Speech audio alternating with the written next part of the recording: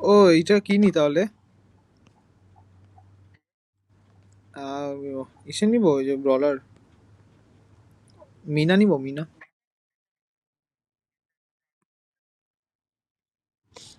আচ্ছা রাখবো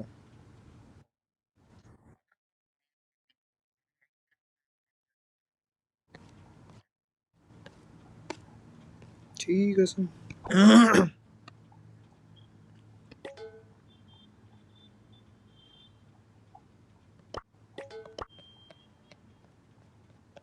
Cash? Oh, yeah, just keep buying.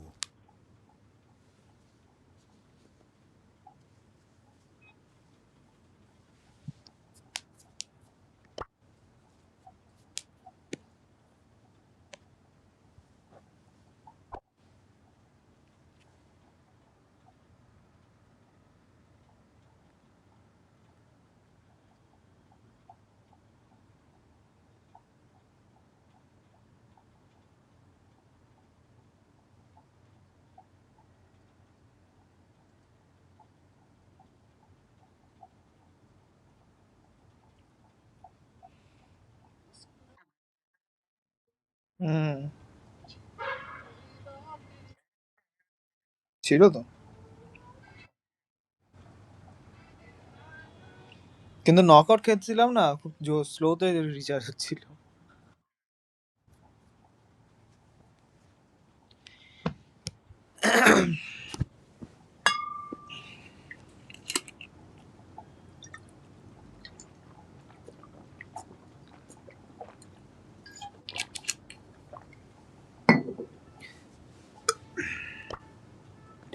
লাগা কিছু এটার এটা প্রেস্টিজে পুশ করে দিই অল্পই লাগে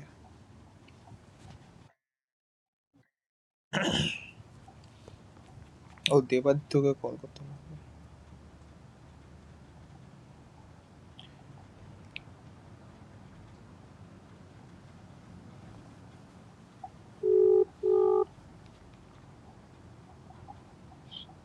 hello you coming or what baby girl আমি শুভতে বসে আছি আচ্ছা এটা আছে হুম ডিসকর্ডে হুম বাবলু কি কানতেছে নাকি Debaditya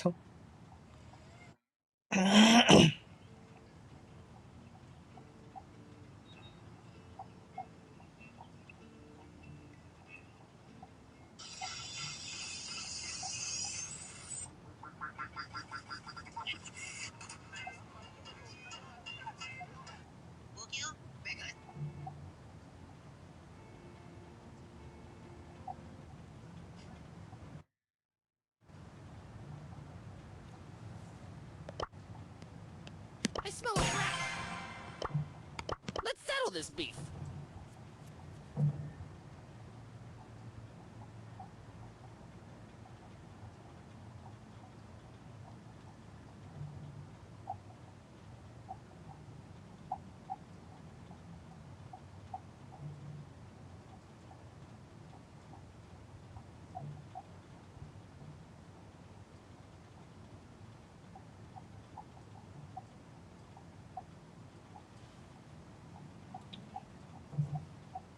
If your brush is leaking, can you ever reach the end of it?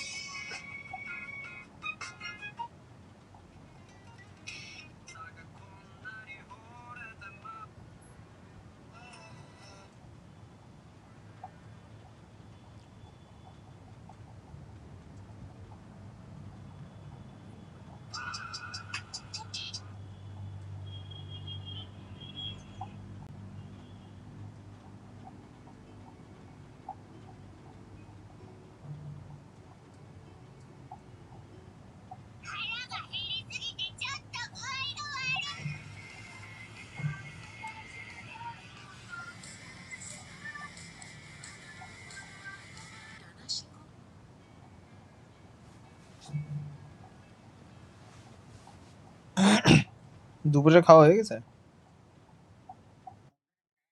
হ্যাঁ? ও তুই তো কলকাতায় না তুই কি দিনে একবার খাইস নাকি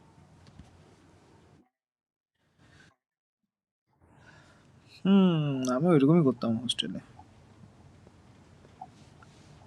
This is so cool!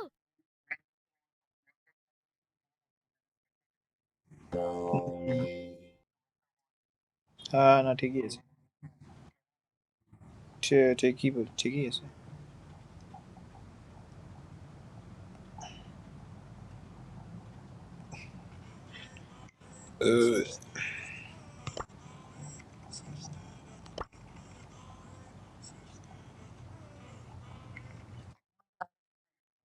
ভাই আজকে দারুণ দারুণ ম্যাচ আছে।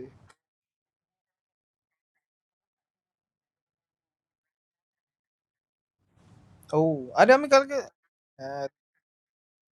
800-র মতো হবে মাত্র। হুম।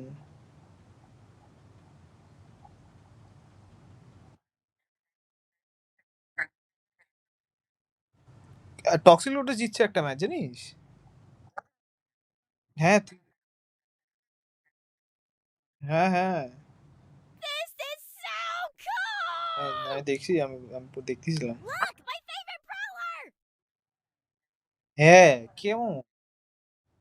Look, my favorite brawler!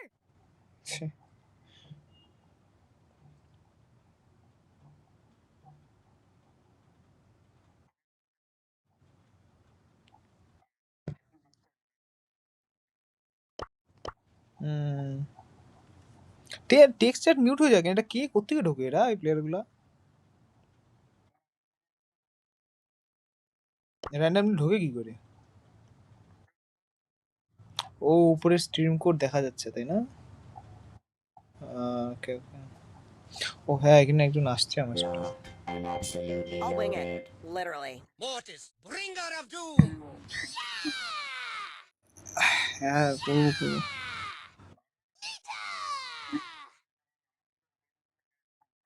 Don't mess with my crew!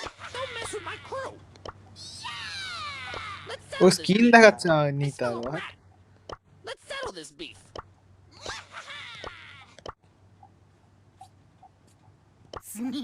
Time to brawl! We can do this! Time to brawl. ও স্যান্ডি স্কিন আছে অনেক। You just wouldn't listen. No one drowns when I'm around. Easy. Fire up! Brawlers down! I smell a rat. Hey, Game on. Nice skin. This crow skin is too good, buddy. I might be armless, but I'm in no ওই way আমার স্কিনটা harmless. Same স্কিনটা ওরও আছে। হ্যাঁ, ভাই প্রচুর ভালো এটা। Don't mess with Jess! Jess will fix it! Where will I put my friend? Where will I put my friend? So tired. Satisfaction guarantee. I guess I have to do stuff. Live strong as the mountains. ওর কাছে guarantee মাই hero academy skin থাকবে না। But hey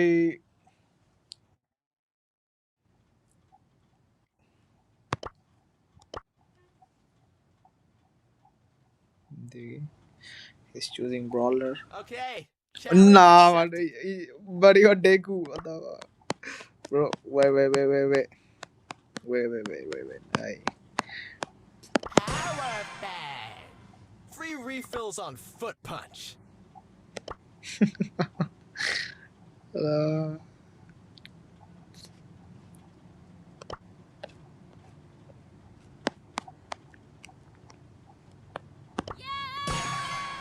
Flying high as a kite and ready to fight!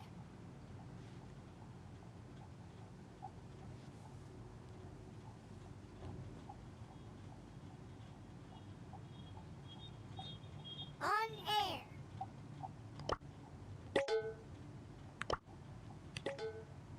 এটা কি? Doll maker, soul taker. You got oven. Useful and mostly One harmless. taste is all it takes.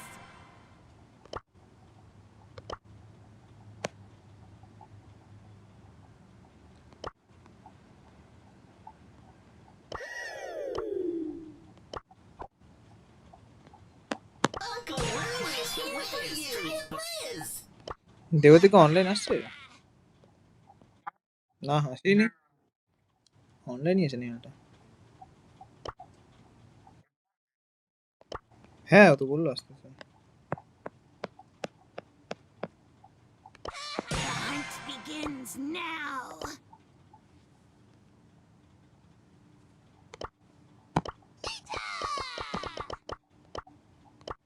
ওর কাছে ওই নিতার ওই স্কিনটা আছে, ওই যে ওই ডেমিগর্গ। হ্যাঁ হ্যাঁ, ওইটা ভালো। Useless. That freestyle was fire. হ্যাঁ শিবাইনের তো খুব কিউট। মাল্ডাক্সে নিতার প্রচুর স্কিন আছে, what the fuck? কিনছে এগুলা?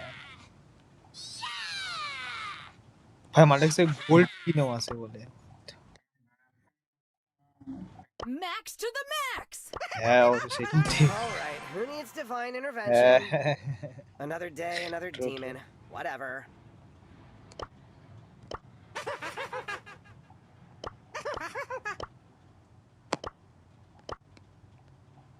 I could do this if I wanted to. Locked and absolutely loaded. Skin battle করতেছে নাকি বলটা আমার সাথে? Go, go, go, go!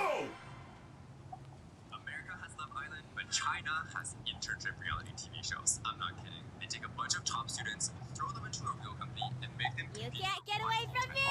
This is actually a whole niche in China. There are shows about lawyers, doctors, TV hosts, investment bankers. Let's settle this These beef. shows are already on season 7. Now, would you go on a show like this to find a job? Let me know in the comments.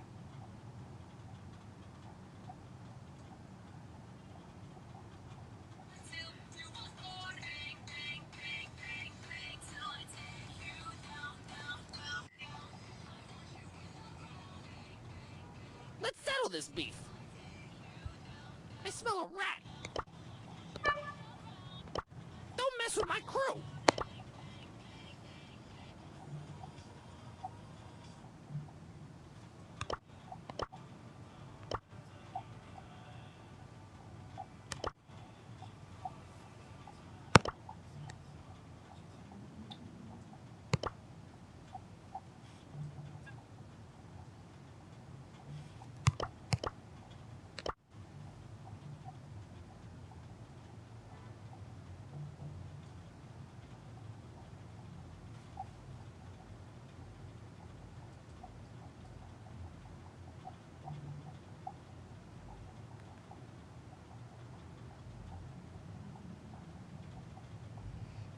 Yo.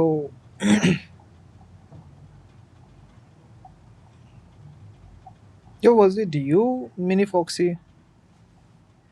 Yeah, actually, my friend is doing something. We're gonna play with him. That's why I was waiting for it. It's fine. You can join later too. Weasley Wool. What?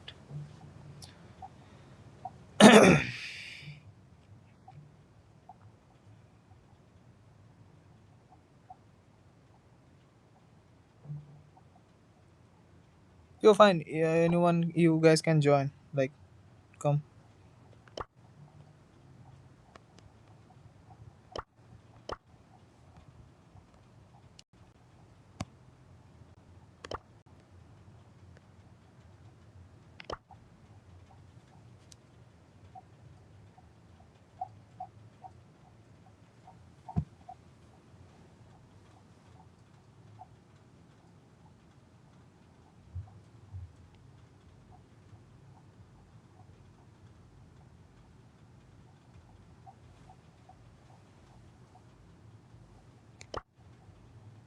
I smell a rat. শুভ্র, আমি তাহলে ততক্ষণ যদি কেউ আসে দেখি একটা দুইটা duo বা কিছু খেলতে গিয়ে এদের সাথে।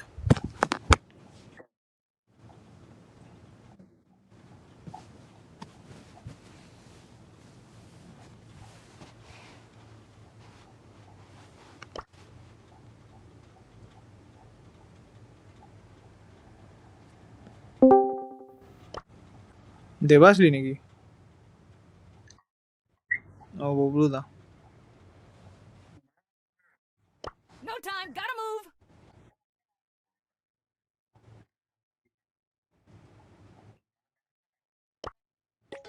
Let's go, come on, zip zip. Cash? I have just what you need.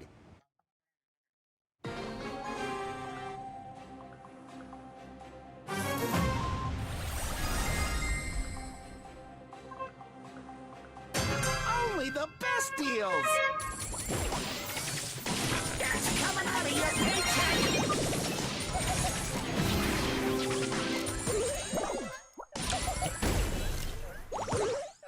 কি করলো এটা টাইপার? Open for business! Don't touch the merchandise!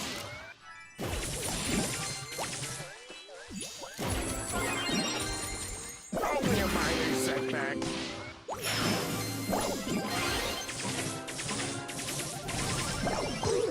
Just come on selected items.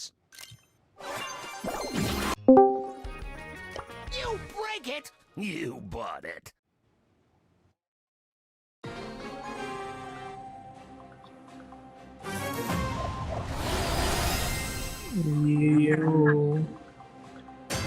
How may I help you? Just take it up with my accountant. बोलने नहीं सब बोल।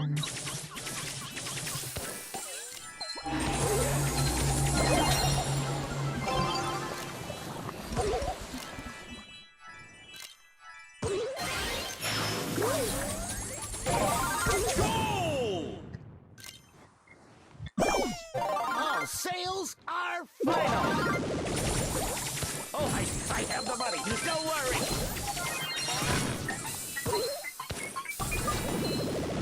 Hello, हाँ एक gate पे दे दीजिए मैं। That's coming out of your paycheck.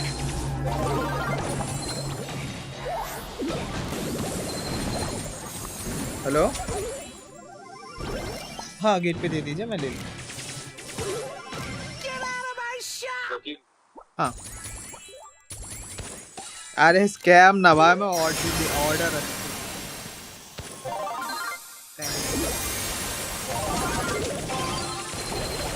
Get out of my shop.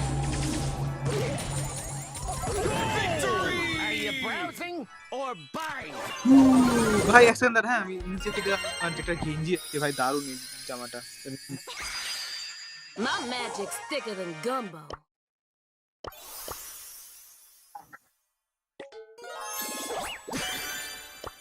Go, go, go, go! ওই হ্যালো হ্যালো ব্রো, একসাথে अंदर আমি আসতেছি নিচে। ডে পার্স। You can't get away from me! Ever!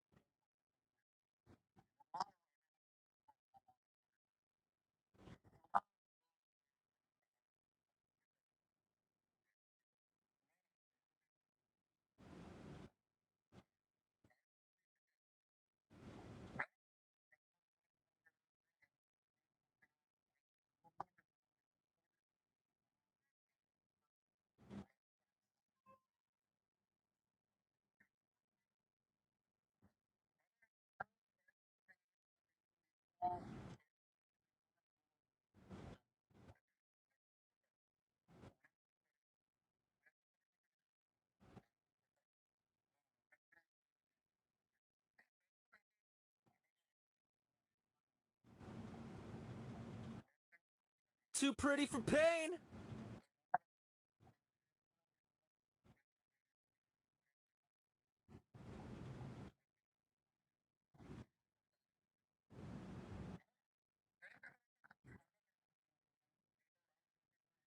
I'm gonna chase you, and I'm gonna find you.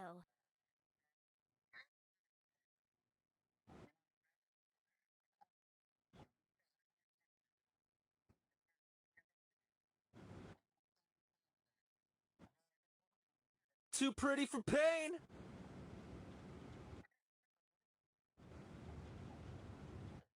Brawl Stars forever!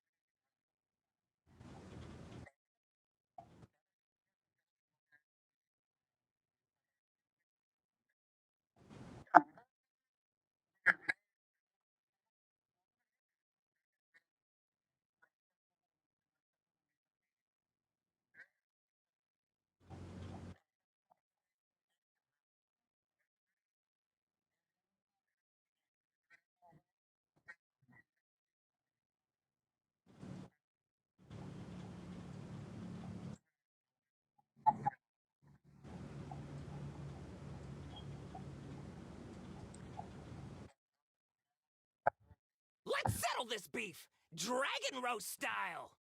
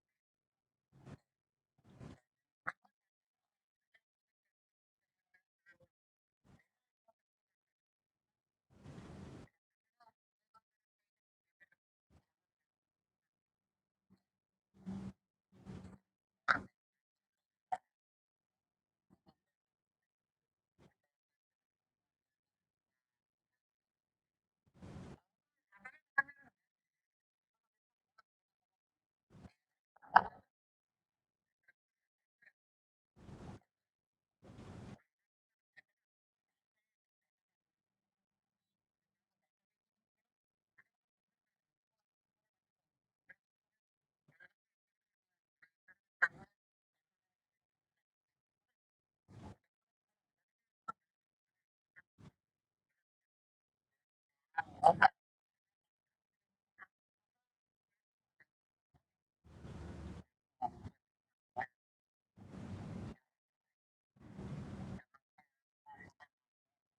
am guided by the spirits. Let's go! Come on! Zip zip! Wow! So much heat!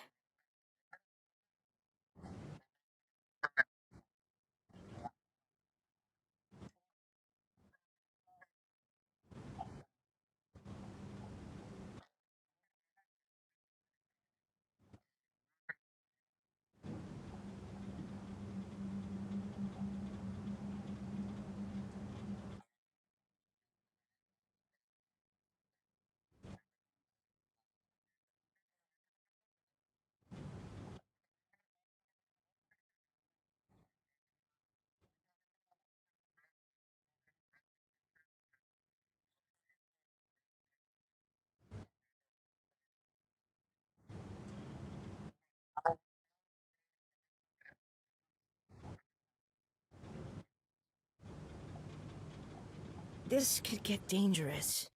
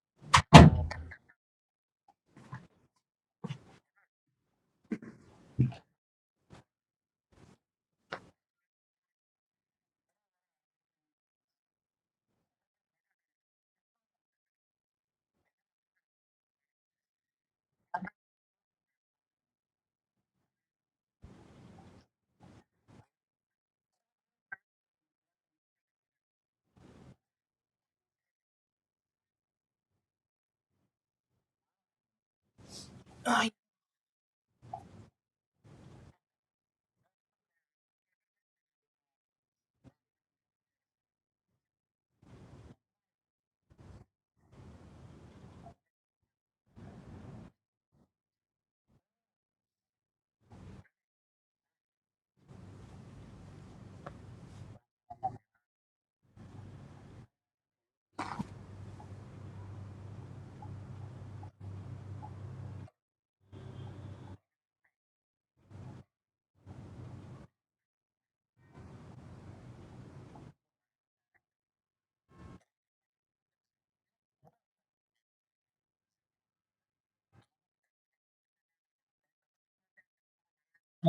um,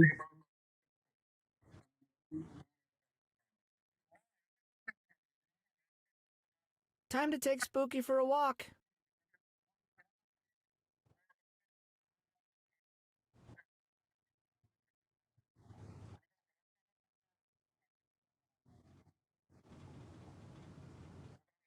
Hello. Oh yeah, just keep buying. GTA তে role play করো, তুমি একটা হুকার হয়ে যাও, হুকার।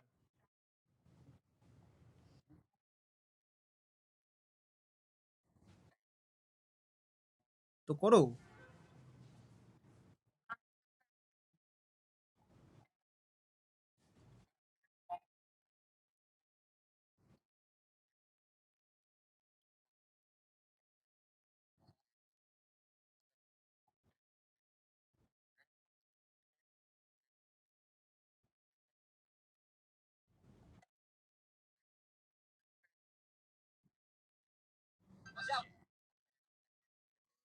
তোমাকে পুরো একটা community বানাইতে লাগবে ওটার জন্য।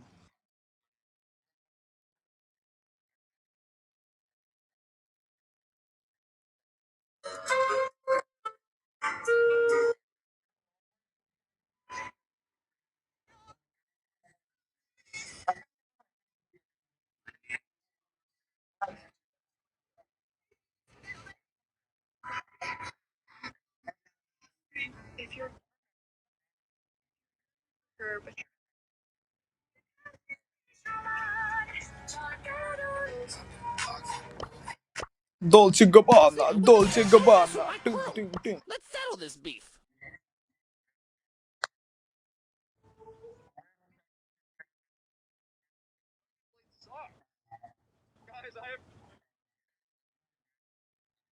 Three, two, one, blast off!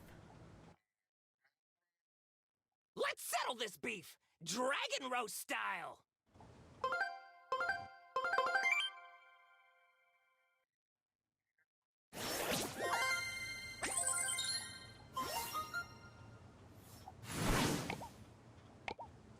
দেবে তো,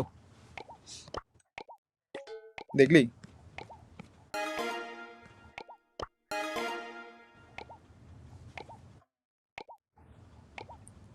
Serious.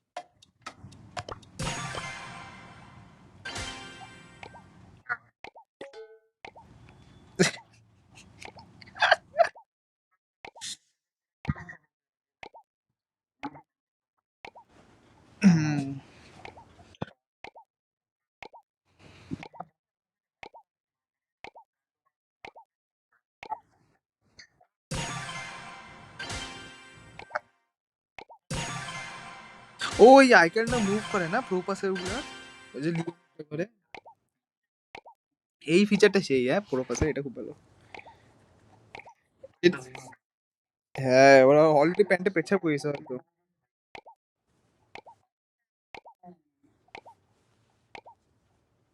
এটা কি, এটা কি শুধু একটা কালারই নাকি আলাদা আলাদা কালারও আছে রে দেবা? এটা কত নাম্বার লেভেলে দেয় আইকন?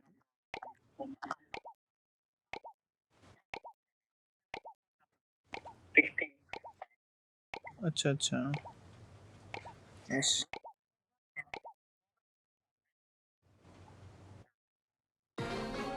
ওইটা অলরেডি ম্যাক্স করা থাকে না, ওখানে অটোমেটিক্যালি পিক হয় না, আমরা হচ্ছে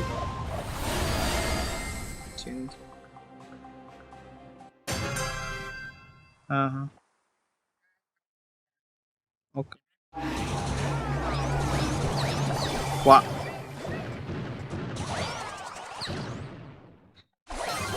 এই গ্রমের ওখানে স্প্যামটা করছে, 3টা করে মারে না?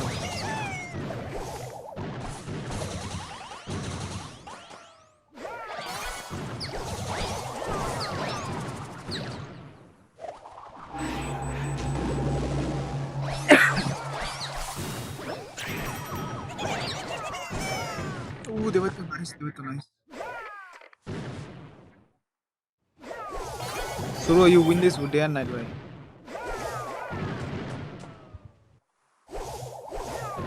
Ooh, nice, Suro. You win this all day, bro.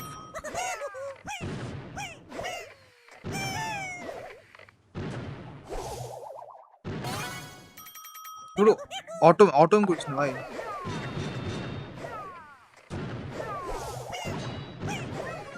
না ভাই মারাই যেতে মেরে গেছে না আমি কি করে ওর কাছে মরলাম ছি বাল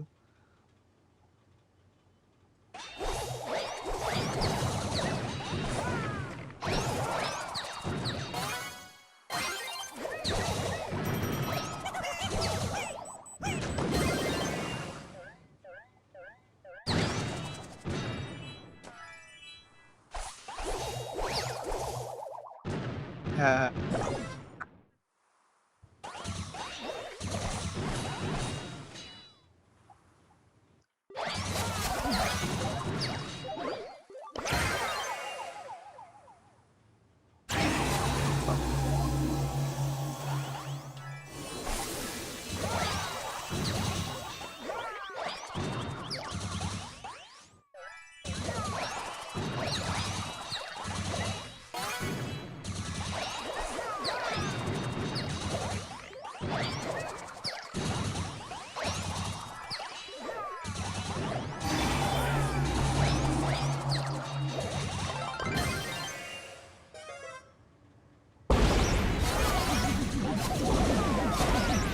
হুম।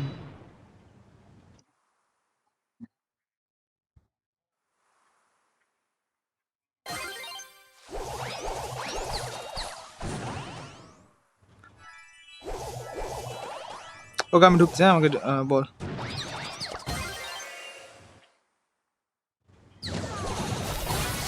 ডাইরেক্ট সুপার মারবে হ্যাঁ গান্ডু ইজি ভাই নাইস তোরা তো ক্যারি করছিস লিটারালি হ্যাঁ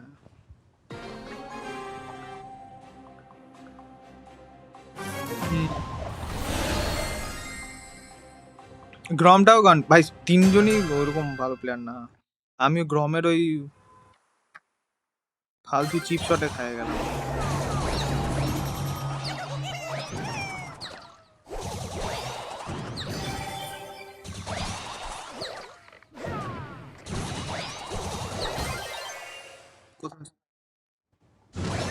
ফাক আমি খাইছি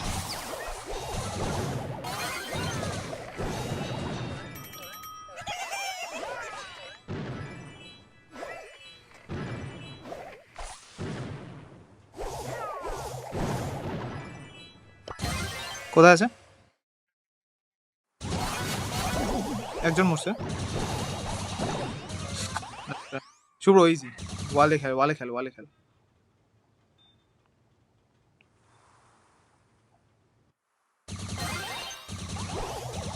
তুই ওয়ালের উপর দিয়ে মার না তুমি তো ওয়ালের উপর দিয়ে যাচ্ছ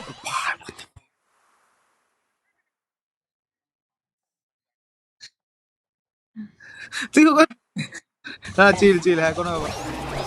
কিন্তু তুই ইসে তুই ওয়ালের উপর দিয়ে ধুর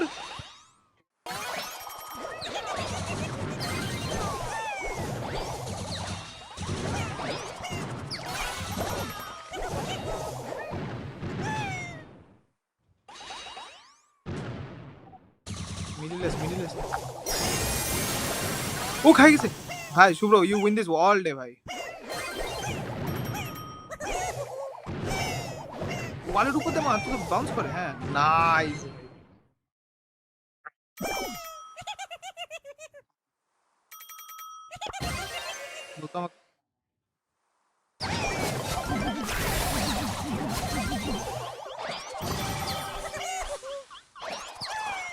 ক্রেজি গ্রমটা এক্সপেক্ট করে না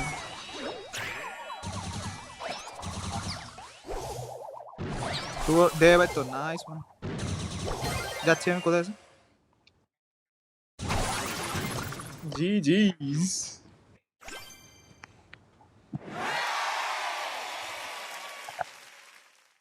दिव्यराज सेन गुजराती फैन शो तो भाई का सोदा खुशी हुई ना मुझे गुजरात भाई गुजराती आई हेट गुजरातीस भाई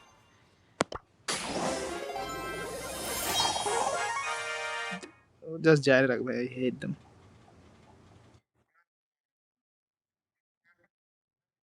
3, 2, 1, blast off! Don't mess with my crew.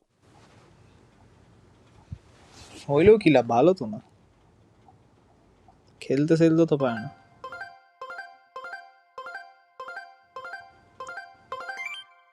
Sergeant দেখতেও অনেকটা গুজরাটি, হ্যাঁ ভাই, হ্যাঁ সার্জেন্ট রেসপেক্ট, ও ভালো খেলছে।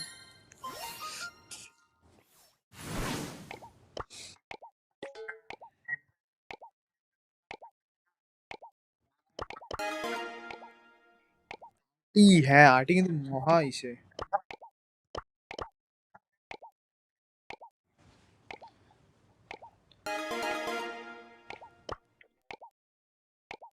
হ্যাঁ হ্যাঁ,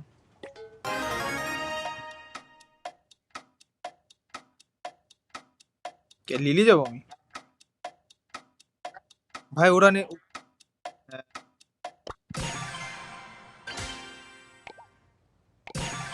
তুই লিলি যে কেন সুইচ করবি?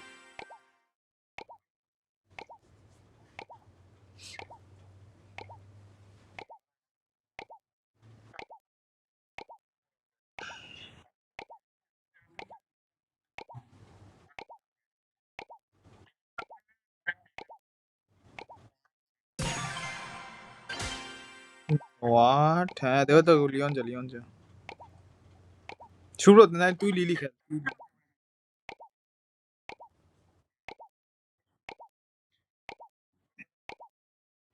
শুভ্র নাইলে লিলি খেল তুই। হুম, হ্যাঁ তুই দুইটা থ্রোয়ার তো তুই হ্যান্ডেল করতে পারবি।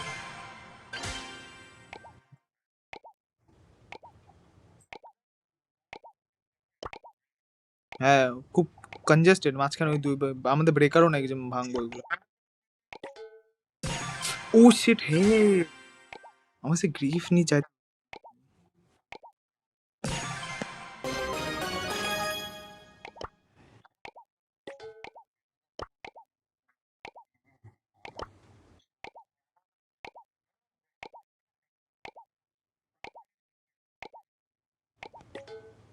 হুম, এই এসকে কোনো ইন্ডিয়ার কোনো ক্ল্যান ফ্যান নাকি রে? আমার প্লেয়ার আছে এসকে, আছে একটা এখানে SK Eden. I smell a rat.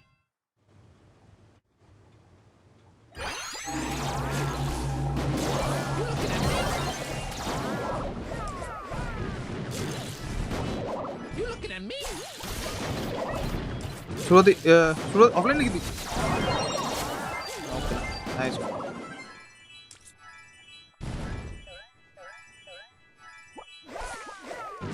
Get out of here.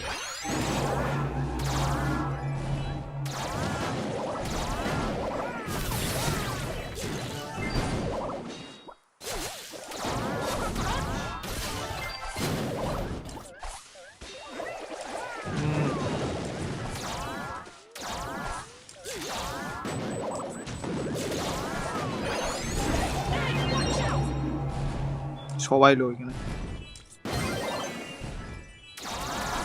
ডান দিকে বসে।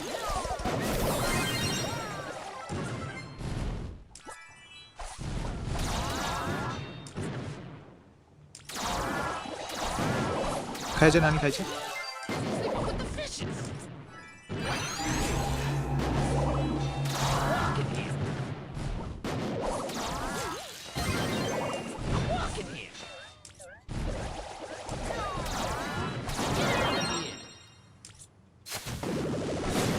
সুরত পিছনে না।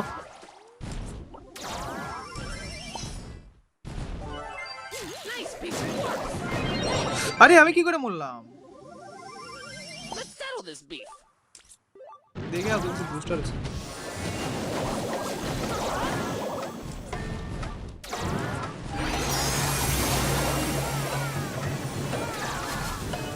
Nice one.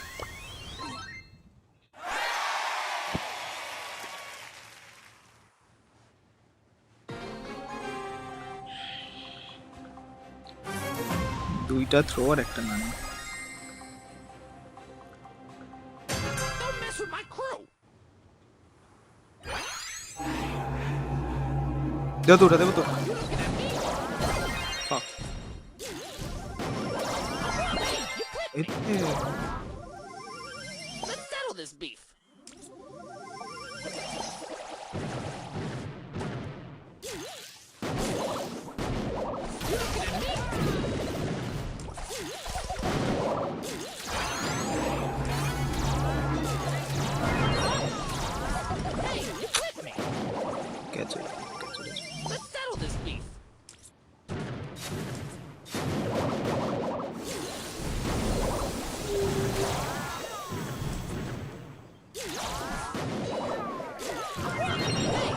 আরে এই গ্যাজেটটা যে 3টা করে পড়ে না। I smell a rat.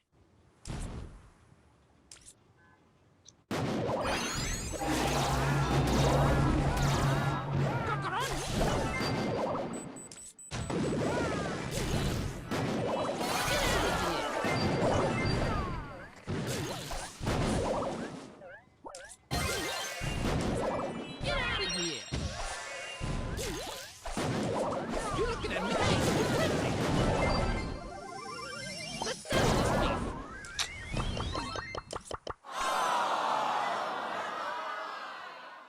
না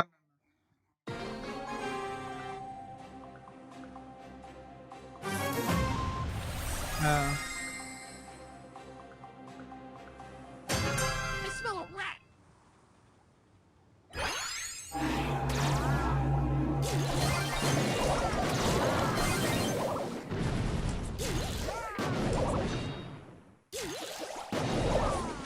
Get out of না না here! ওরা আমাদের I'm the boss of boss.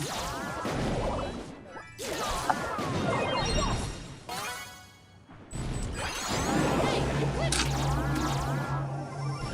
Let's settle this beef.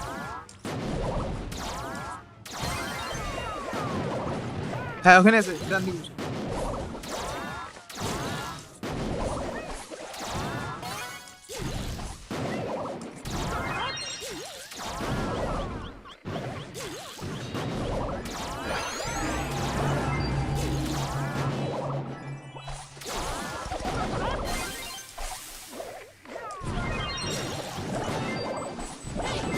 Ah, Don't mess with my crew.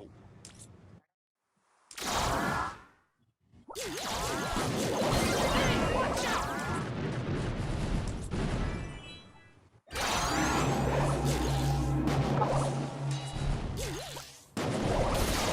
Hey, watch out.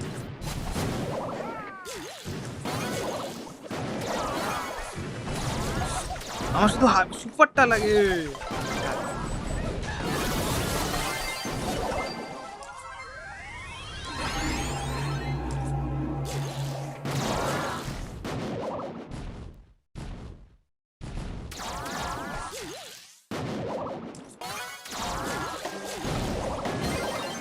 Nice one Subhadip উপরে চলে উপরে চলে ফাইট করতে হবে।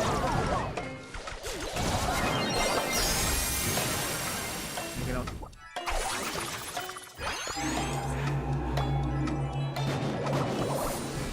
গরুর চোর ফটো নিবি। আমার সুপার একদম আসতেছিল না লাস্টে এক করে আসলো।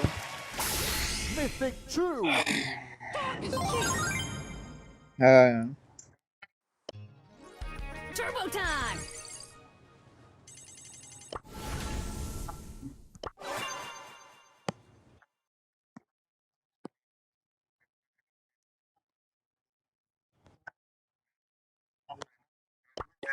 No time, gotta move!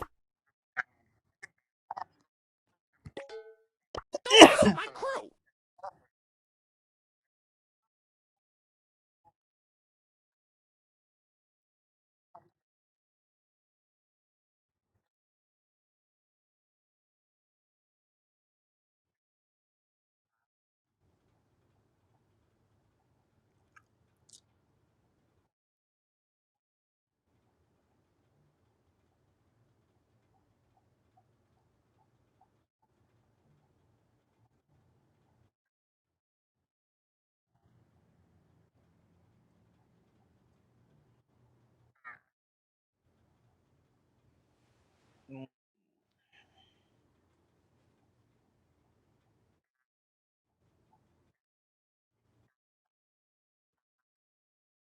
Yay! Woohoo!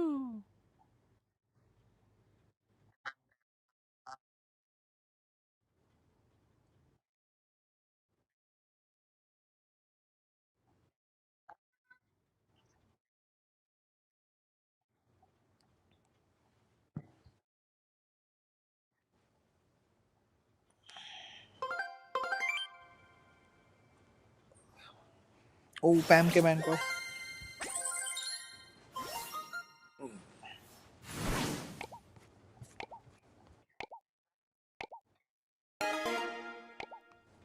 Damian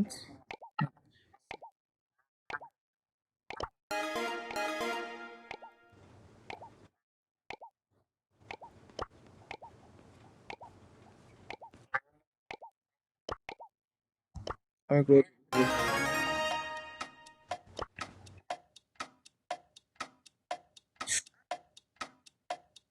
হ্যাঁ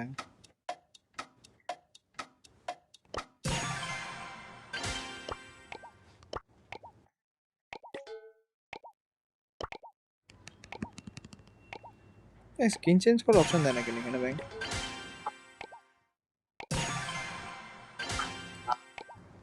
ও ডেফিনেটলি শিট ব্রো রিজেক্ট বোঝা বোঝা বউ তো ভালো ও হাইপার চার্জ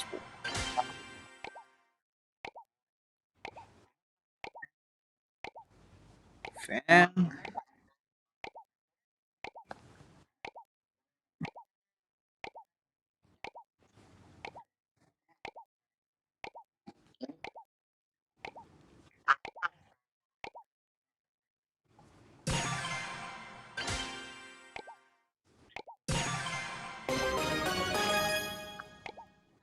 ও ওদের কিন্তু ইসে আছে কিন্তু ফাক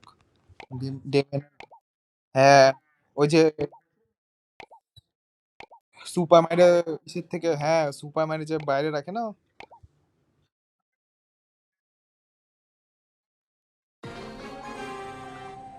তাই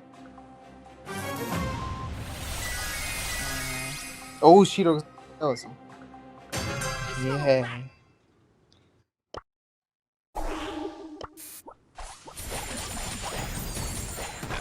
ফিংসটা গান্ডু আছে ফিংসটা গান্ডু আছে আছে আছে আমি বলতো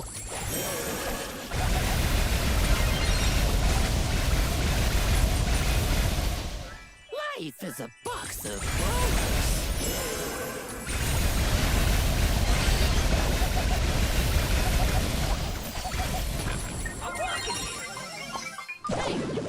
আমি গ্যাজেট দেখি নাই আমি ওর কখন বসেছি Life is a box of brawlers. Don't mess with my crew.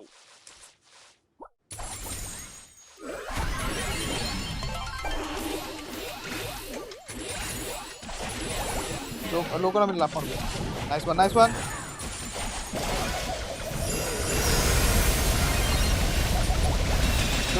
ঢোক হ্যাঁ নাইস নাইস ওয়ান দেখতো রেঞ্জ দেখো কি নাই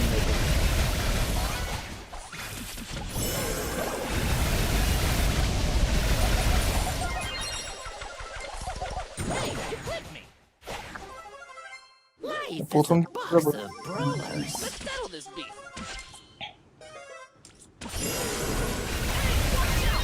মালটা হাইপার কে ফেলছি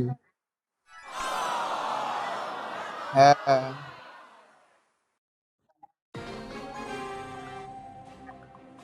হ্যাঁ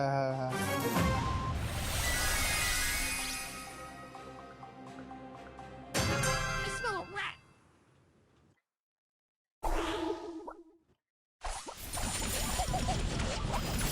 You looking at me? হ্যাঁ এটা nice one load dead dead হবে এখন ডেড ঢোক কেউ ঢোক আমার head co I'm walking here. I'm the boss of awesome. Nice one I always get my mark. Hey, watch out. Hey, you clipped me. ওই Let's settle this beef.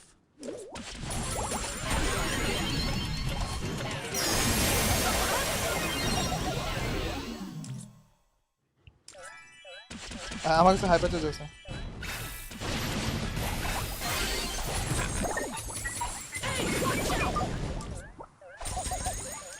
ঢোক তো আমি ঢোক করছি চিন্তা করিস না দেখো তো ওগুলো না ভিতরে বসাবি না বাইরে বসে তোর 3 নাম্বারে ওই যে যেখানে ওই যে গোলাপের ইমোজিটা মারা রাখছে না ড্রেগো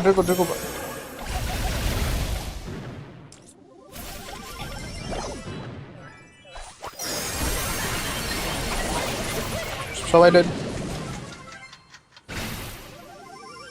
Let's settle this beef. You looking at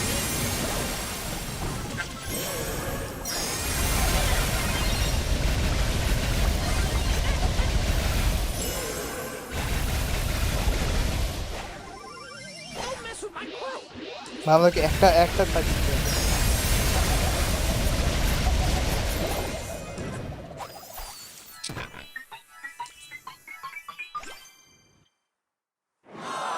হ্যাঁ আমরা ভালোই খেলছি ভাই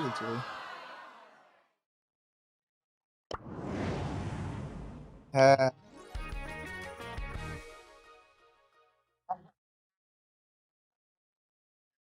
কোনো ব্যাপার না। Let's settle this হ্যাঁ beef. লিটারালি আমি হাইপার চার্জ মাইরে বেরোইছি তাও দেখি ও 2 এসপি তে পাইছে আছে Yay! Woohoo! Let's settle this beef. Hmm,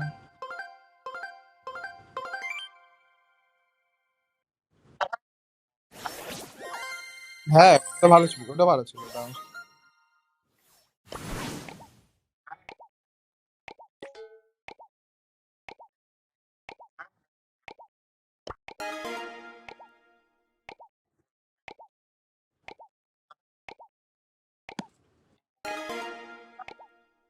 Damian লাগবে না করতে এনে প্যাম কেও কর প্যাম কে What?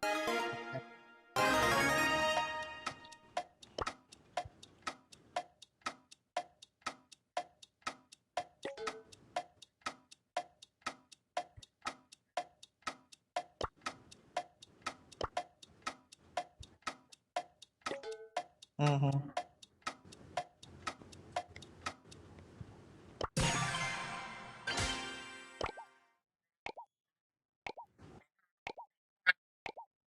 আমাদের সাইডের হচ্ছে ওই যে ওই 2/6 টা তো হ্যাঁ হ্যাঁ ঠিক আছে ঠিক আছে ওকে সুপ্রা বয়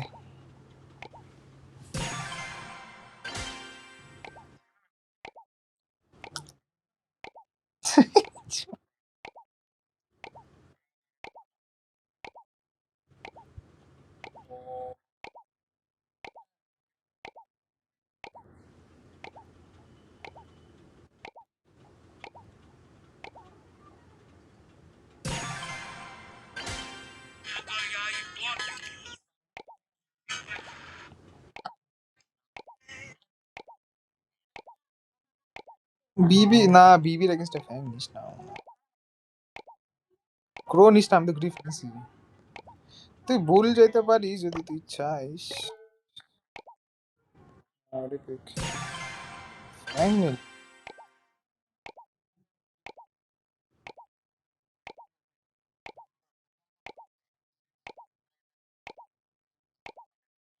হুম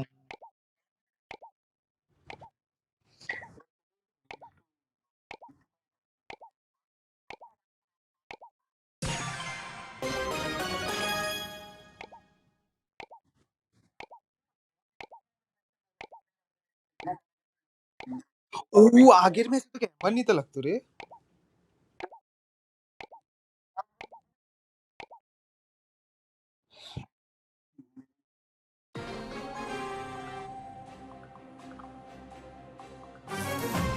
হ্যাঁ নিতে এখানে খুব ভালোই All sales are final.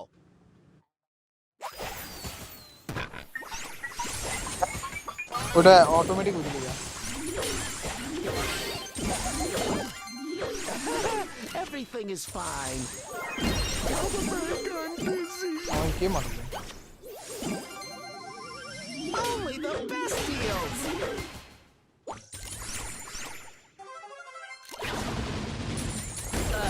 Just take it up with my accountant, please.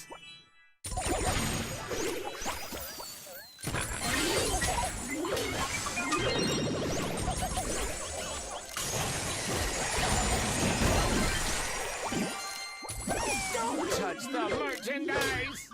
We are closed. All sales are final.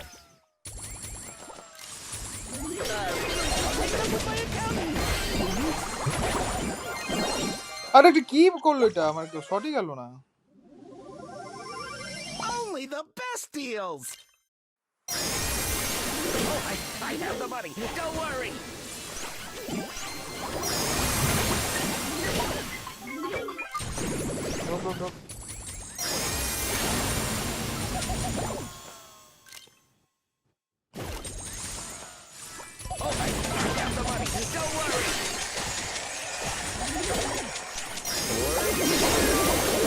মারছি আমি আমার বেরি হয় ও হাইপার চেষ্টা ওয়েস্ট করলো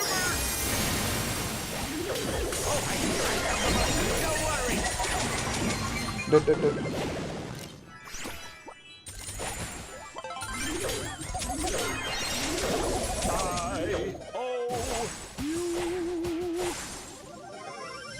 How may I help you?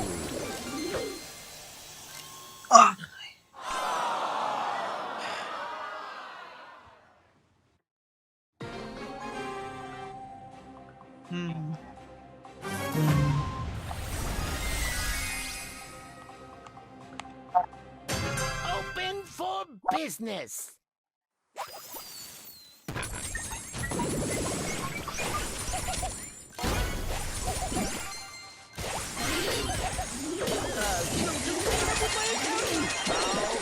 আরে বিবিটা কতগুলো শট মারে একসাথে You try, you buy.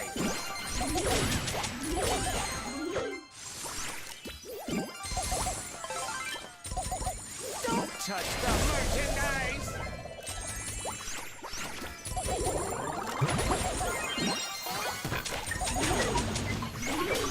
খাবে সুব্রত একবার মরিস না একা একা কি করবো ডেড ওই কি করে দেখো পিয়াসটা কি করে মারে আমাকে 4-5 You try, you buy.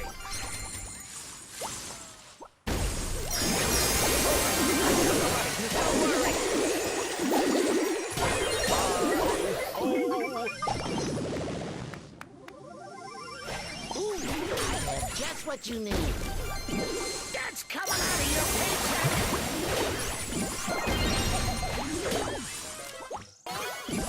I'll be right with you. Open for business. Get out of my shop.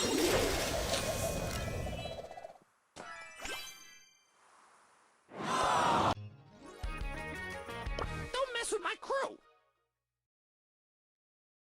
Go, go, go, go!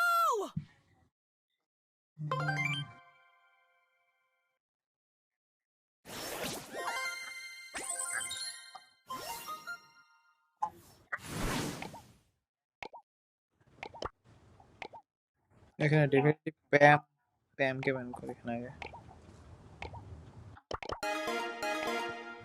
আচ্ছা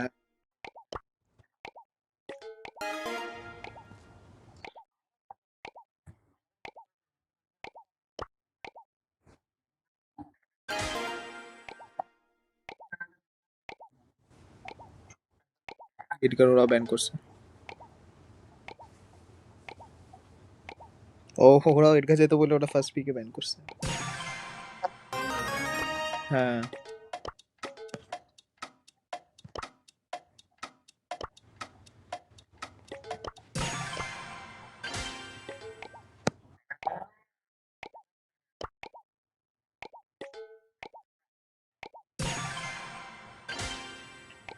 ও খিদা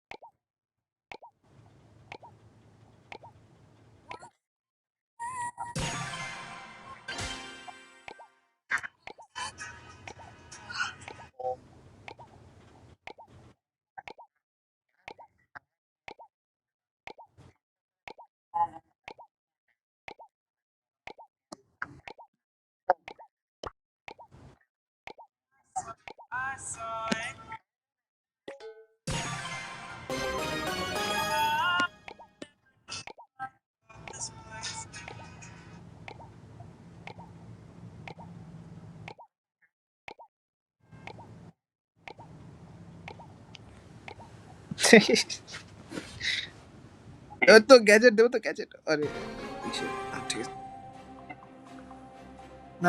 আছে না গ্যাজেট না ওই যে কি জানি ওগুলো টুলস না কি বলে ওগুলো Open for business. business.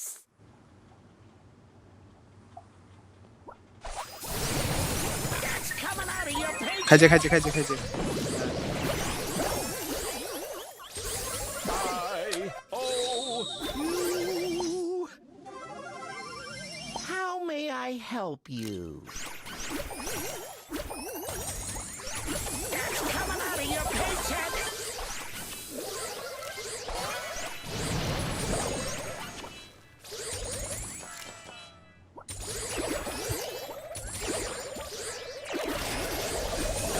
I'll be right with you. Oh, another customer.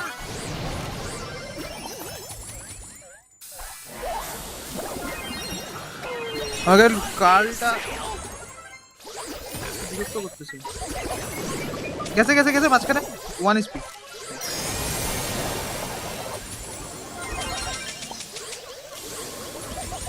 Get out of it! I can't take it anymore! Oh, another customer! Get out of my shop! Only a minor setback. Only the best deals!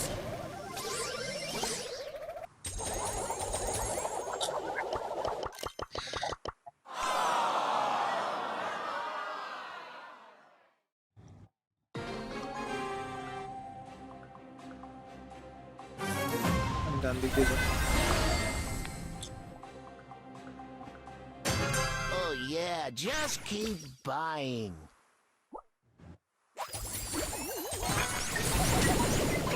You caused me a sale! চেষ্টাটাকে কেউ দেয় ফুল এসপিতে মেরেই যাচ্ছি চেষ্টা পুষে আমাদের How may I help you? Oh, I have the money. Don't worry.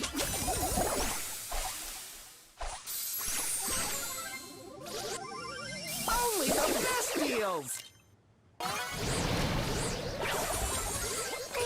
You caused me a sale. I owe you. You tried. You tried. Just pick it up.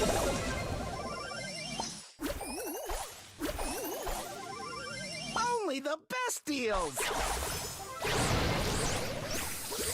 আরে super জিনিস আমার এত বাজে টেন্ডেন্সি যে সামনে আসলে আমাকে একবারে ওয়ান শট হয়ে এটা এরকম tendency Out of your paycheck. I'll be right with you. খাইছে আমার পিগিতে মনে হয়েছে Oh yeah, just keep buying. Just take it up with my accountant.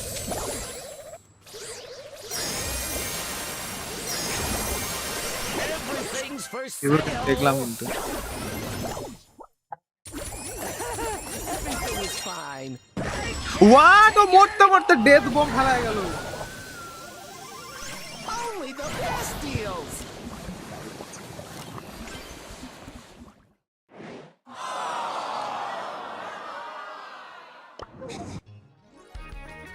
Let's settle this beef.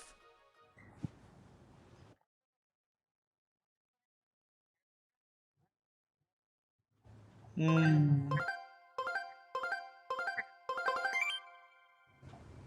হুম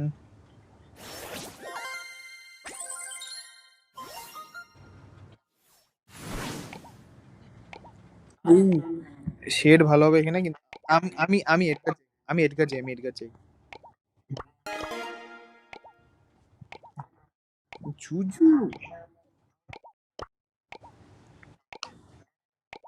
হ্যাঁ ল্যারি লরি হোয়াট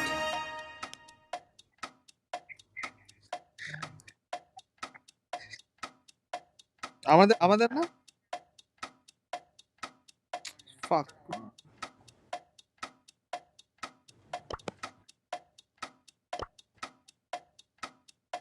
ক্রোয়ে যাই আমি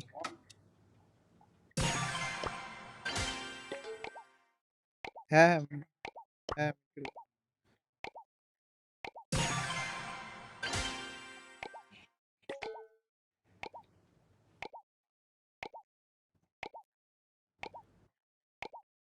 Sarge ban.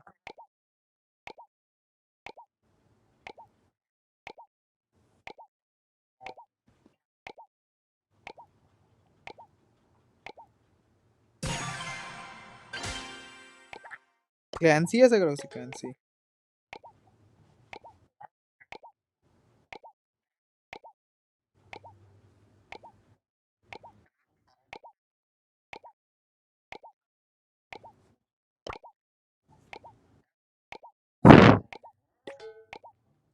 দেব তো গ্রম জানাইলে আমার সাথে ক্রো এক্সচেঞ্জ করে শিট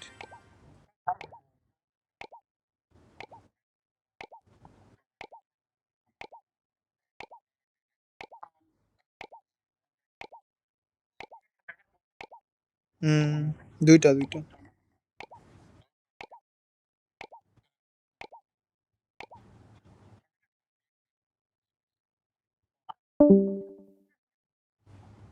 দাম I smell No a rat. time, gotta move.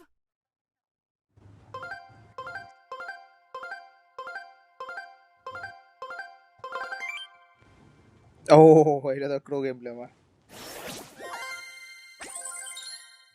এই ভাই এটা এই ব্যাটল যত হচ্ছে আমি কিন্তু ক্রো নিছি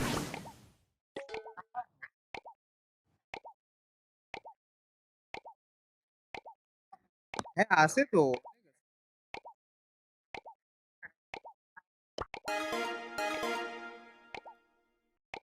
ডেমিয়ান করতে লাগবে না ডেমিয়ান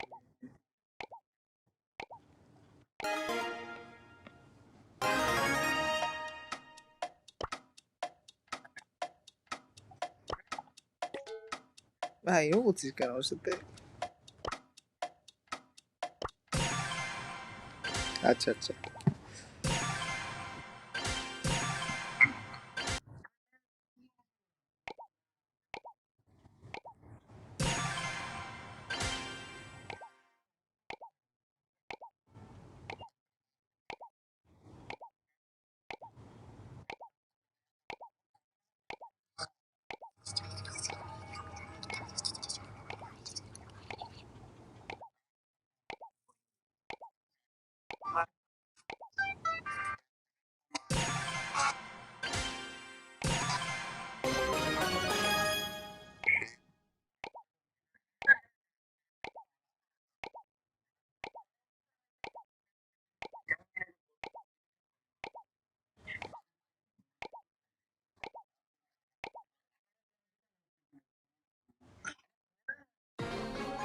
ভাইয়া তুই মো খেলিস না কেন ভাই এই এই ম্যাচ কেন না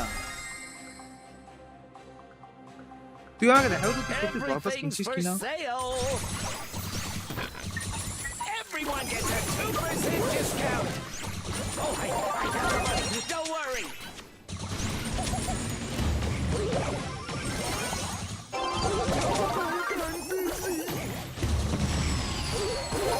নাইস ওয়ান দেবা তো হোল Another dollar.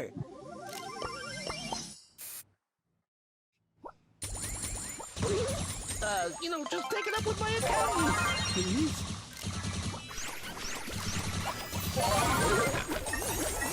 চিন্তা নাই সবাই মরবে এখন আরে সবাই লো ও নাইস ওয়ান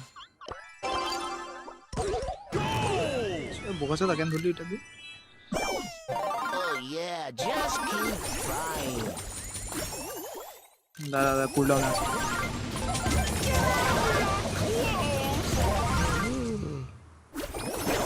তুই তো নাইস ওয়ান সুপার মাইদার ডিরেক্ট সুপার মাইদার Another customer!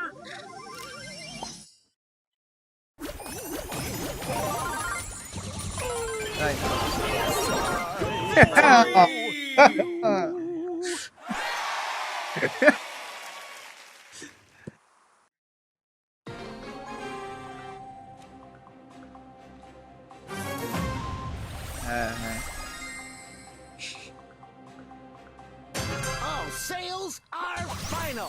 That's coming out of your paycheck. খাইছে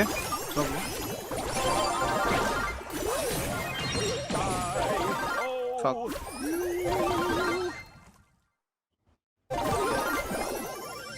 Everything's ও for ও sale. সুপার পিকে কুল ডাউন আমার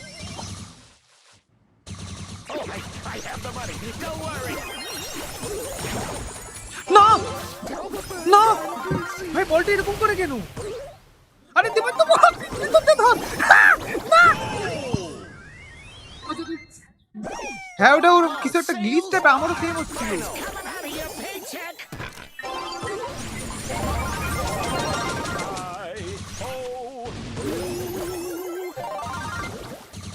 Please, fuck up with please. Fuck up with. Only the best deals.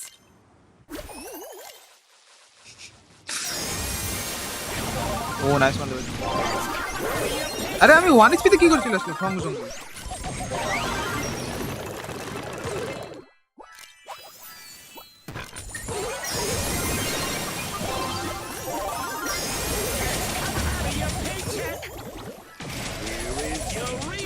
Please মার না ওকে। Setback.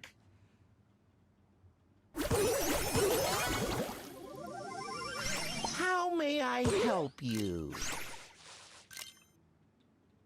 ওকে আমাকে বলটা পাস করছি, আমাকে শুধু বলটা পাস কর। Everything is fine.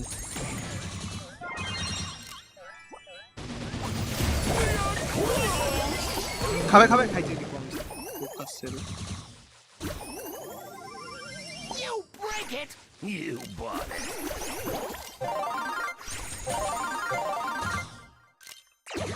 ভুল।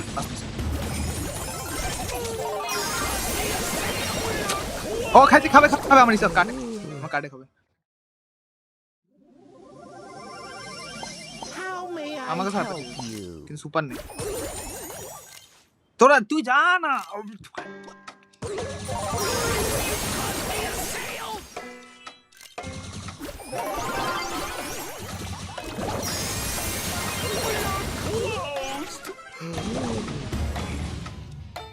সেটা গোল হয়ে যাবে। ও ইরাম। ও এখন জানিস তো, হ্যাঁ এখন জানিস তো তুই যদি এই যে যখন এরকম টাইম আপ হয়ে যায় কিন্তু বল যদি রানিং থাকে তাহলে কিন্তু বল রানিংই থাকবে, এটা গোল কাউন্ট হবে। 5% discount on select. Just take it up with my account. বুল ডান দিকে, বুল ডান দিকে। কোনাটা গ্র্যাব। Ching! আর আমার এমনই ছিল না। Thank you. Oh yeah, just keep buying.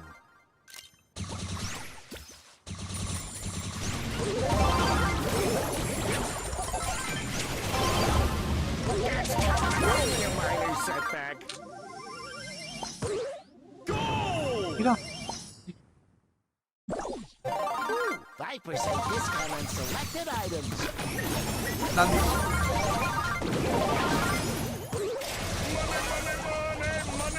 Money! Get out of my shop!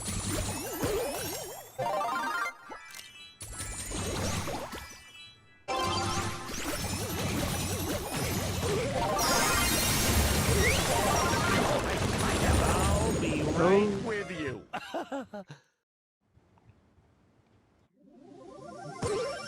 How may I help you? Defeat! খুব বাজে খেলছি এটা, ব্যাঙা মাথা তুই।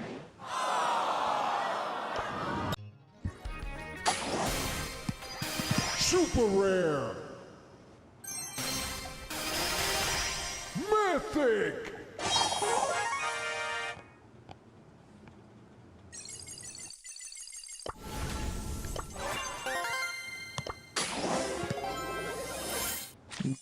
ও মেরেছে গো।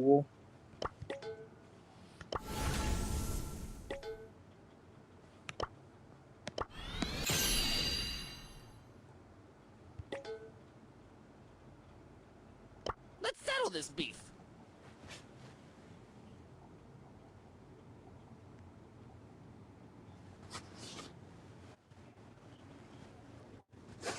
দেখো তো দুপুরে খাওয়া হয়ে গেছে। ও ট্রেনে।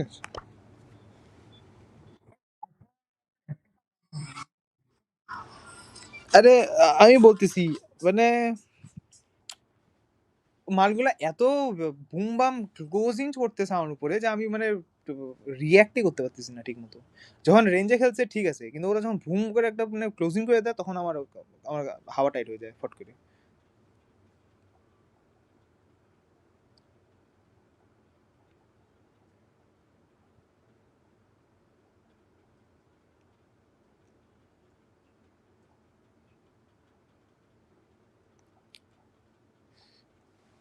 fuck আমি কিছু অর্ডার করে দিই নাকি খিদে পাচ্ছে আমার।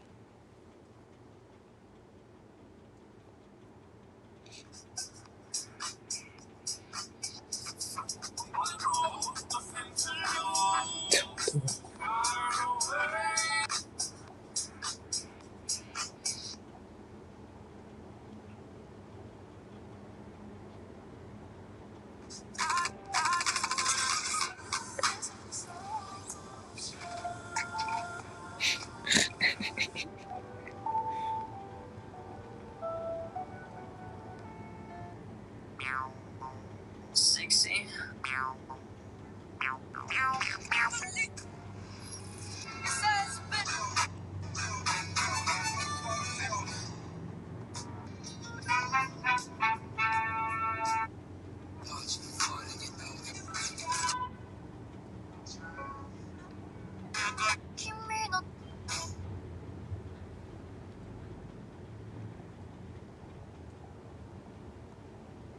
হ্যালো বললাম Calm তুই কি down, তাহলে খাই আসবি? everyone. ঠিক আছে তাহলে আমরা তাহলে খাই আসতেছি ইসে লাগাই যায় কি বলে ব্রল TV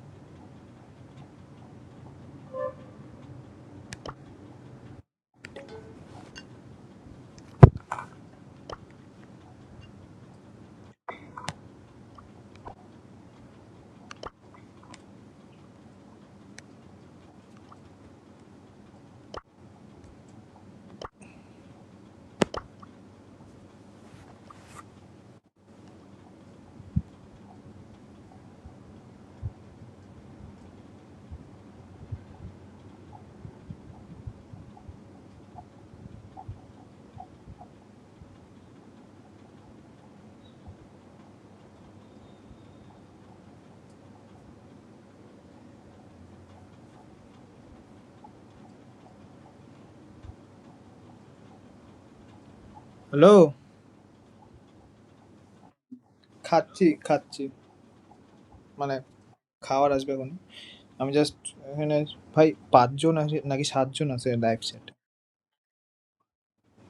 Okay guys, just add me. I'll play with you guys, don't worry. And just drop your like in-game names in the chat so that I'll like who is sending.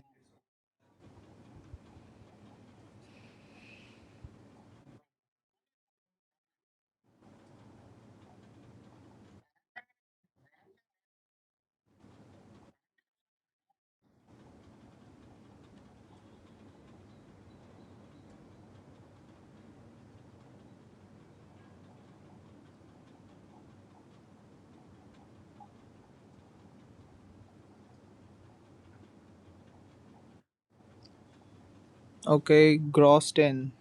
Gross 10. Who is this? Are you guys in the chat? Like you can type your in-game name. I'll just know, and then I'll add you guys.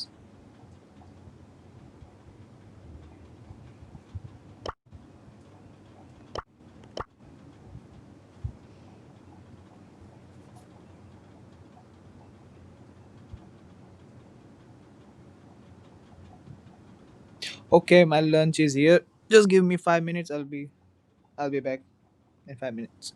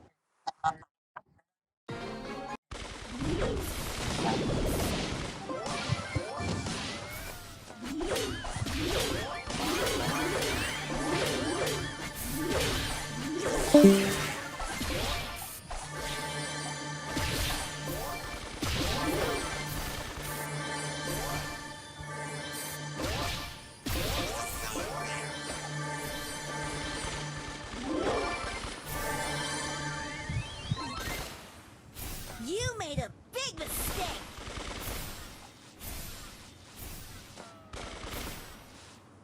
Home run!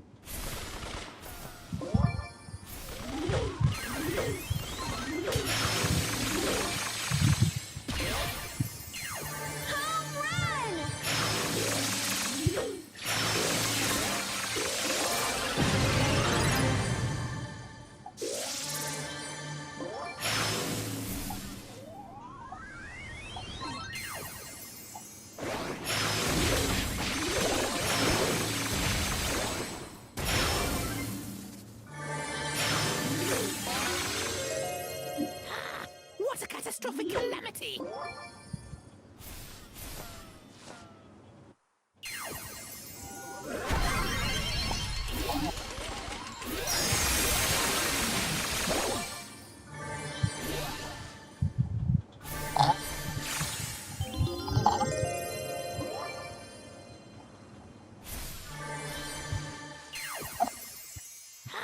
What a catastrophic calamity!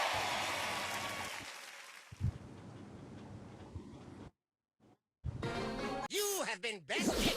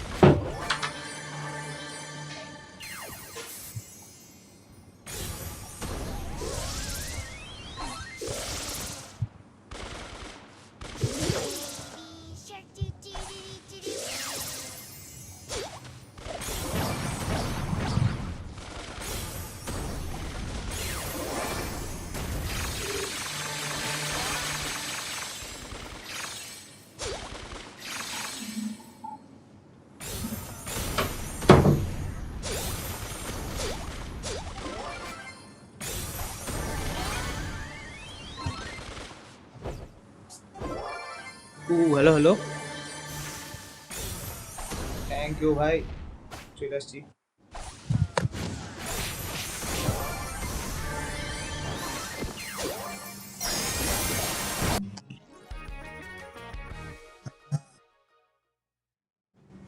This stream is about like I'll be playing like we were playing rank we are playing ranked leagues, and then from 4:30 there is a tournament, right?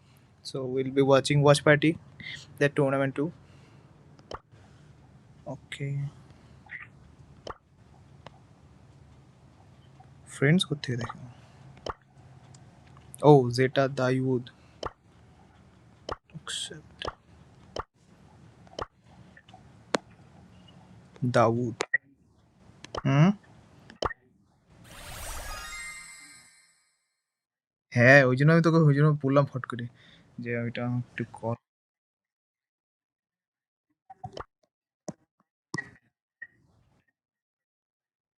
ওইটাই আমি ভাবতেছি, তো ওই জন্য তো আমি রোজ করতেছি।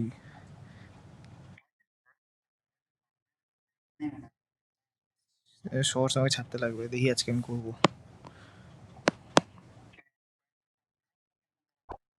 হ্যাঁ হ্যাঁ হ্যাঁ। হুম হুম।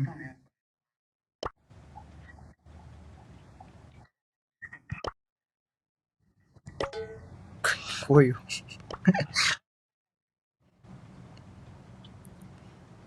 আমার ভাই অনলাইন, সুব্রতির ভাই অনলাইন। হ্যাঁ তো ম্যাচ খেলতেছে, কি জানি। How I send friend request? Pancakes, you can scan this code, this one. You can scan it, or you can just search my name. I think you can scan this or search my name. And give me like 15 minutes. I'll be playing with you guys. Like, let me just have my lunch.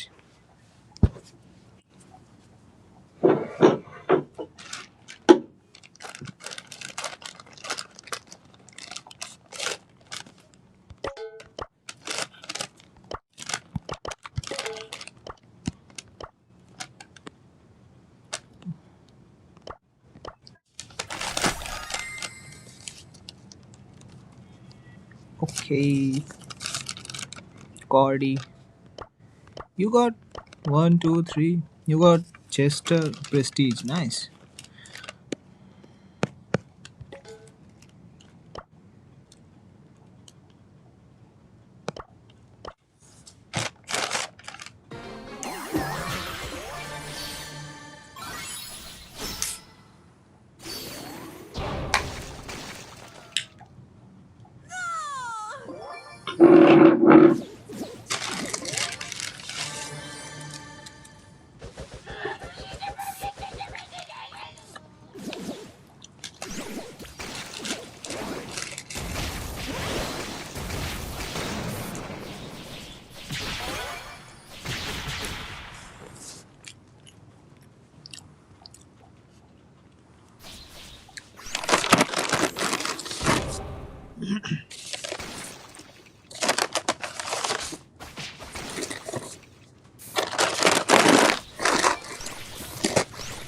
ভাই দেবা কি খাই দিবি লাঞ্চে? দেবা কি খাই দিবি ভাই লাঞ্চে? ও nice nice.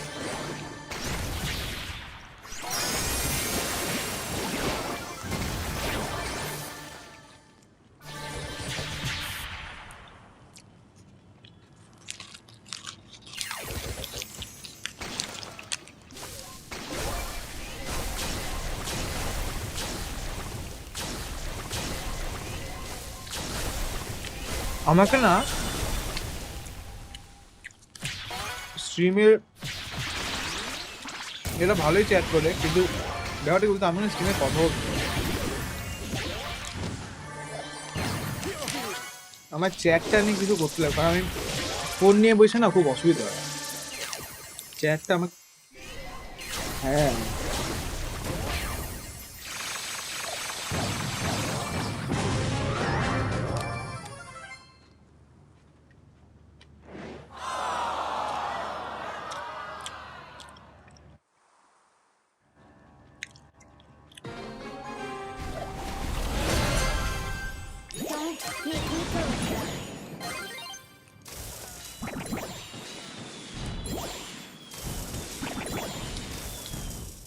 Emotional damage!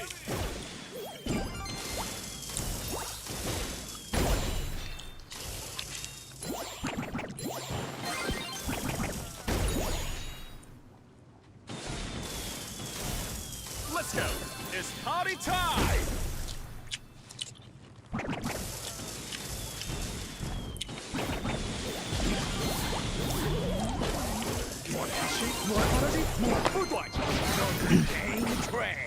What? I also send requests from all when you have time. Yeah, sure. I'll check it now.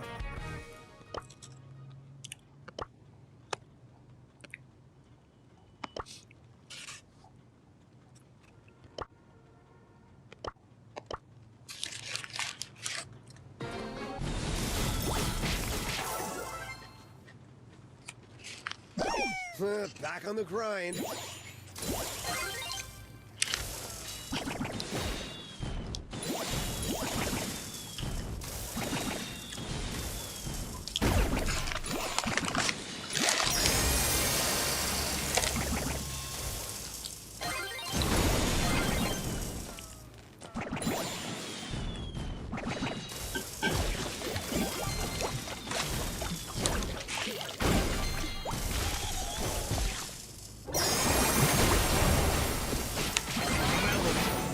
Yo, what did you guys have having for lunch? I assume you guys like the time is around lunchtime already.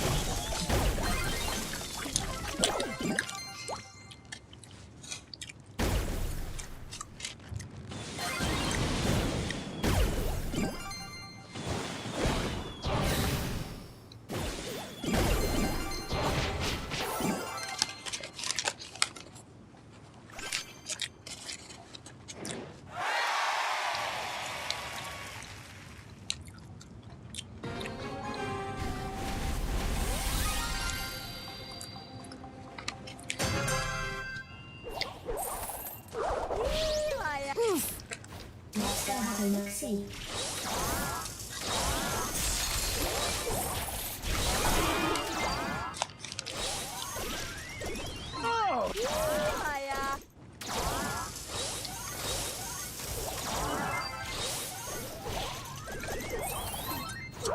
Let's go have a look-see.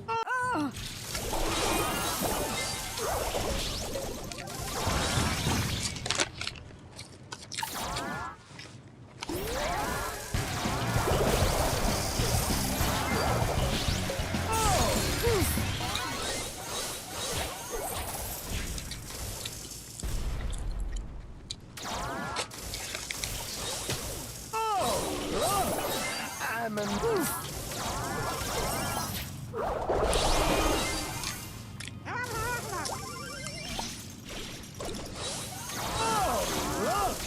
I'm amazing.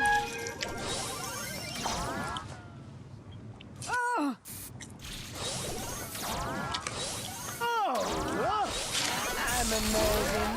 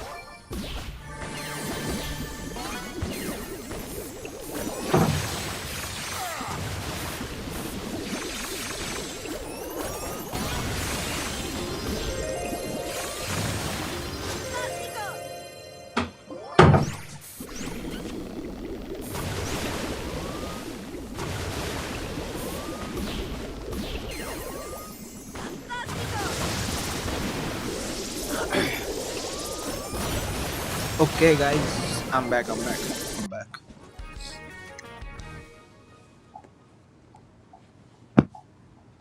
Free refills on Foot Punch. Huh? ওদারও জিজ্ঞেস করি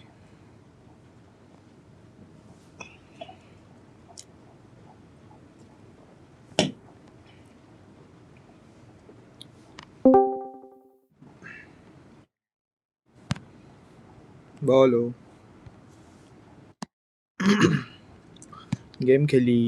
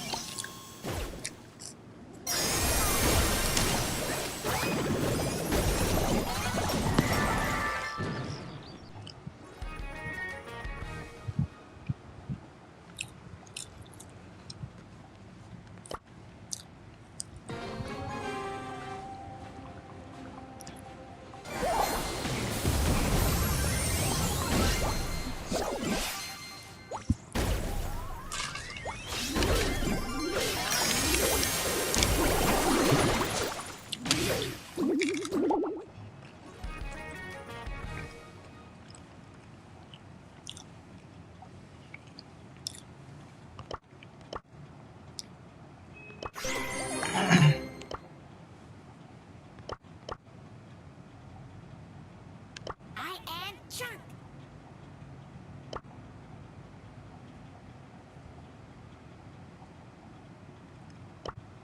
Assault and buttery.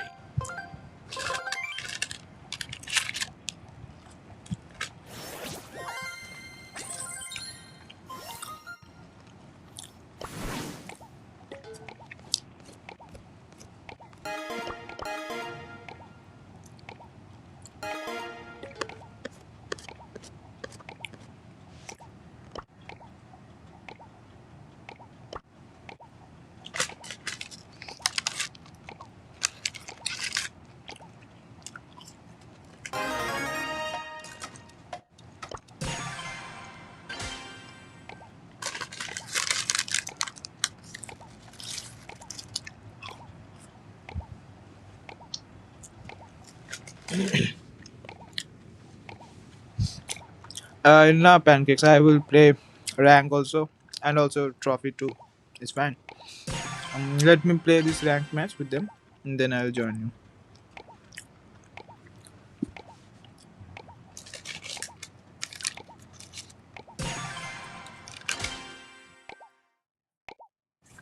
কি জানি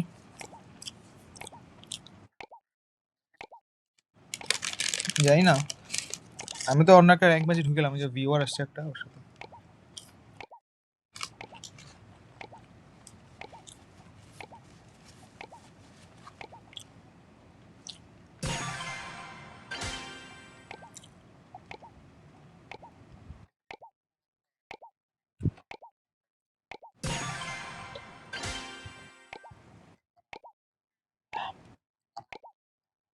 হ্যাঁ হ্যাঁ হ্যাঁ অসুবিধা হবে না কিন্তু তোমার কি বলে তোমার পিসি কেও মানে হ্যান্ডেল করতে লাগবে তাহলে হয় নাহলে এনভিডিয়া এক্সটার্নালি ওখান থেকে চেঞ্জ করে না একটু চাপ হয় যদি তোমার প্রসেসর বা ইসে কম হয় গ্রাফিক্স কার্ড মানে তোমার হাই এন্ড পিসি হইলে হয়ে যায় কিন্তু লো এন্ড পিসিতে আমি করছিলাম এপেক্স এর জন্য কিন্তু এটা লোড নেয় বেশি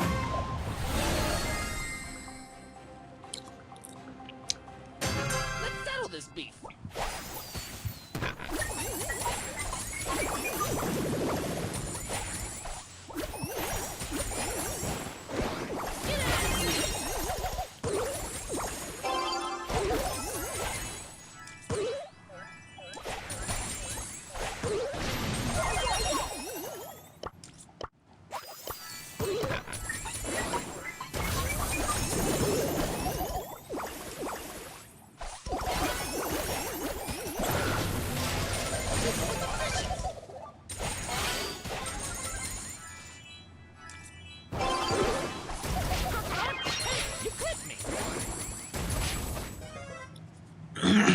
No.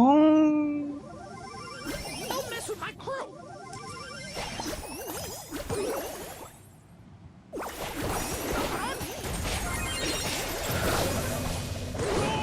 Oh, I wasted my super. Don't mess with my crew. You looking at me? Walk in here.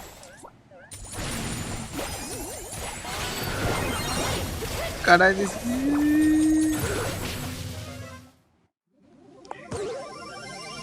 Don't mess with my crew.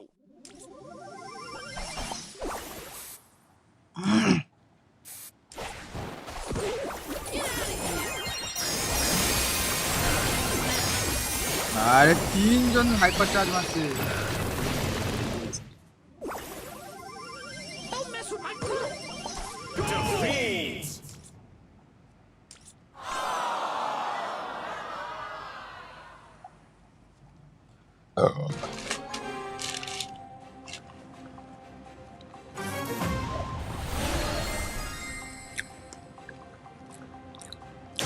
I smell a rat. You looking at me?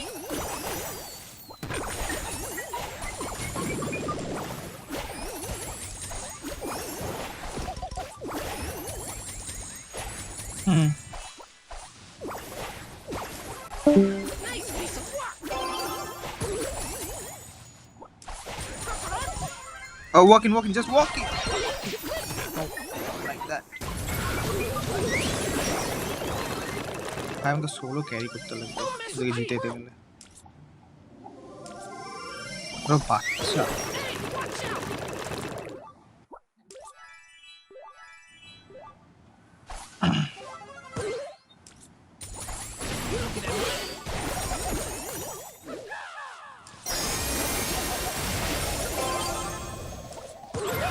Goal. Ooh, sweet. Darkest, let's settle this beef.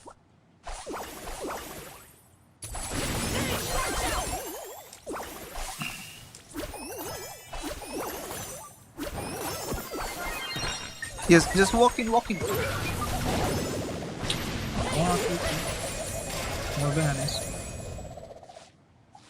At least grief খেলতেছে তাই মানে আমরা তখন বাইচে আছি নালে আমার কোমর ভেঙে গেছে already.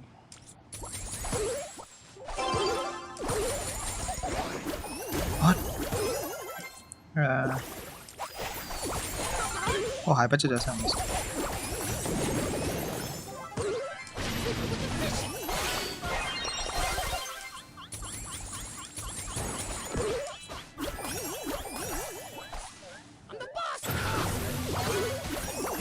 Ooh, nice one. We can still win this. Turkey.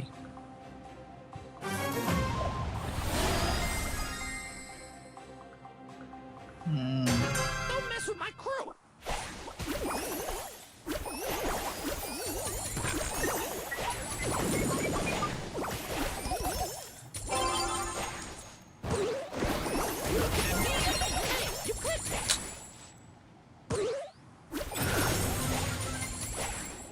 বাচ্চা এরা কিন্তু অ্যাটলিস্ট মানে গেম সেন্সটা আছে আমি দেখতেছি।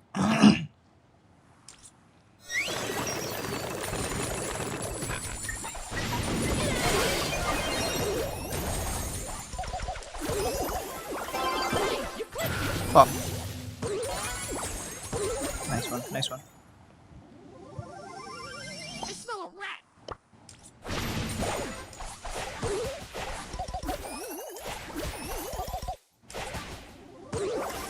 Hey, watch out. You clipped me. গোল করে দিবে। এম করে গোল খেলে তো কমিউনিটি বিল্ড হবে না। I smell a rat. True.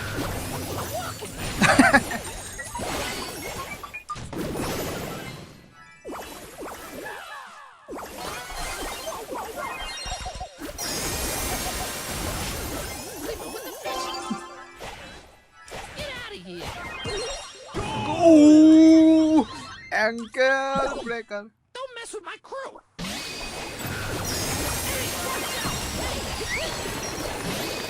Holy দিলাম আমি ভাই অ্যাঙ্কেল ব্রেক। ও নাইস ওয়ান। গ্রিফ আমাদের ভালো খেলছে কিন্তু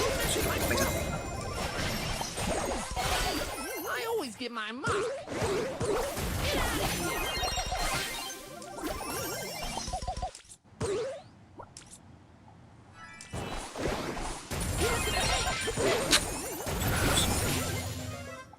আমাদের চেস্টারটা nice nice nice.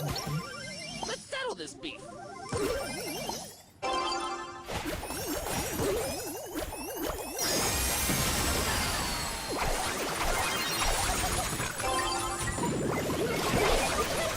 Please go shoot. Maybe. Oh no. Don't mess with my crew.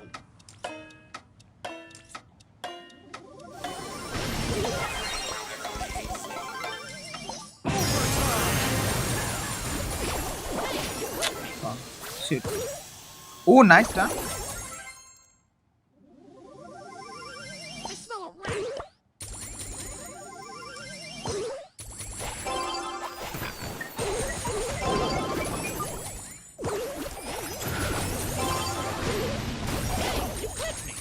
The Edgar भाई तू king.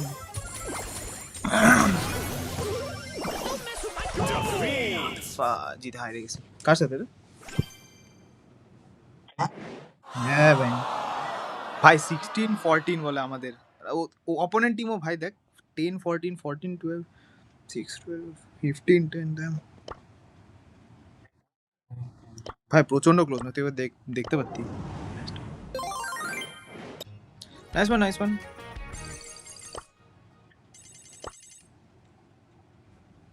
ওরাও মিথিক ওয়ান না ওই জন্য হাইট লেভেল করতেছে না। ওকে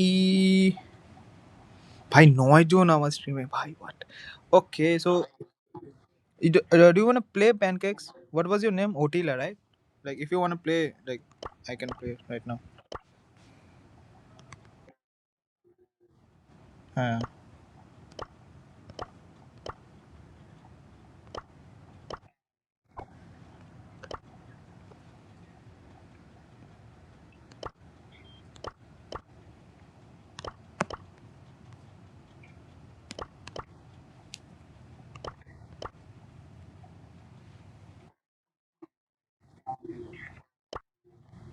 Fountain of Youth for that crazy. How may I help you? You wanna push trophy right? Oh দেবা খেলবি নাকি আয় না আয় আয় তাহলে ওকে ট্রফি পুশ করে দি। My another friend will come. He will also help you. Wait.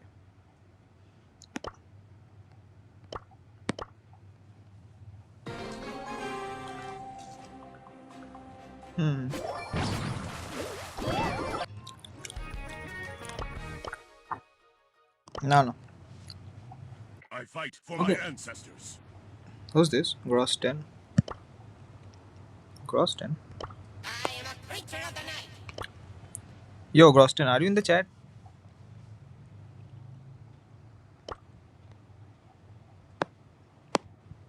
Where did you come from, buddy?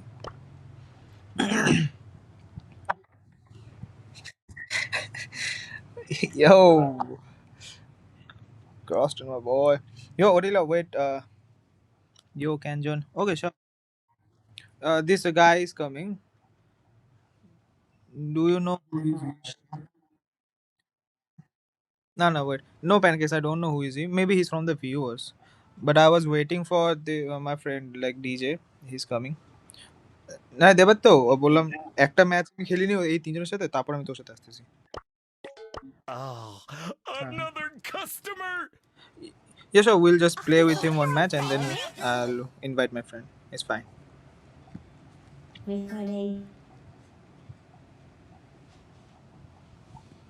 Boys, I8V. I can't join. Team is full. Yeah, team is full. Wait for one match. Then I'll call you.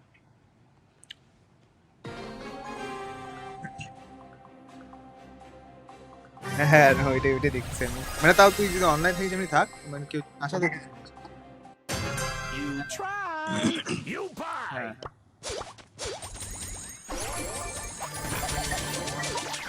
Get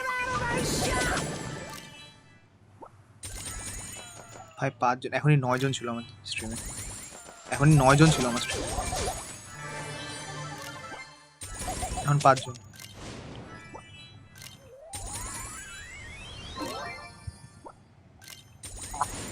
Don't touch the merchandise!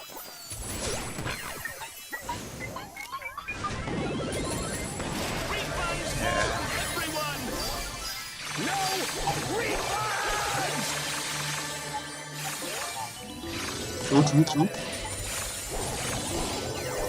True. Just take it up with my accountant, please. Oh, Be more. right with you. I died. Don't die, guys.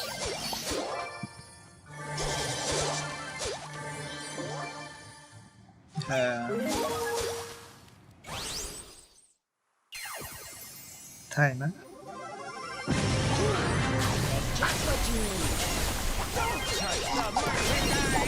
হ্যাঁ, তাই না? ভাই এপেক্সে করতে লাগতো গো আমাদের এরকম, apex আমার stream করে কি?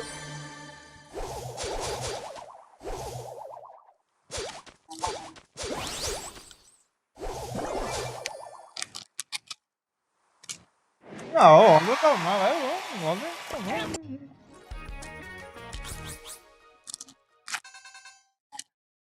সে তো বলে ওরা ভাই। Pancakes, don't sorry, it's fine, it's a game, so it's fine, we're just having fun. Sorry বলছে, বলে সেকেন্ড হয়েছি আমরা, বলে sorry, it's fine brother. I have 65k trophies, Fragnade. Yeah, you can join.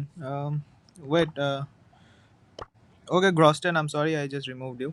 Like, they also want to play. Clancy is the name. What? Going Who is this? full lobster is the game.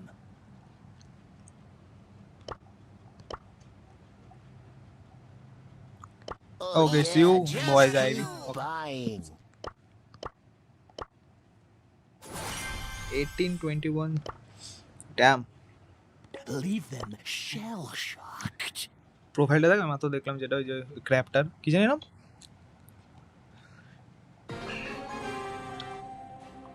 Okay, Fragnade, Fragnade. You can join, like, after this match. You can join. How may I help you?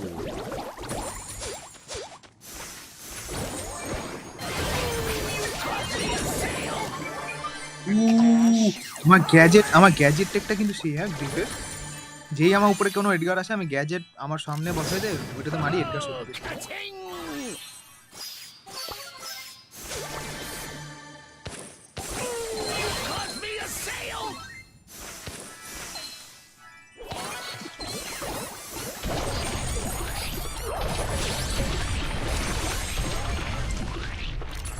ভাই মিনা খেলতে লাগবে। Just take it up with my accountant.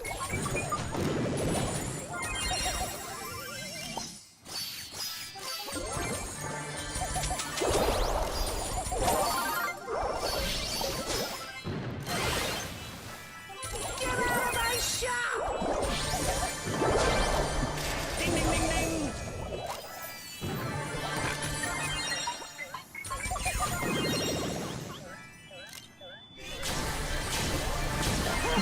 Everything is fine. What? No.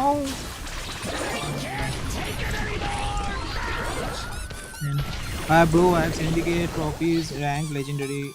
My ID is what? Bad BYT. Fragnade, I'm second Juju in Australia. Damn, bro. Open for business. Then maybe if you play Juju with us, it will go down, or otherwise the lobbies will be hard. But Australia is the second Juju.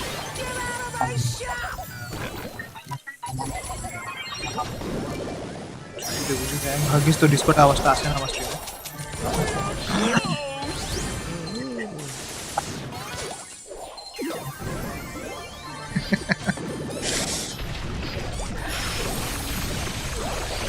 The Genshin shorts, AI is not channel. You can't spell.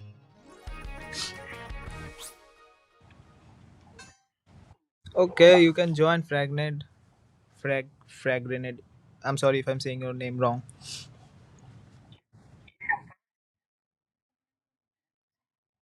What? আরে English স্কুলে পড়ে আসছি ছোটবেলা থেকে English বলবো না আরে কি কথা হচ্ছে গেলা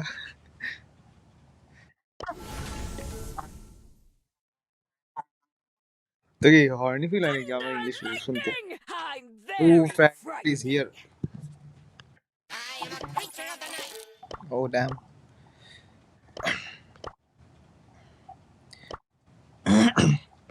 Oh, Juju is your 2886. Damn, bro.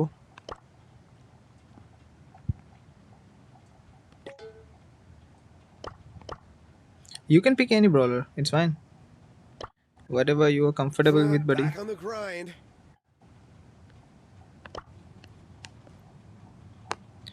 Let me.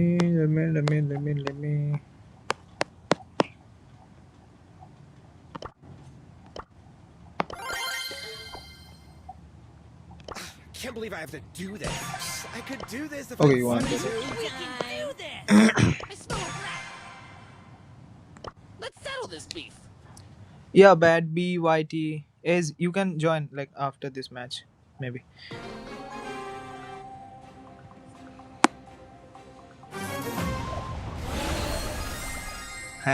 Yeah, everyone you can like I'm also not that too good, but you can like it's fun to play with someone who's streaming, right? So we can play each of you can play 2-3 matches.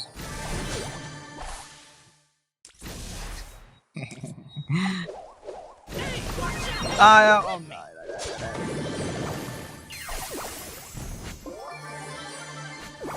Can you add me, bro? Can you add me? ID bad B, but yeah, I'll add you after this match.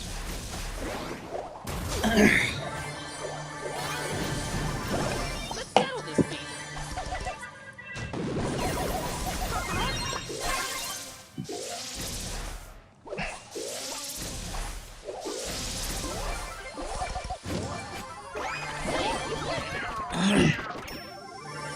Brother, I was playing with my one hand. Ay, yamma. Yo, so all the guys, where are you from? You can just type in the chat so that I can know.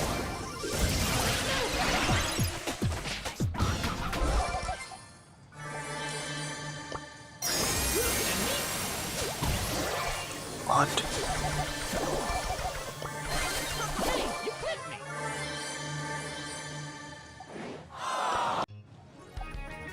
I smell a rat! Don't mess with my crew! Don't mess with my crew! Okay, bad BYT. You can just send me your friend request. Wait. Where? Yeah, yeah. You can just send me your. Yeah, Fragment. Bye. Gotta go. It's fine. Have a good day, buddy.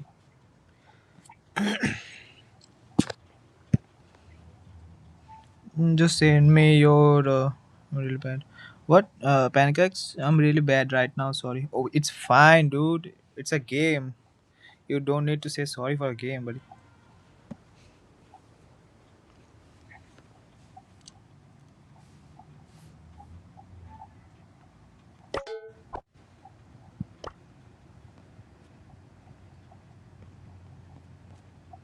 শুভ্র কি করে রে মালটা rank খেলতেছে Damn.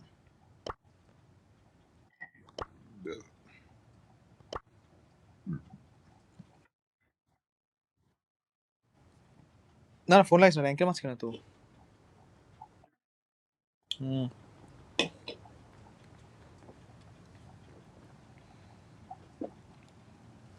I think bad B YT is not here. Devas B? Aye. Wait, my friend is coming.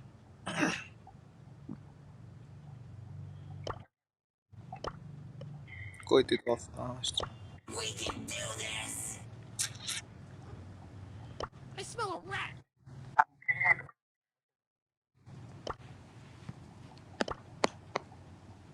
So awesome. Boring. I bring you the gift of darkness. Turbo time! Turbo time!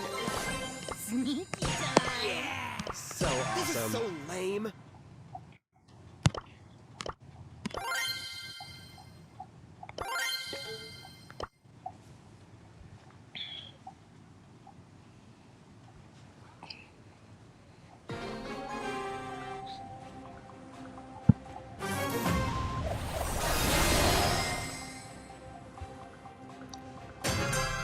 Can't believe I have to do this. Get away from me! What? What? One shot? No way, brother. Buckler, no. I could do this if I wanted to.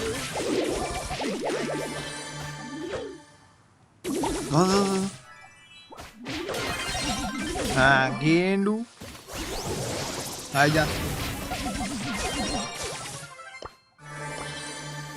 Niana, thank you. Ew!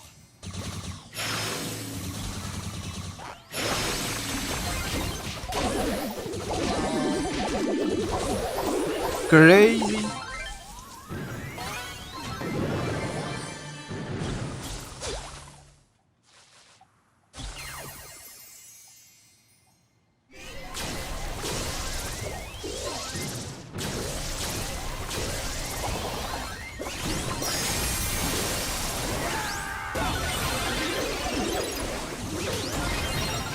Ooh, crazy.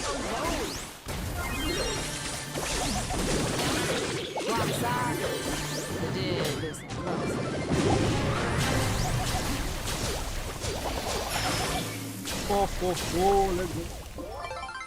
Nice one. I love. 3, 2, 1, blast off! Nice one, do this if I wanted Otila. to. Yo, what's your name? Is it Pancakes or Otila?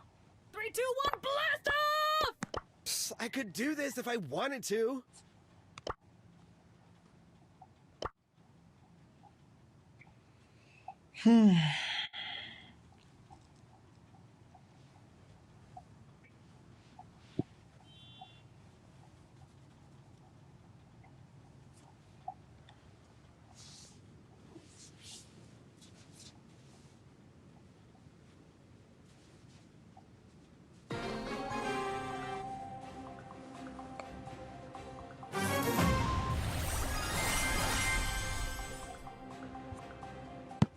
This is so lame.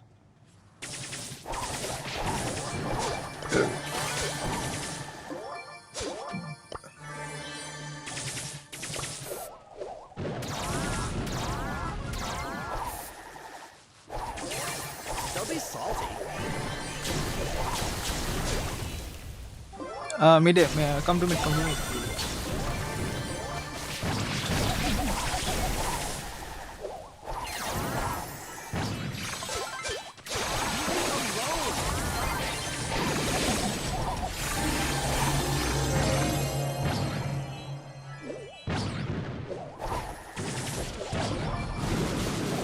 Ember. Nice.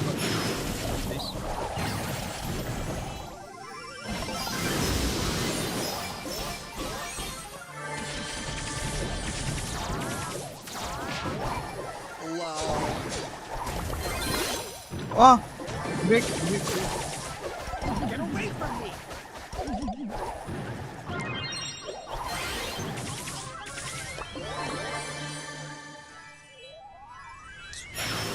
Nice.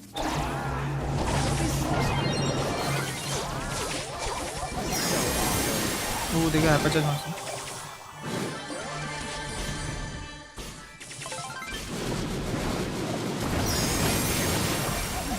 Oh.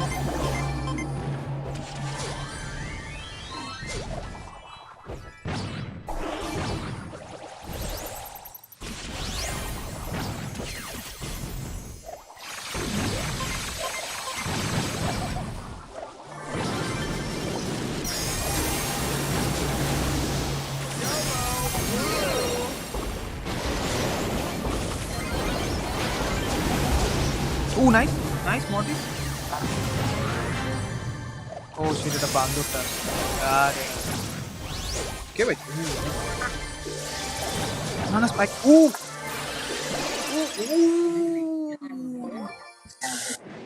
Nice dude, nice. Great, now everyone hates me. Damn, that was good.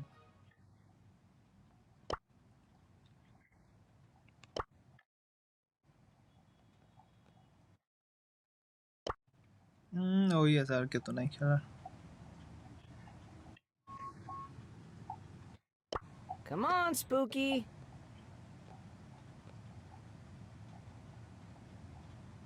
Wait, give me like 2 minutes, okay? Give me 2 minutes. দাঁড়া দে, হ্যাঁ দেবে তো 2 minute.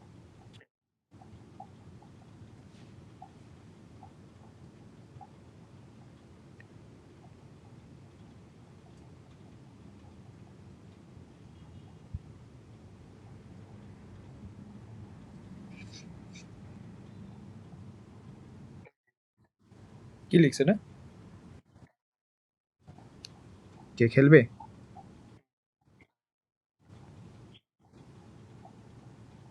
Yo, Tiger Shark, can I join? Yeah, sure, you can join. So, DJ will leave. দেবে তো you could? Okay.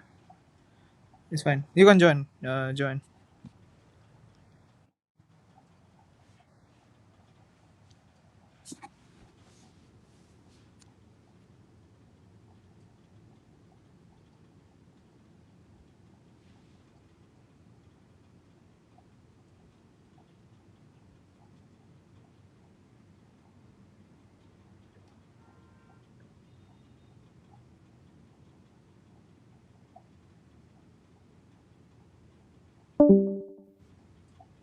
দাদা Discord থেকে বেরিয়ে গেলি?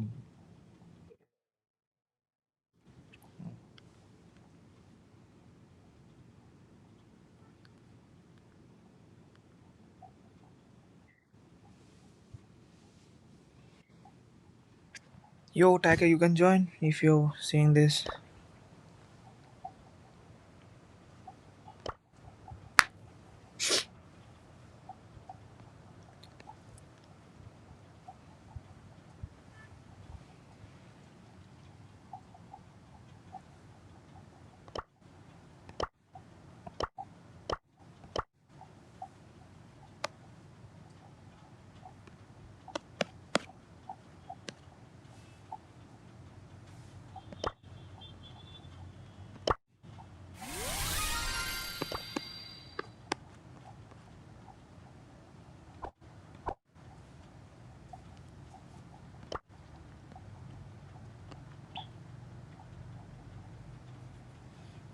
What is your favorite pin?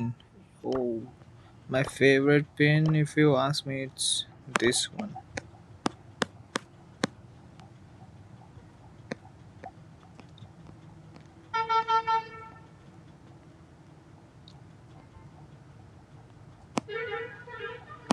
Where did it go?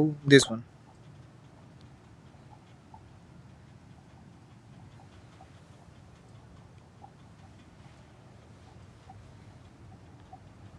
What's yours, buddy?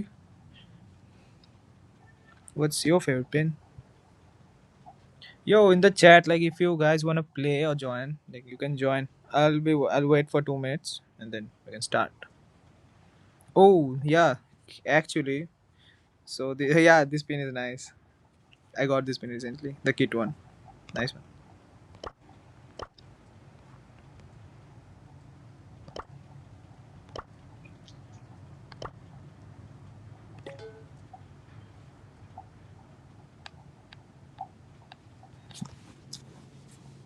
দেবা যদি তোর match হয়ে যায় তাহলে আয় তাহলে কেউ আসতে পারে না।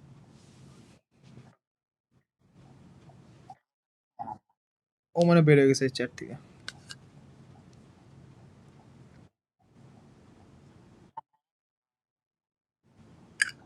ওকে,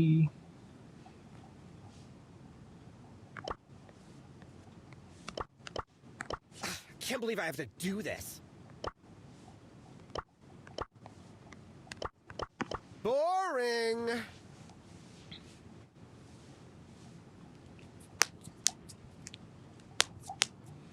6 জন concurrent watcher. Ooh.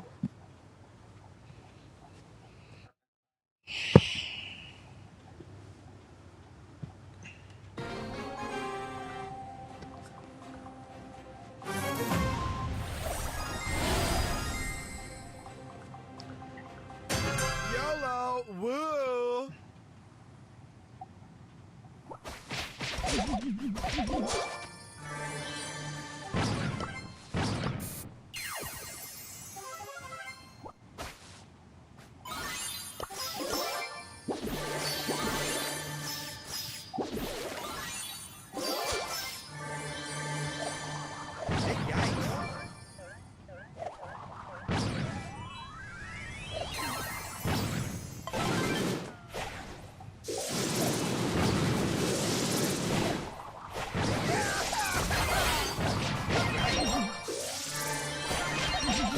Oh no, no, no, no, no.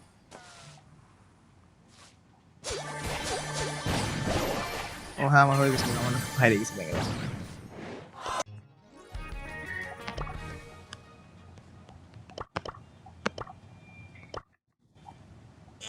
Chole asu. This is so lame. All good. That was a misplay by me. I shouldn't have jumped Let's on raise that. some. Uh, No! Another what's match! his name? Another That legend! guy.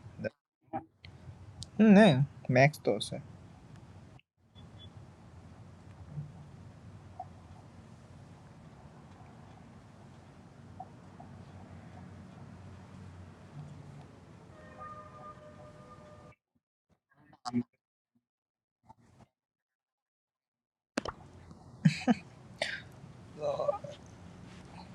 Nicholson again.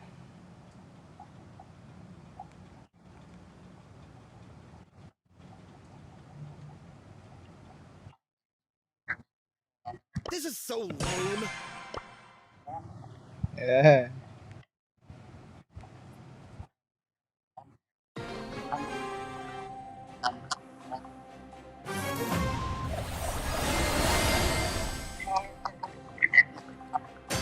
YOLO! Woo! Hmm. Yeah, that was Fang. Yeah, I forgot the name. I have that. I have the skin also. That My Hero Academia skin. Ooh, nice one.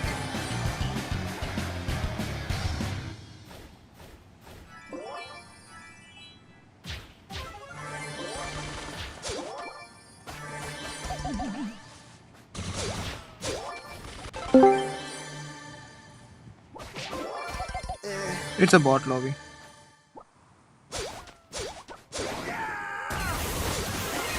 Oh shit, I died in a bot lobby. Yo!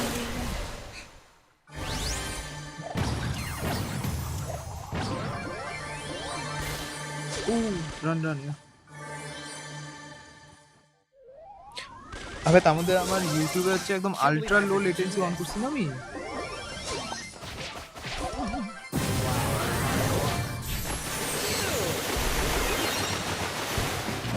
What?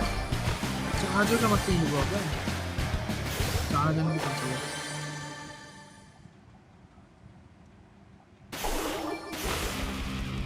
কি করবি Ooh, nice one. Back on the grind.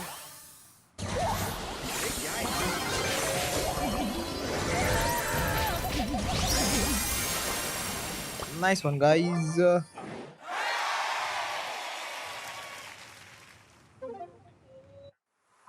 CEO of Brawl Stars.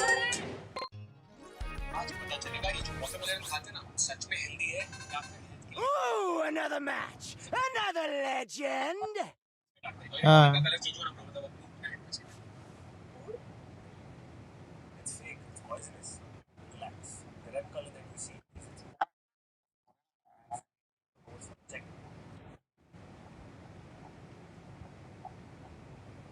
वो Boring!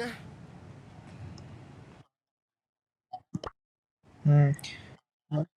I got Lega Star Drop. What's Lega? Okay, Can't believe I Mega. have to do Mega Star this. Drop from Daily and got a Nani Hyper. Oh, nice. That's a good one. Nani is good in some maps. It's pretty good.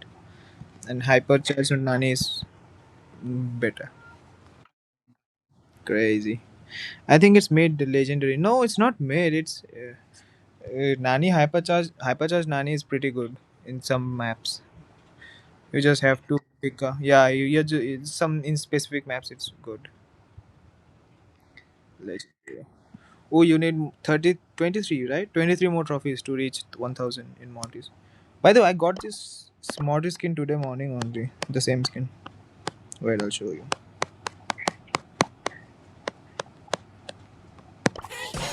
Bringer of doom.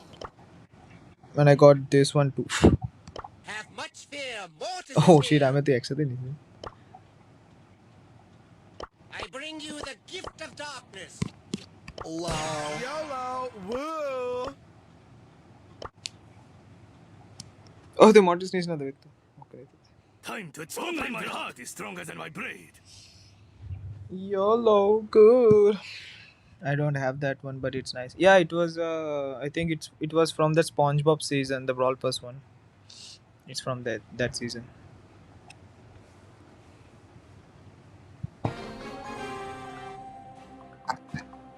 Yeah. True, true. This is so lame. Crazy এটা। আমি ওইটাই দেখলাম দিকটা আমি ভাবছি তুই ওটা খেলবি বলে নিছিস।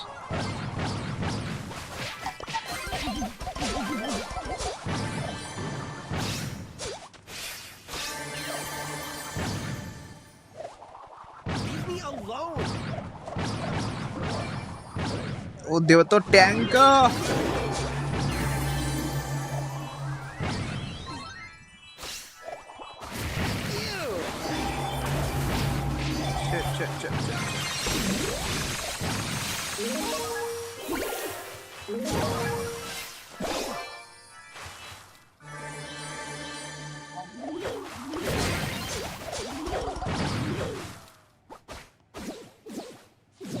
Good call, good call.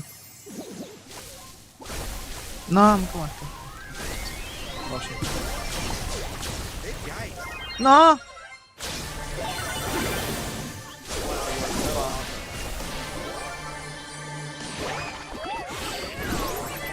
No. Ooh, nice one. Bhai. Okay, let me ball. Dude, you're pretty good with Martins, bro. YOLO. Hey, 18 দিছে। অসম্ভব 18 kills he have. No, I can't. না। আমি কেন লাফ মারলাম ওটা?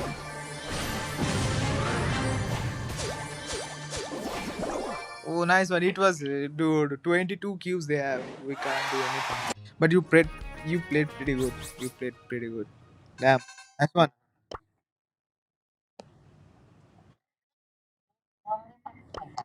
Another round. Another match. Another legend. Back on the grind. 17 more. Yeah, 17 more. 17 more trophies.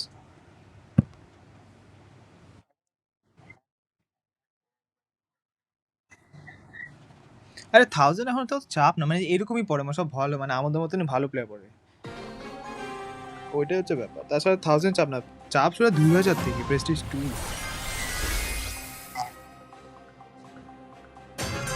YOLO. Woo. হ্যাঁ, ওটা চাপের না 1000 এ।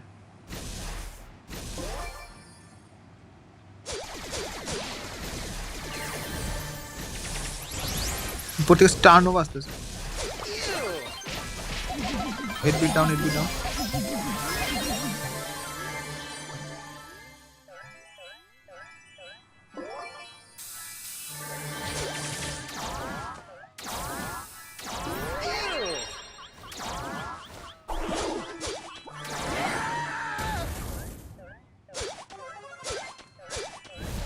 কে মরছে? না আমি আছি। ও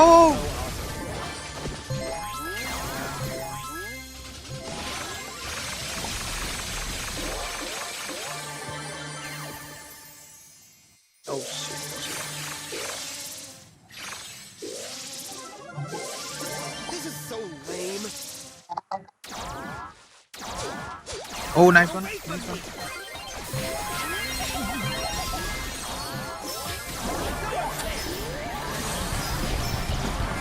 भाई तो नाइस बचता कि सेकंड भी অন্তত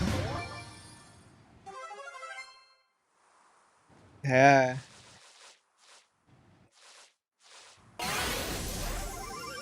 You can't make me.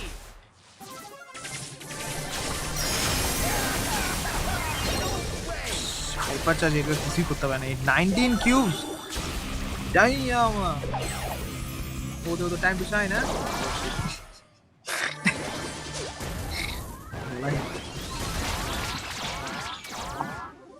चलो I could do this if I wanted to. वो आंसर तो ओ छोड़ो छोड़ो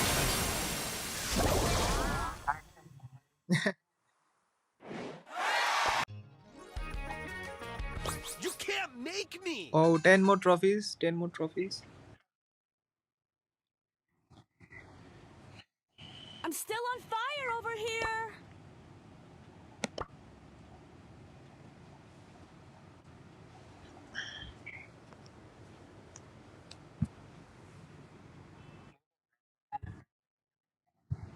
oh মাত্র 22 ঘন্টা হয়েছে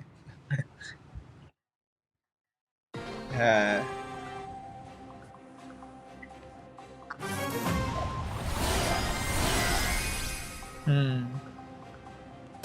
তাই করতে I could do this if I wanted to.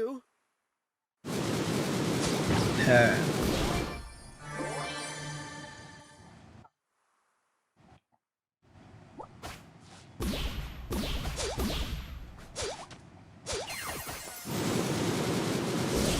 কি বাবা সঙ্গে কি গো কি কি আমি আমি শুনছি বাবা তুঙ্গে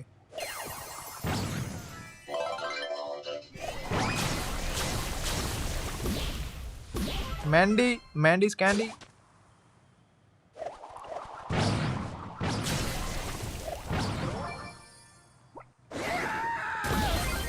Mandy's candy 1 HP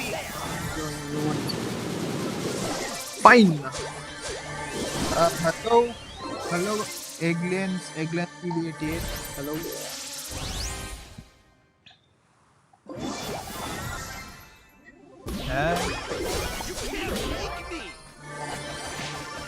ভালো খেলে বহুত ভালো খেলে মালটা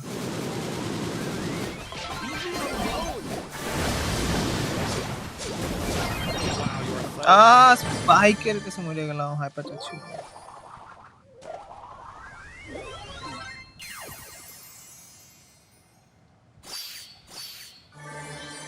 ও শিট এই রাম 2 মিনিট 2 সেকেন্ড ছিল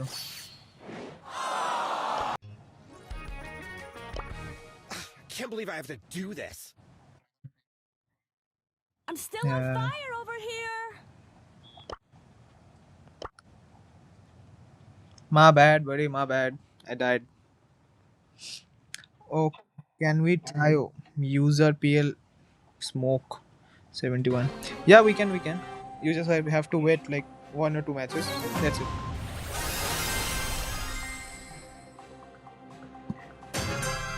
Back on the grind.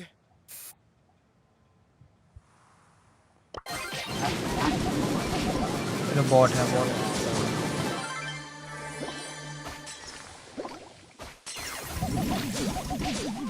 Get away from me.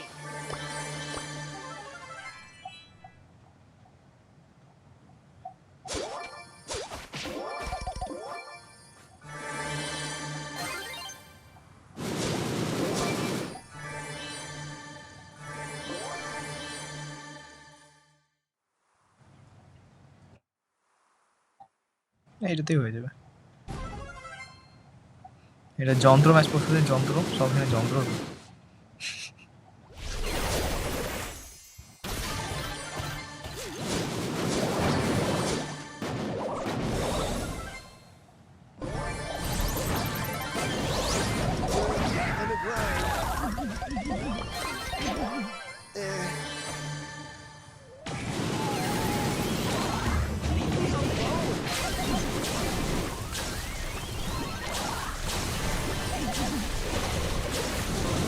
ভ্যালো বলতেছো? Leave me alone. মানে ভ্যালোতে তো? হ্যাঁ চলো।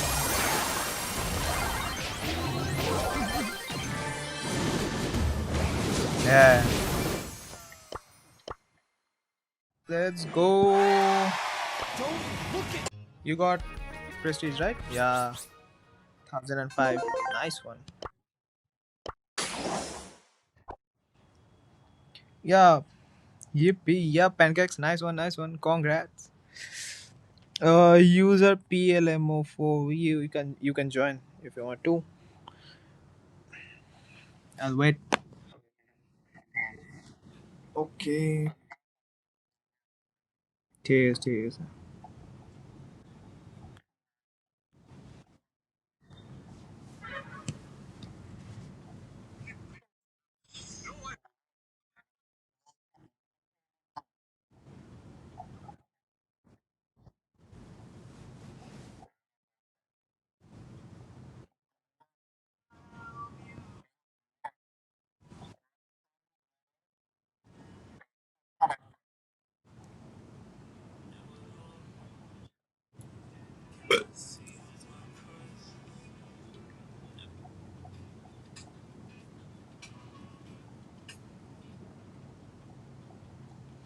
Oh, 305 subscriber বাড়ছে.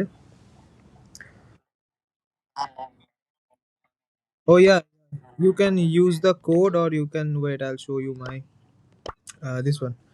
You can add me or you can directly see the code from above here. See team code XWE8, that one. You can join directly from there or you can add me from here. Here.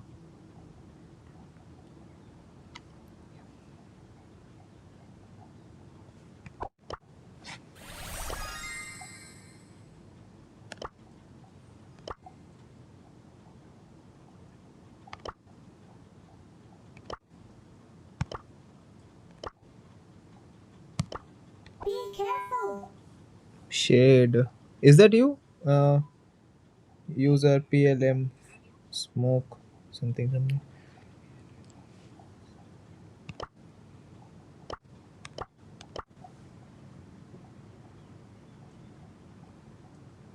If it's you, then I'll start.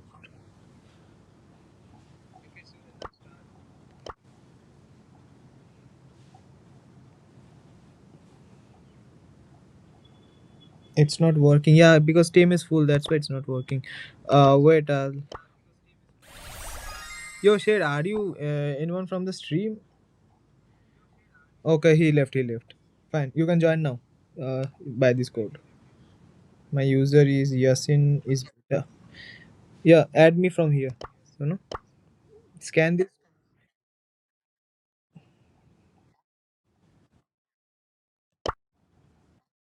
Wait. Yasin.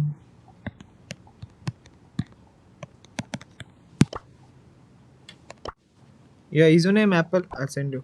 I've sent you.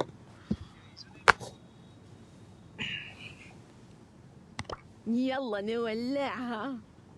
Yeah, it's you, right? We'll start then.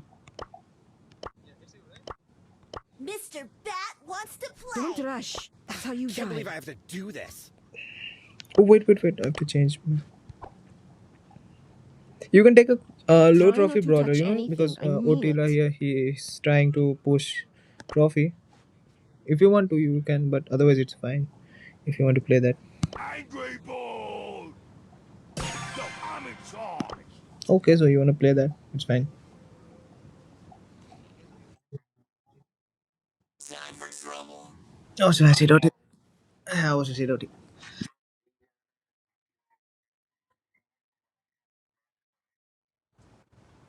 Hmm. पूरा पूरा room ठंडा हो जाए.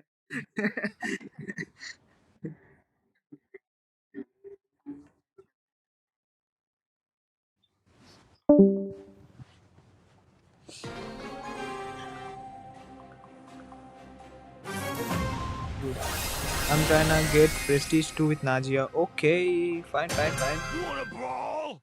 I'm trying to get prestige 2 with my crow too.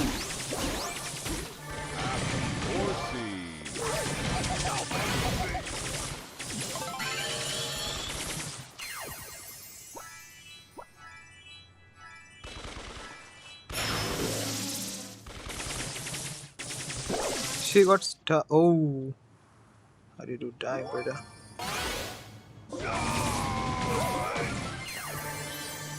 Bull's in charge.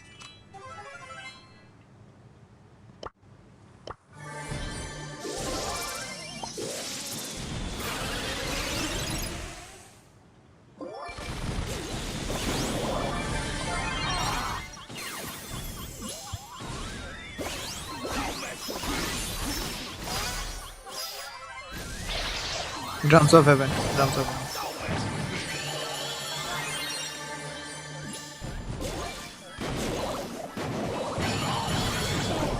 Ooh, I died.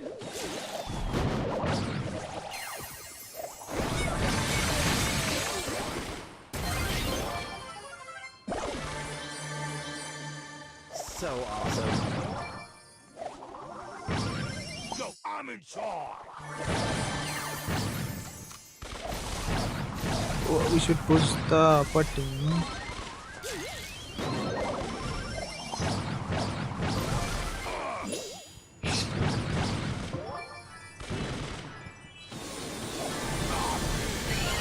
The hell?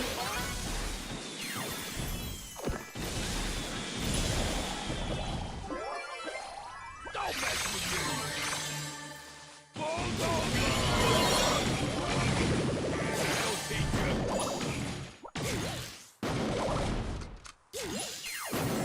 Don't mess with me.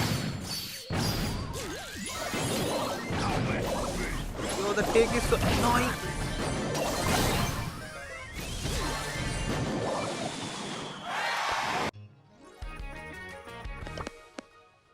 Wow, hardcore. Can't make me. Can't believe I have to Nah, do buddy, this. it's fine. Don't rush. That's how you die.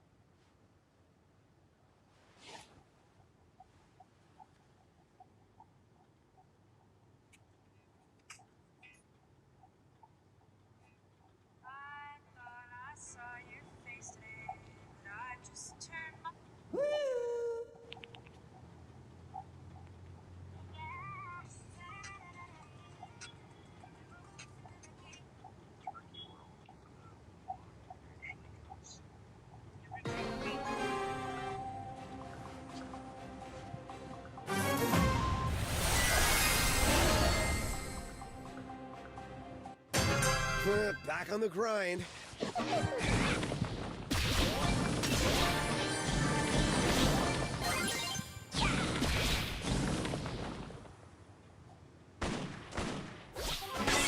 Leave me alone.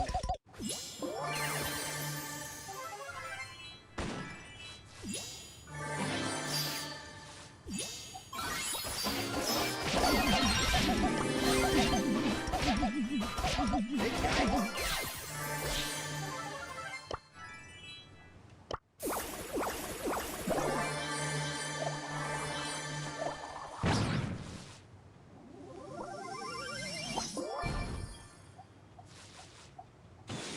Don't be salty. Ouch. Ouch.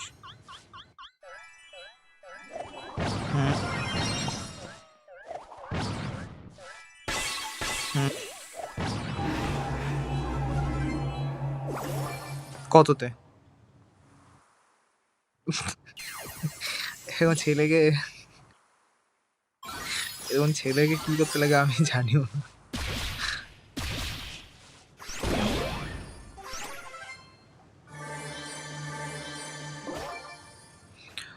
এখনো বলে team 4 teams left. How? Oh, nice. Shit. Stop.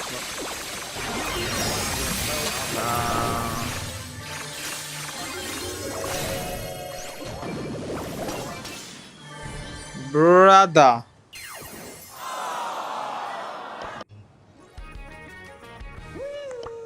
so lame. I can go on and on! I can do this forever! Don't mess with my crew! Here we go again! Weather prediction! Scotcho! Real पढ़ाच्चो.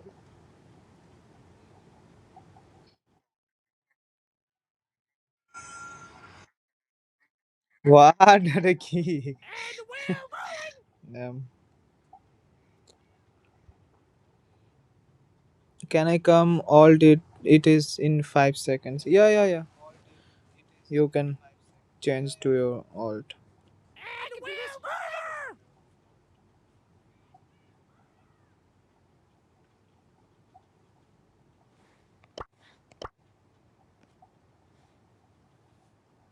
What should I use?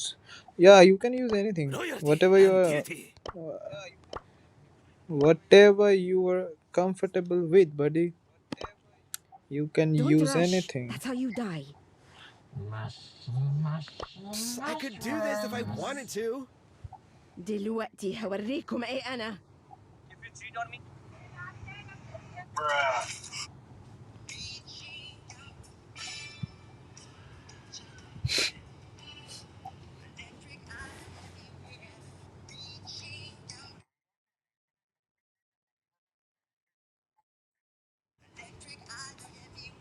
হ্যাঁ আমার HyperX এর headphone নেওয়ার ইচ্ছা আছে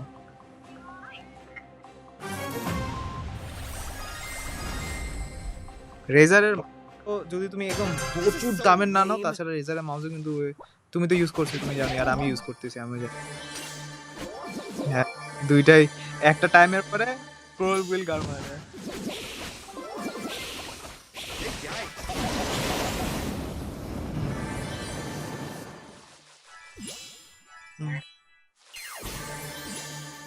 হ্যাঁ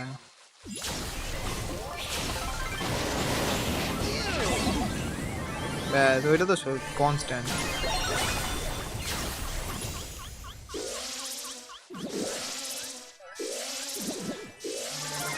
হ্যাঁ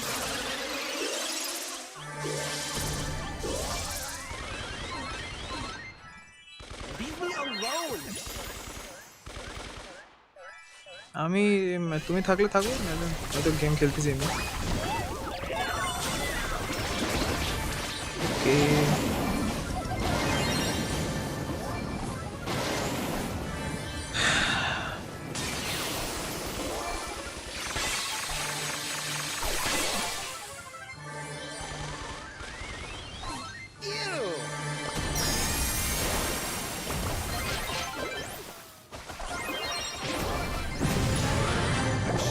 No!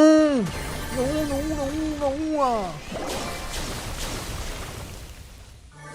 Why didn't my it got jump auto?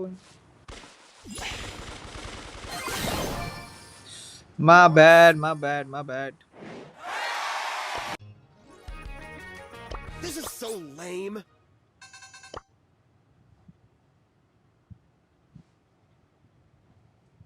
Yo! What's your name? Apple.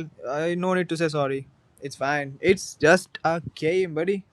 Yes, You guys very don't have to scary. take Can we it focus? seriously. It's fine. I play so bad. No. It's okay. It was just we were in a bad position. That's it.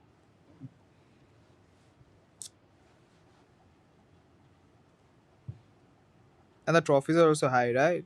It's above 1500 trophies. Yeah, okay. Be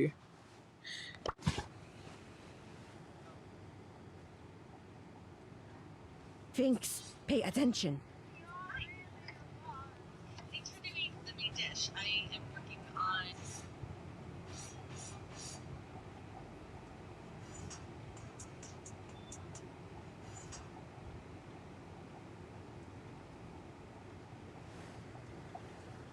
القتال دالية. Yo, pancakes, are you coming?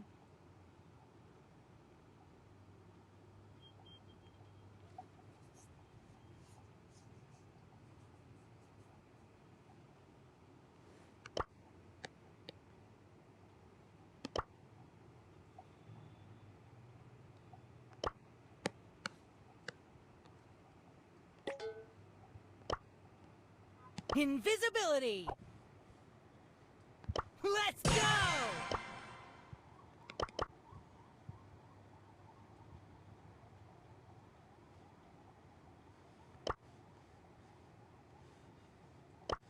Yeah!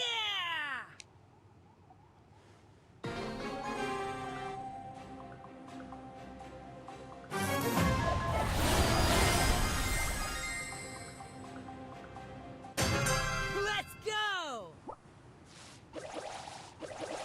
Untouchable.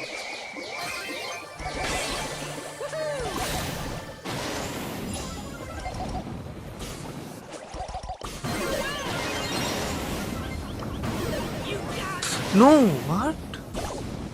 Poison? Oh, cha.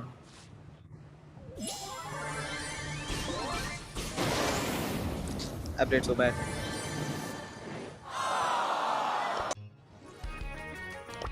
You know what? Just because of the skin.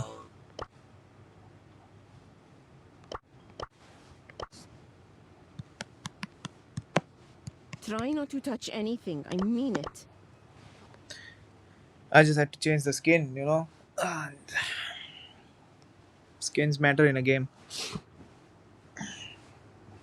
If you guys don't have like your own money, if you guys are below it, then just take your parents' credit card and swipe it and just buy some skins, you know? If anyone asks, just don't take money. Time to brawl.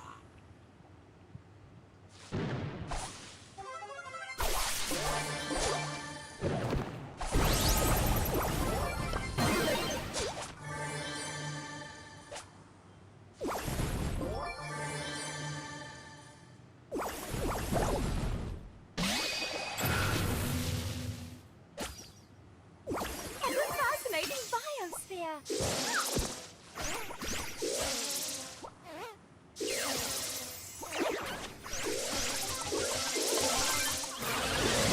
No! Oh shit. Thanks, buddy.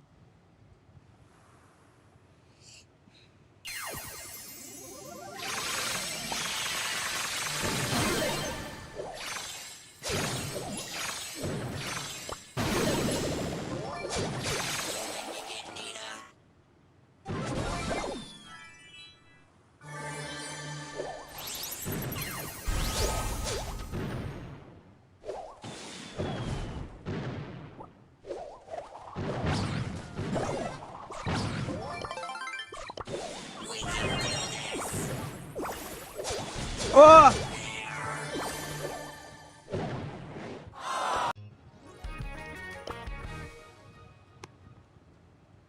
I smell a rat! I smell a rat!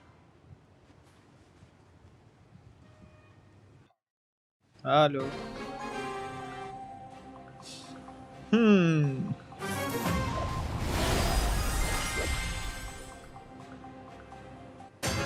Let's settle this beef. Get out of here!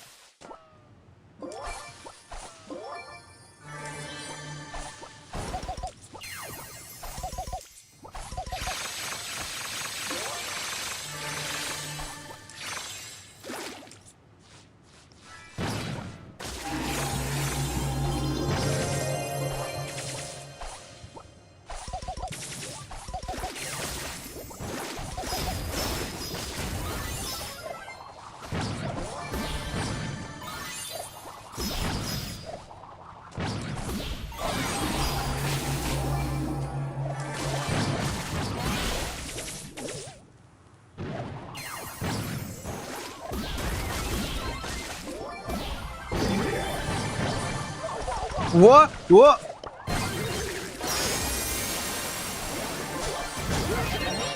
Nice one, nice one, nice one.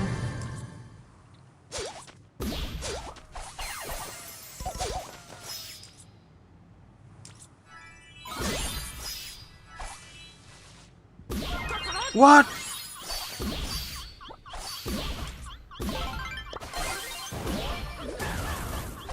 You clipped me!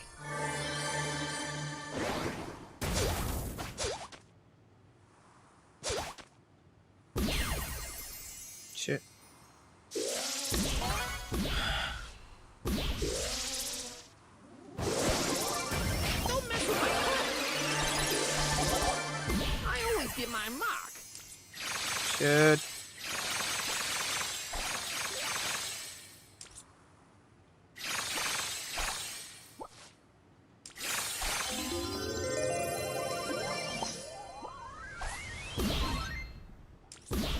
Ready for a flame war. No.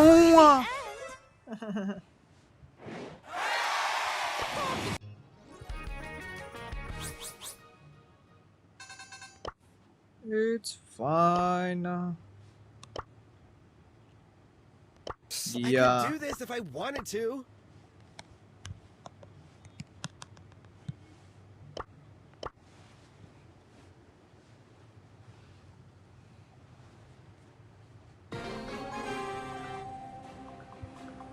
দেবা চ্যাটে আসিস?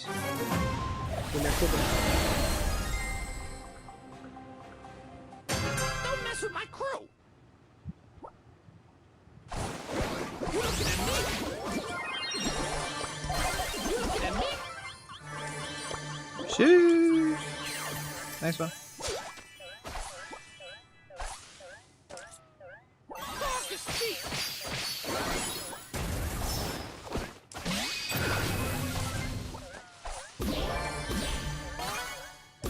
Isn't this the same melody? Oh no, what's his name? Piper Snake or something. I don't know.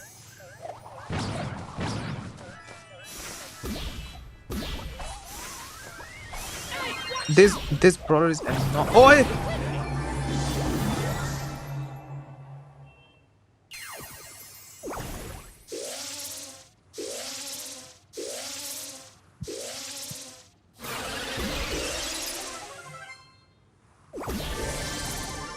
Don't mess with my crew.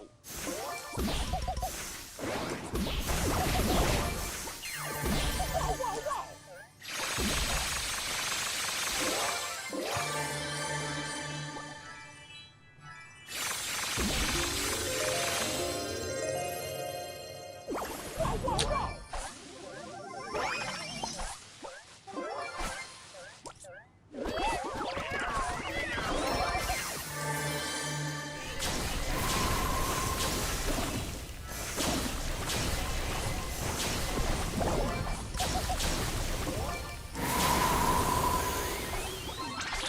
No, no, no, no, no, no.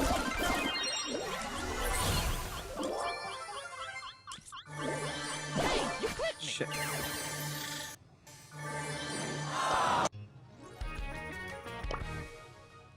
I smell a rat.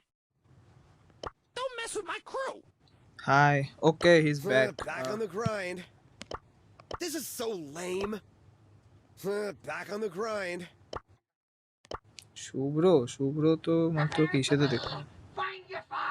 ও যাই না, কি জানি এতক্ষণ তো খেলতেছিল game. أنا جاهزة يلا نولعها. Don't mess with my crew.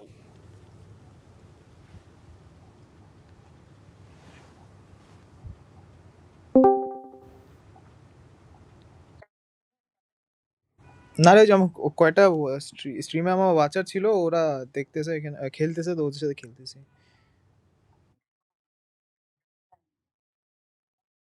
أنا جاهزة. What? Damn. Okay, guys. This will be my last. Wait 1 second. Okay, this will be my last match. Okay. After this, I'll be watching the stream, where my the peeps Brawl at? Stars Cup. Okay. Assault and Last buttery. match.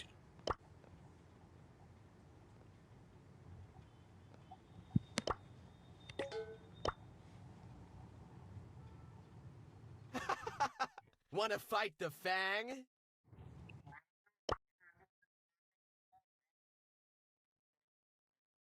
হ্যাঁ, আজকে তো করলাম এই যে সব streamer. হ্যাঁ, সব ভিউয়ারদের সাথে খেলছি আমি অনেকক্ষণ ধরে। 1 ঘন্টা হয়ে গেছে, 1-1.5 ঘন্টা।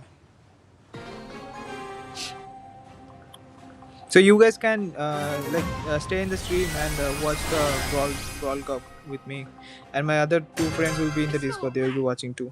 You guys can join my stream also.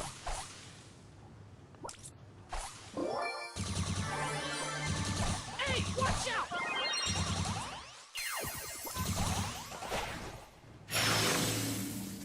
되게 좋지. Record.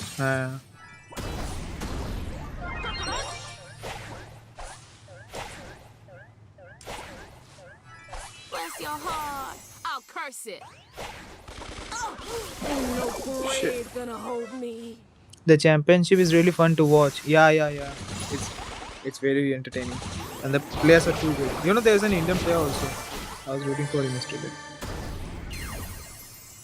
Hey!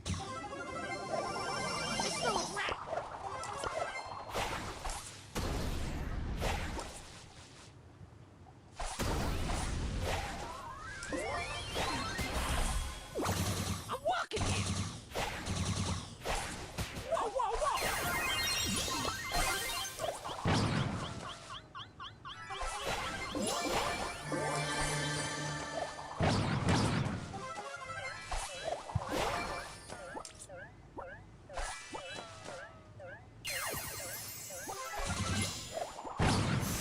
Whoa. Ooh.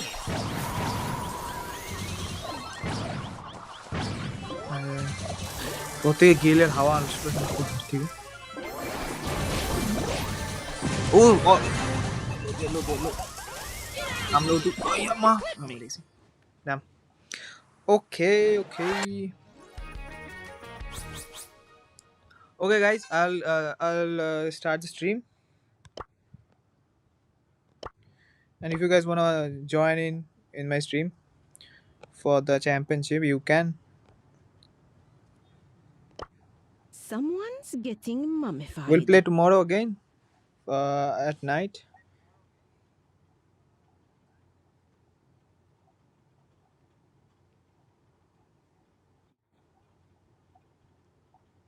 GG's.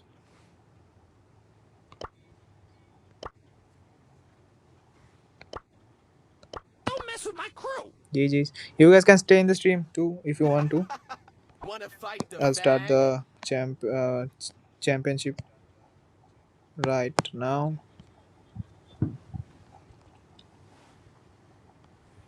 In the last few seconds with a hypercharge get out with a gadget.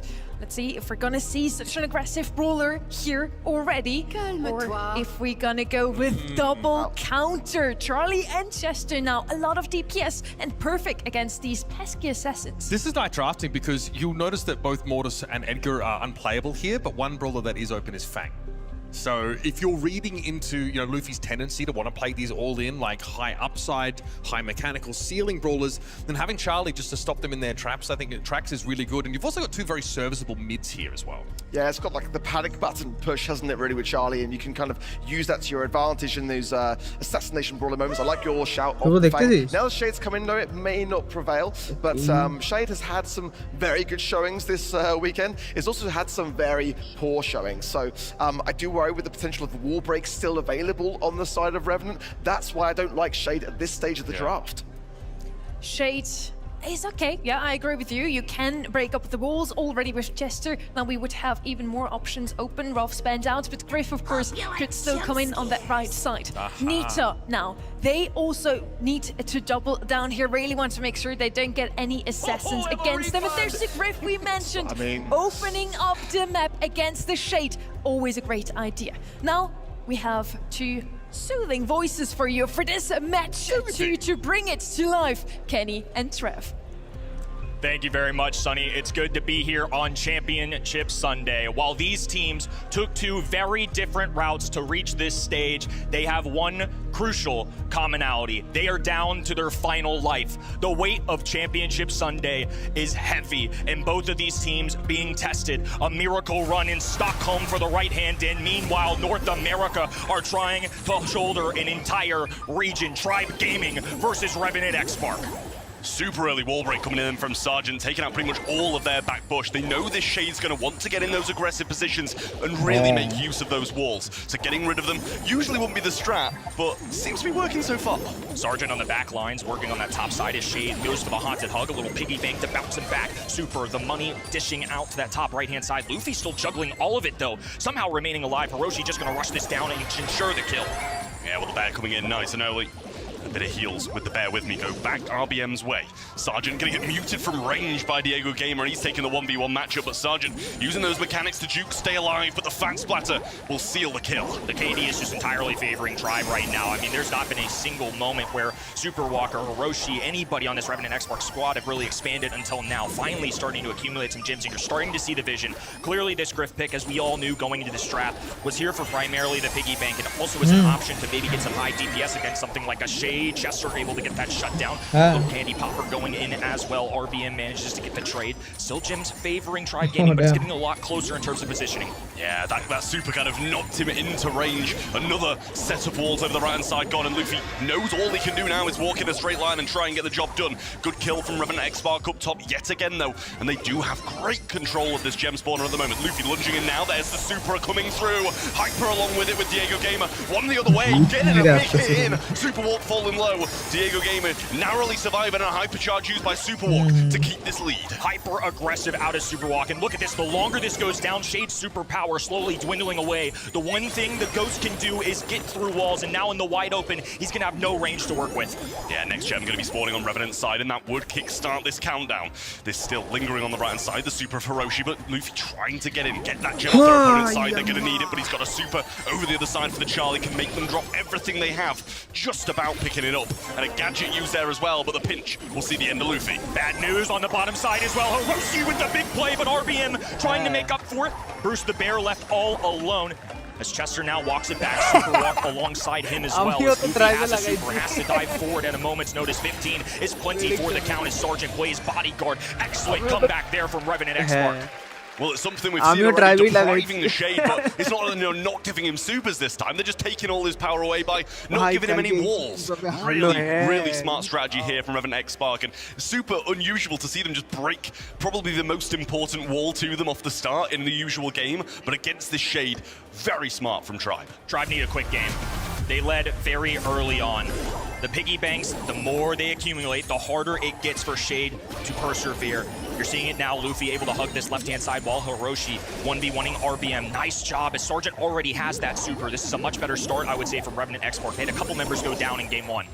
And I mean, the start was the main issue in the previous one as well. Huge piggy bank there on the left-hand side from Sergeant, just filling it up with those coins and making it explode these two sets of walls on the left-hand side. Luffy, no matter which way he goes, he's not got a nice matchup, but a super missed in the mix there from Hiroshi, and he won't be pleased about that. Luffy taking advantage early, has to be able to grab these kills and allow for his team to expand with space. Diego Gamer and RBM gonna have a tall task ahead of them. A cocoon going down immediately. Now the wall break as well as Luffy tries to penetrate through two. Sergeant with a beautiful shutdown. RBM lurking on this left-hand side as a cutoff goes off in the mid. There's so much room to operate now, especially in the wide open. Stuff like Fat Splatter is not nearly as valuable. Hype charge for Luffy and one for Sergeant on this right side, so not an ideal match for Luffy though, but he's going to go in now. Hyper charge box as well, and the piggyback knocks him away, but he cycles it out and gets two.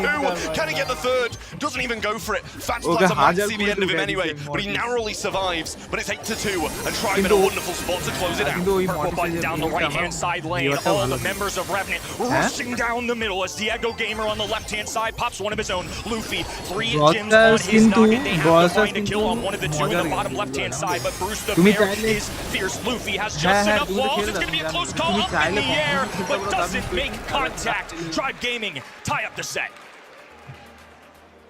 Revenant not looking nearly as confident in that one.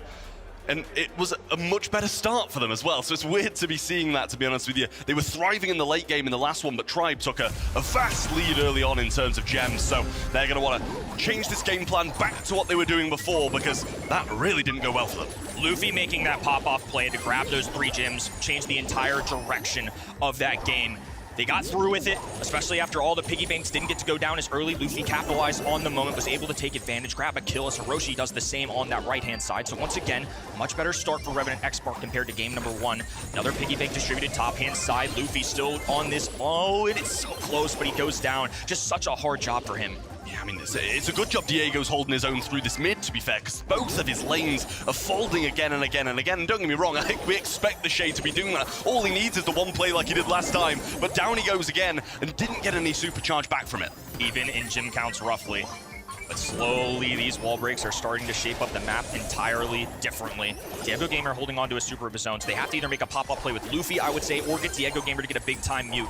There goes a gadget, now a hypercharge going down as well. Ooh, that's a tough miss. Low HP for Super Walk as well. RBM pursuing the kill. Sergeant there to defend as Hiroshi scoops one in as well. For an extra safety precaution, we'll drop this super up the middle of the map as Sergeant cleans up top. Yeah, Diego waits to the super in there as well. That's a big thing for them. And all of this map in the middle is open now, and Luffy going to be just trying to make the same play as last time with a hypercharge when he manages to get one. Fat splatter through the mid, but it is starting to get away from Tribe at the moment. Low on the left-hand side, so Luffy lunges on the right through the walls and trying to get in the rear of Superwalk, but he's just backing up into the arms of Sergeant. The Haunted Hoodie up top, not enough. They've got plenty of DPS to go around, and now this is wide open area in the middle of the map. Now a 9th gym, just one away from Revenant X marked, and this hypercharge on the right-hand end will completely cut this off. It's just Diego Gamer who can walk. There's 10 for the side of Revenant X Spark. Countdown starts now, and 6 over the other side, so won't be able to get it done from mid. 10 seconds now as they're starting to close in, but Luffy with no super forces an early hypercharge. Diego, who hits the hyper, but can they get the damage? Good tanks, Luffy staying in, but gets muted out and stunned.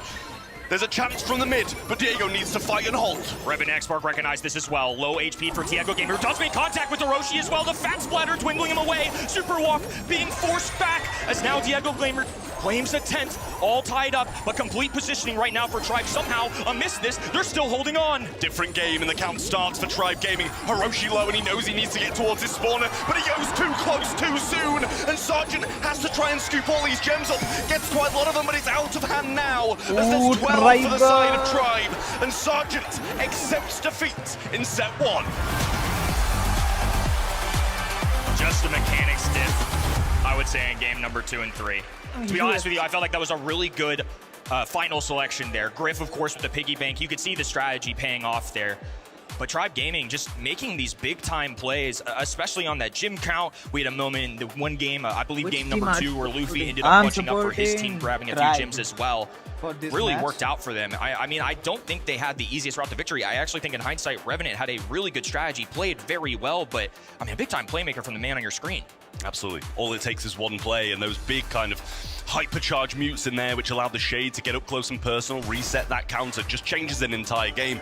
And it was the 2 games that Tribe won. They had these big individual plays with hypercharges. Luffy in the second, and then it's Diego in the third, getting the hypercharge mute and getting them back into that mid. So really strong stuff here from both of the sides. It's going to be very hard to separate these 2 teams across 5. One of the question marks with Revenant coming into this weekend, of course, was the lack of experience compared to Sergeant. Their last year team went to the Final 4 at the World Finals, a Cinderella run in Stockholm. You can just see it, frustration. A younger roster, some new teammates as well. Obviously, they've got what it takes. They showed signs of life there. I would say a very commendable set. Now they're a little more settled in, but that's one they got away from them. That really should have been a 1-0 for the red roster. Yeah, I think it's rare to see Sergeant getting like that as well. Usually, you know, smiles are on their faces when they were dropping a couple of sets. Yesterday, still smiling, still being like, okay, we're in this. But I think that just goes to show that they are making big blunders, big mistakes in games that they should be winning, because you definitely shouldn't be losing against a Shade in a completely open map. You know, you've absolutely built that map exactly how you want it, and you still drop in those gems. It's a tough loss for them to swallow. Tough loss for sure, and of all sets I would say this weekend to be frustrated with, especially when the moment is biggest, that's very warranted, I think. So the leader of the team gonna have to get a little composure here as we walk into Dueling Beetles, set number 2. Few bands flashing on your screen. Pierce is going to be out of the equation. I think a very consistent one on the right-hand side. 3 control-oriented brawlers. So clearly there's an intent here from Revenant X Spark early. Absolutely, and I mean, some really strong brawlers banned out on the left-hand side as well. You've seen the Pierce, the Otis, and the Lu, so smart to get those out of the way on a map like Dueling Beetles. We've seen the Lu absolutely dominating. When we saw, I think it was Lukey pick up Pierce on day 1 on this map, there was nothing anybody could do about it either. So really smart bans, I think, from the Tribe Gaming side. You got to be looking towards some of the more control brawlers, but a lot of them are banned out. Leon going to come in then as a first for Tribe Gaming. Smart, I like it. Lollipop drop, providing a lot of speed to your teammates at the same time as well. If you're not going to go anti-tank early, I think Leon is still a very safe bet. It gets you some signs of progression, and on top of that, the utility, I think, is why it's going to show up early here. The Lollipop drop is super helpful, but on the right-hand end, they immediately go with Finks, so this is going to be their mid of choice, and obviously the Time Warp is great into the daggers of something like a Leon or just any single projectile brawler, and on top of that, now they have Mina who can kind of juke her way up the map, especially if this is tight quarters and there's no real wall break. I think that could really work out. Absolutely, got to be very cautious. about that Think Super on the zone, especially in those dying seconds where the big plays are made. Mina, with the mobility, going to be able to evade a lot of stuff that Tribe Gaming are going to be throwing at them. And, you know, not only that, everything's going to be slowed down by the time warp coming in from Finks too. So a couple of very good picks, and very confident in them clearly as well with how fast they were picked up. It was back-to-back. They knew what they wanted to go, and they know how they're going to execute it. But Chester comes in over the other side then for Tribe Gaming. And I like it. I like it a lot. We've seen Chester again and again and again, and for the most part, it seems to work. Deadly damage from the Mad Hatter. I think that's a big reason why they picked this up. Also a preventative pick, and just a safe one, man. He's just really good in the meta right now. I think this is really just what's dictated in our current gameplay. It's anti-tank and tank, and it's just something, especially at a professional level, you always have to be prepared for, especially knowing that you don't have the 6th pick. You better cover all your bases here on the 4-5 turn. Hell, Sirius is going to come out on the last. Doesn't seem like he's been succeeding too much, to be honest with you. Still a very solid brawler, been getting picked up fairly frequently, but I think for the most part, yesterday, I think it was like a 0% win rate when played 4 times, which is slightly worrying when you look at a brawler like that. So we'll see what they do choose to bring down. Something like even a Penny, still pretty decent on this map, good into Sirius, going to be able to splash through a lot that he brings in and outrange a couple of the other brawlers as well. I think Penny's exactly where they're going. You can see a Salty Barrel working out into something like a Leon, also some control into that. Oh, did not expect that, but I do see the vision a little bit. So Barry, a long-time brawler that used to show up a lot, especially in our Brawl Cup of 2025. It was very solid in a setting like this. Let's distribute heals up the middle of the map, and on top of that, the lingering damage might be able to mess with the serious spawners a little bit. And I think just having a thrower in this matchup, no, it's not on paper good into Leon, but with so many walls, I think they can certainly make this work. Yeah, absolutely. Well, we'll see. As I said, it wasn't expected, but the Berry providing so many heals is going to be very dangerous, especially with something so aggressive alongside it as well. So Revenant Xbox, desperate to get this set on the board. Tribe Gaming, more of the same needed from them, because they don't want to be taking this far. They want to get this done in 3. Let's see how they line up off the rip. So Lollipop drop going down to the left-hand walls. Diego Gamer takes that side. Super Walk trying to move forward. Heals going down, but not enough. Sergeant left all alone now, and he's not a lethal damage dealer. Super Walk there to assist with a little windmill gadget to give them some extra percentage points as Luffy. Dangerous intentions on this left-hand side. Sergeant branching out, trying to work against the Mina spawner, somehow staying alive for as long as he did, but it's Tribe who have completely taken over. Super bold, but super good Leon Super there. There were so many times where he could have been just narrowly seen by someone and was eventually the Berry started shooting back, but he couldn't do anything about it. This has been seeming like a hugely dominant Tribe game, but percentage-wise, it's even. And percentage is all that matters. Hypercharge going down. A lot of ice cream on the map. He goes for 2 as well. Wherever Revenant walk, there is going to be a heal. And now a time warp as well. Slows things down. RBM gonna allow this to pass through. Change the pacing up as the Lollipop drop will go right-hand side. Luffy looking for a little chip damage, but Revenant unwavering. Just occupying the middle of the map the entire duration of this. Huge bomb coming in there. Does make a connection, but a super thrown out in return from the Mina. Doesn't find any hits though, and Sergeant left all alone once more, but percentage-wise, they got so many piled on the point there, and now ready to bounce back out as well. Luffy gonna be slightly invis out the back of that Lollipop drop, gets his hypercharge and uses it straight away, but Hiroshi TP's back and picks him up along the way. What a TP play as well at a perfect time. Now it's a 2v2 situation as Diego Gamer gonna be trying to operate. Sergeant coming in the middle of the map, loves to play these throwers. Ziggy was what he was known for at the World Finals, and these heals slowly climbing them up to 100%. Tribe Gaming have to take a stand for this game. It's a hurricane on the left, ice cream down the middle, and a little teleport will get them the win. I mean, it's non-stop heals coming in from the side of Revenant X-Spark. Really good, and a great way to bounce back, considering we saw and we heard how disappointed Sergeant was with the team performance in that first set. So to be able to bounce back and put a performance like that, it's a great sign. Just shows the kind of leader he is. And also, I would say the team around him has been playing very well today, especially considering the question marks from this team. There hasn't really felt like any weak points yet. Another thing that stood out to me in that game number 1 that I didn't really think about in the draft, why Barry in this specifically? Well, the more ice cream that's on the ground, it's harder for an invisible Leon to kind of operate around this. He's going to be scouted out every time, and that's something that I think as the game progressed made Luffy's job a lot more difficult. He's getting non-stop hit as well, and Sergeant providing these non-stop heals is proving a real issue for Tribe Gaming. They can't get in this game. They can't stay in the mid when they eventually get some control. Another time warp being placed down there, and that's going to be a Lollipop drop down. Luffy gets scouted, but he's trying to get around the rear, and this time warp still proving a massive issue. Now Luffy flanking top right-hand side. Super Walk trying to push them back, but RBM circumventing all of this. Diego Gamer falling back as well. No real kills, just plenty of heals going down. Sergeant putting the team on his back just like he does this region every single year, and now they're at 60. I mean, it's huge from side. It's non-stop. They always have supers. They've always got heals, and even when they're in the stickiest of situations, Sergeant's there to drag them out of it. Diego Gamer just coming back through the mid now, but they've only got 17%. Luffy trying to make these attacks from the back, but Diego Sergeant goes aggressive now instead of playing defensive. and then comes back, will fall down. Super used by Luffy back there as well, but they're on the zone. Hypercharge is going to be taking a bit of a while to come down, and that should tie the game up and bring it to 1-1 as Revenant takes set 2. Yeah. It's a well-oiled machine from Revenant in set number 2. A coherent strategy that paid off. A little boldness out of them too. It's an old-timey idea that worked out super well. That berry pick certainly caught me off guard. It's not something that I saw a ton in practices, but it worked out really well. It played to Sarge's strengths, who's really good, I think, at just being a point guard, distributing heals, going at enemies when needed. And on top of that, like I mentioned, I think that was actually a really creative solution to go against Leon invisibility, especially for throwers in general. They don't do well into assassins, but because there are so many ice cream cones just trickling on the ground, well, Leon can't take a step.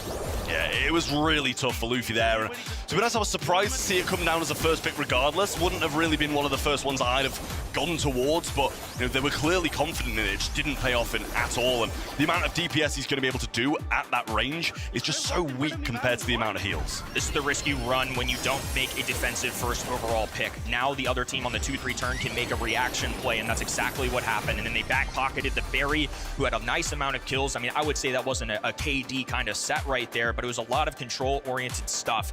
And that's exactly what this Revenant roster does. Superwalk did his job. Hiroshi up the middle of the map, distributing all those time orbs, dropping them in the middle, and just allowing them to occupy the entire hot zone. It basically covers up that entire thing, similar to why Lou shows up on this map a lot.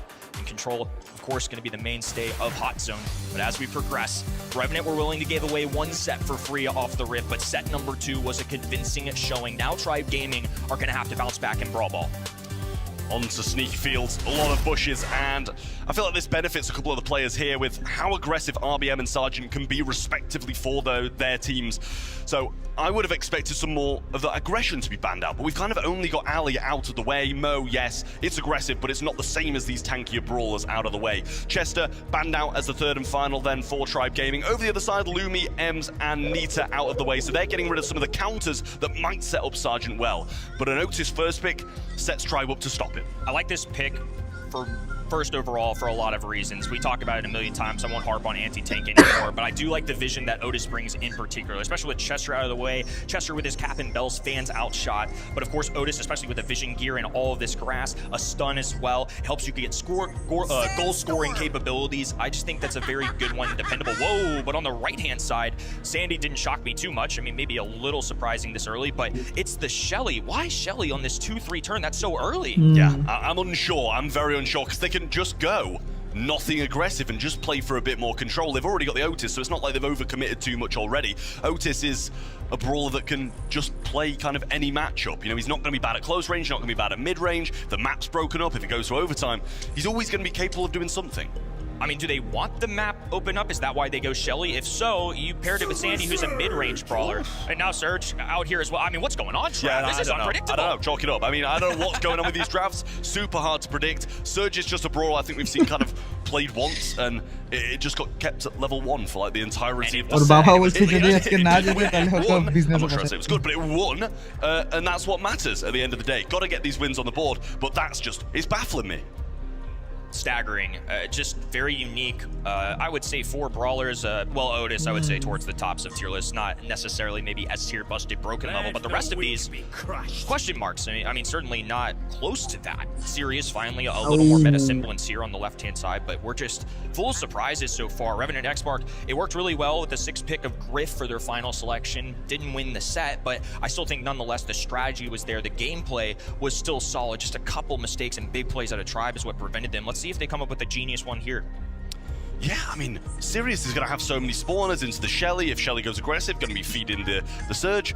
It just doesn't seem like she's going to have the best of times here. I don't doubt that they've got a game plan, because, you know, who comes into Brawl Cup and doesn't have a game plan, but Poco's going to round out. They've got a lot of fanning shots, to be fair, so they're going to be able to see quite a lot of the bush with the Sandy shots, with the Poco shots, but yeah, I don't know, guys. I don't know. Well, I'll speak for the Poco at least. I'm imagining this is partially to get vision, like you said. I mean, that's obviously a great asset, but I imagine it's for the gadget to go against Otis. I mean, that is a way to neutralize that, so I wonder if that was part of the influence. 1-1 overall. I would argue Revenant have, for the most part, played the better set, but a couple pop-off plays have helped Tribe Gaming in this. And of course, in a mode like this, where one goal can make the difference. It really could go either way, as Diego Gamer already establishes control of this right-hand side. Sergeant, though, blowing up the middle of the map, a kick over. And now with 634, has to back away. That's a big-time kill, but RBM, who I think he could have kept walking there, that could have been real disastrous for Revenant. Yeah, I think he was a little unaware of how low that a lot of Revenant X-Spark were. Superwalk just going to grab this ball, expect it to be sent into the corner. And that might be a pass to the mid goal here. Luffy gets the ball. No! Kenny?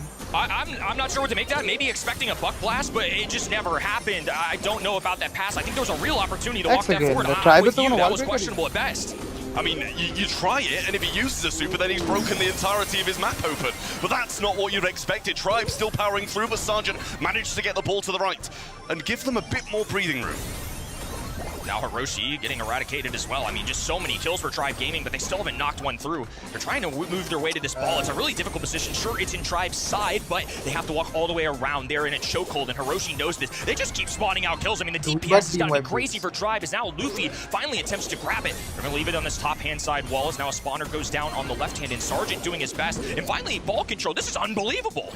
Well, a hypercharge is there from the Poco, and this is the time to go if you're going to go. Sergeant gets muted out, though, and that's not going to be the best showing from him. Just Superwalk left alive. Just him to defend this ball. Not sure he's going to be able to stop this one. Super pass forwards. The shelling off. Oh, but it goes past him. Oh, Sergeant almost with an incredible defense. But the ball just rolls in anyway. I thought Sergeant made the play of the day. That is unbelievable. What a wild set we are watching right now, and it's just game number one. Hypercharge for Sergeant now. Buck blast going down left and right as Hiroshi looks to clean things up.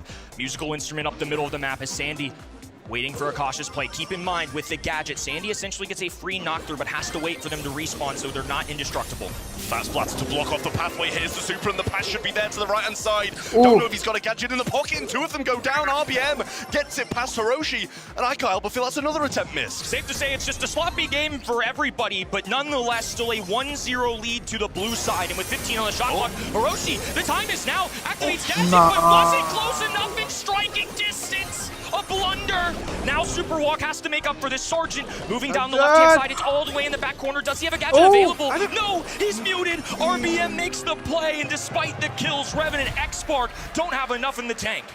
I don't know what's happening, but it's a super entertaining, very scrappy game of Brawl Ball. That's what it is. A few chances seemingly missed for both sides, but it's more impactful that Revenant X-Spark don't get that ball in the net. Super close to the Sweet Dream stun, followed by the goal, but RBM measures that distance well and stays out of the way. How do you fare amidst the chaos? Some wise words from our colleague Corey the other day, and it couldn't be more true in this set. Luffy now on stage 2, instantly Superwalk able to get this off, top left-hand side, so pockets this, but this is where Revenant X-Spark had some serious problems in the last game. They got staggered, and it was just Tribe Gaming 3v1ing them. It was just a lineup of kills. Yeah, well, Sergeant making the move down the right side, gets a little wall breakthrough as well, but Diego Gamer will spawn in 2 clones of him in turn. Hiroshi getting hit hard here, and Luffy already level 3 is a big thing for him. Gadget popped, and he runs Superwalk down. Superwalk absolutely pinned. Now the spawners rushing up the middle as well. In the mouth of the goal is a lone Sergeant and Hiroshi just trying to take care of business. A mute going out. Sergeant low HP. Can't get the super off in time, and Tribe Gaming will take their time to put one in. Yeah, they're going to be pleased with the position they're in at the moment. No Sandy super, no Poco super, just Sergeant on the left-hand side. Needing to do a lot of work with just the one super they have. Hiroshi gets hit hard, hypercharged there by Superwalk. Should be pretty close to super if he's doing that, not just for the raw stats. Sergeant goes for it. Can't find the opening in the Screeching Solo. Not enough to bring them down. Luffy's just got such a good matchup one-on-one with the Sandy and on the Poco. I mean, you're seeing it, just a super feeder now that stage 4 finally falls. Sergeant, you did see it, has that purple button available alongside the super, and they're going to need it. Time slowly trickling away. Still enough to go through with this, but it just hasn't really feel like they've had enough of a momentum swing to get to the other end. Yeah, good pinch from Hiroshi and Superwalk there, and with Sergeant coming back up with Hypercharge and Super in hand, they have a chance, but they've only got a minute to try and make this happen, and they left it too late last time. Sergeant trying to weave his way through all this defense. As now a Sandstorm will go down. Invisibility to cover up the red roster. Hypercharge. Do they see this coming? Now he's going to work his way to the right hand and blowing up the mouth of the goal in the face of Luffy. Looking for Diego Gamer next, and it's a team wipe for the red roster. And now they'll take their time as well. They want this to go on and on, get this closer to the end of the regulation. But, like, do they though? Surge is going to have level 3. He's got a hypercharge. They're against an Otis. I don't know if they're going to be that good at range in overtime. They're going to need a Sandy Super. Here comes the hypercharge, and that's one missed by RBM in there as well. Sergeant looking for another Super. Hiroshi around the side gets burnt down fast. The Super Walk with so many piercing shots, but gets beaten down by the shadows of Diego Gamer. Super Walk will take down the clone as Luffy is now on tier 4. Sergeant Super gets Diego Gamer, but there's spawners to cover for him. That's a big time kill. Still control of the map for Hiroshi, who's just trying to gun them down. Super Walk puppy guarding as well. Diego Gamer moving towards the left-hand side. Now fast forward. What is this? Absolute chaos in set number 3 and a freebie for Revenant Export. Damn. I don't know what's happening. I don't know what's happening, Kenny. It seems there's so many blunders, so many missed opportunities, but then all of a sudden opportunities appear out of nowhere.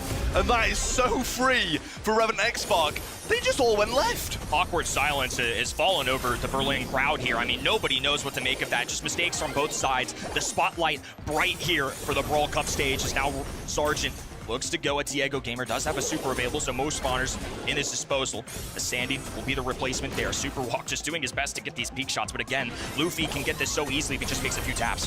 Yeah, gadget there on Sergeant as well, brings him low, but Super Walk will give him a little gadget in there as well. Hiroshi just working for a super of his own, but nice heal there, keeps him in the mix. Luffy going for the left-hand side, pass to the right though, as Sergeant might have an opportunity to get this one up. Goes for the dash forwards, tanks a lot, but not quite enough. Great. Ball going the other way now though, and Luffy might have a walk here. No stun is there for Hiroshi, and that's gone from very bad to very good for Tribe. Phenomenal team play right there. Gets the super pass, a heads-up play that will allow them to score early, and once again, it's Tribe Gaming in the driver's seat. Eyes on Sergeant Super on the left-hand side as Hiroshi has to deal with a clone of himself. I think he's gonna even get the kill on him. They don't have enough for a super. Luffy's shut down, but man, it was close. Diego Gamer might try and clean this up for his own. Yeah, just waiting this one out now. They know they've got the lead and hoping to hold them back for the rest of the game. Not overextending for a chance at a goal, but there's the Sandstorm going in. Diego Gamer looking pretty low, and Super Walk will help Hiroshi in that matchup. RBM coming forwards, gets one kill. Sergeant searching for a super, but RBM's got a hypercharge, and that's wasted. A lot of pressure on Revenant right now, especially with Luffy having a hypercharge. Diego Gamer with a couple spawners on the map. The shadows are lethal. Sergeant beats this out though, doesn't get the kill. Contact made. Super Walk can't get the pass off Sergeant. Looking to move forward. Hiroshi body blocking it. It's not quite enough. Stopped up the goal. Denied by Luffy. Yeah, no stun there in time. And still, Tribe Gaming have the lead with 42 seconds on the clock. Revenant X-Spark aren't going to get many more opportunities like that, but the Sandstorm will help them get in the mix. Super Walk trying to get up, but Diego Gamer causing so many issues, but they've super the ball straight to them, and you don't want to be giving them control at this point. Super shadows go down as well, so now the job for Tribe Gaming a whole lot more difficult, but it helps when you get a kill. 2v2 situation. Numbers returning to Tribe Gaming as they get the respawn. They're going to pocket this in the bottom left-hand side. It's going to be down to one Revenant push here. A Sweet Dreams going out as well. Diego Gamer caught lacking, but does survive. Luffy up in the faces of the enemy side, and Sergeant just has to pop a purple button, but he knows the inevitable.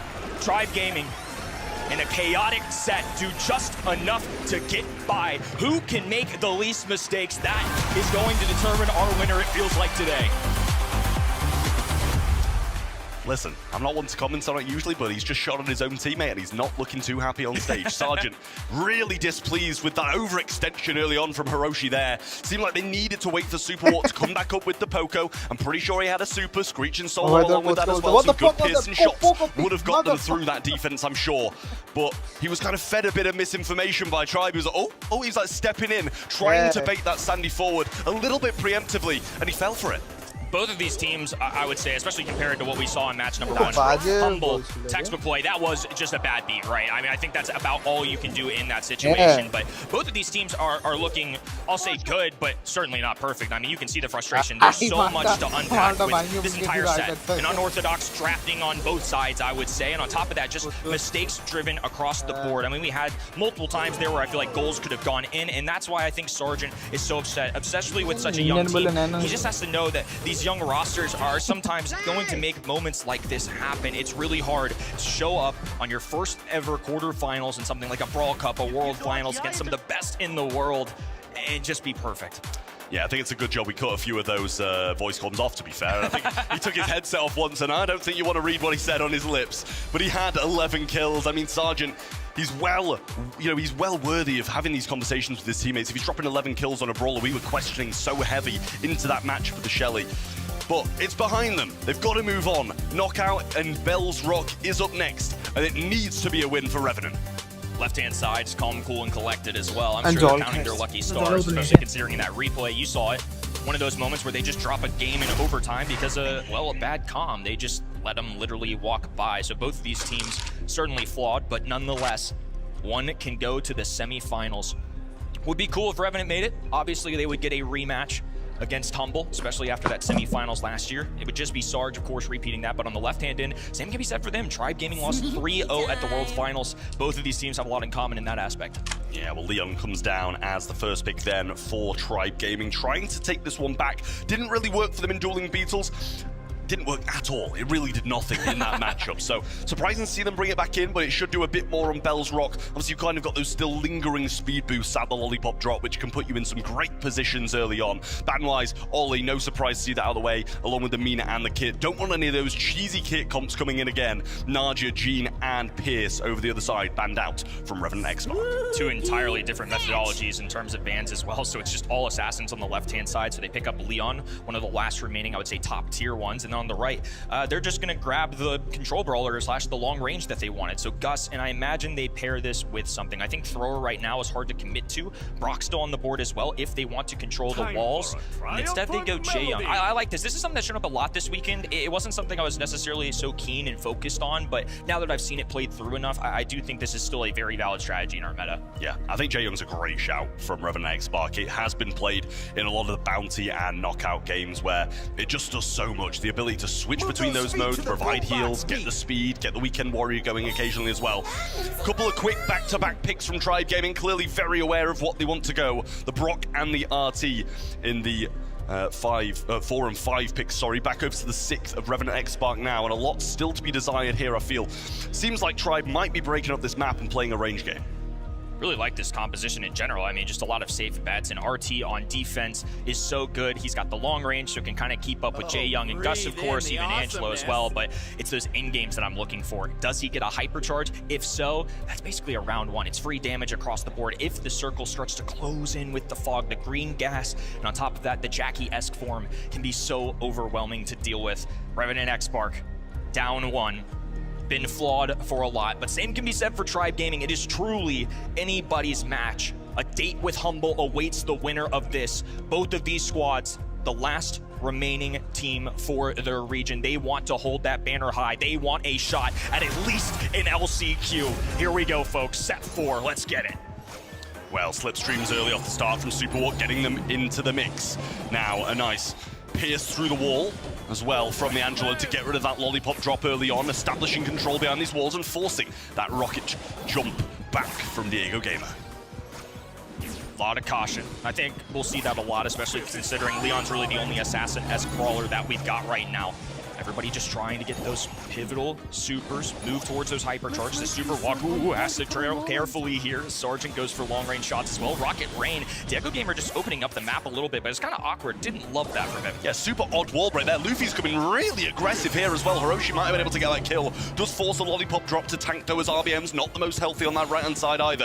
And it's back to the stalemate in mid. A few supers acquired here and there, but I like the look of that Gus one on the right. Maybe a little too cautious from the Gus, but nonetheless does keep himself alive. That is what's most important, especially in this where you only get one opportunity per round. Another Lollipop drop. This one gonna be much more protected, but a great gadget choice. Gas starting to close in. Super walk available for the heals. A shield going down. There's the first kill. Red roster strikes first. Diego Gamer raining thunderbolts from the sky will keep the roster low HP. He's diving in right in front of their faces, and it's a team wipe.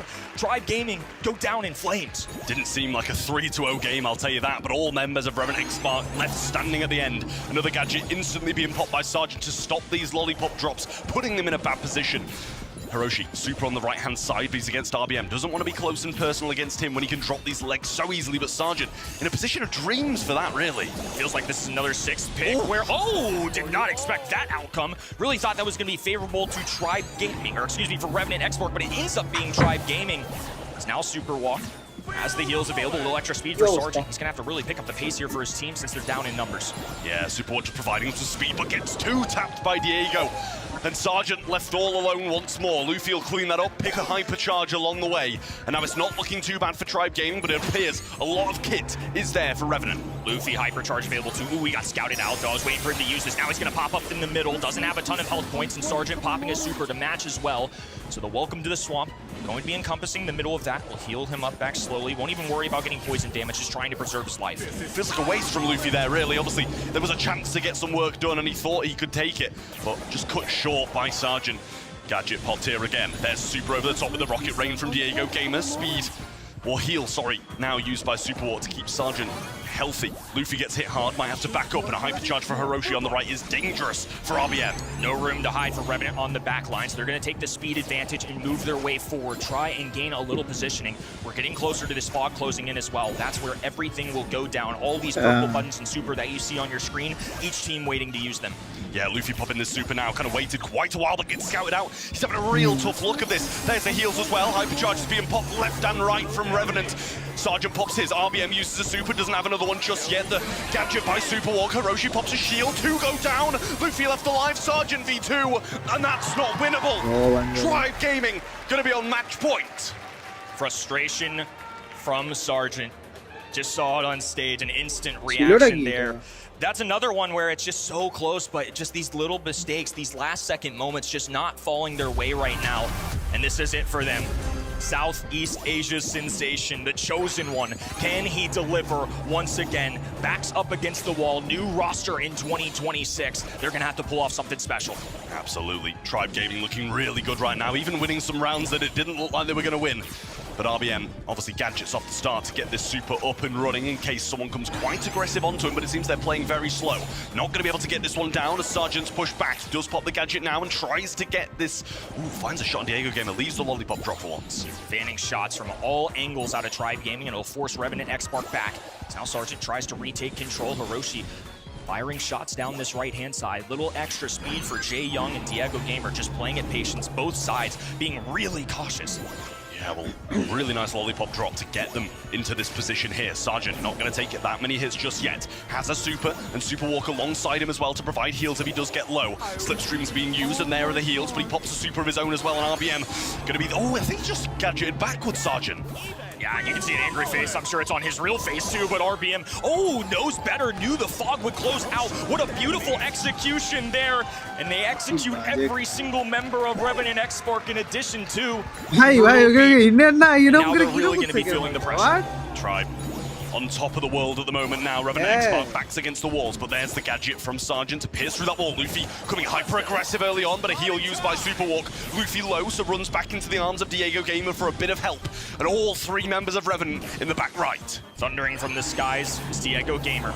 No more room to hide. Superwalk low HP, trying to tiptoe his way all around this, but the shot goes through. 3v2 situation. It's been a long time coming, but Tribe Gaming have finally gotten NA back to a top 4.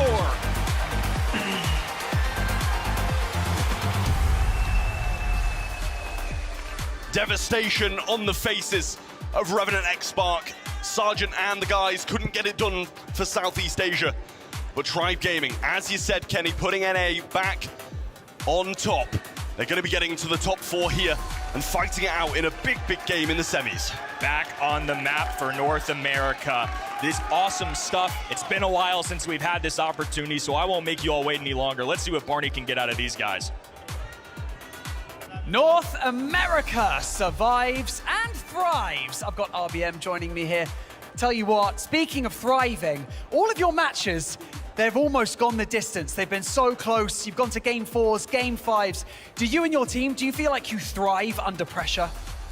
Parece que todos vuestros partidos llegan a un cuarto, un quinto mapa. ¿Crees que es porque vuestro equipo juega mejor bajo presión? No sé si decirlo así, pero yo creo que cuando es bajo presión, como que todos nos...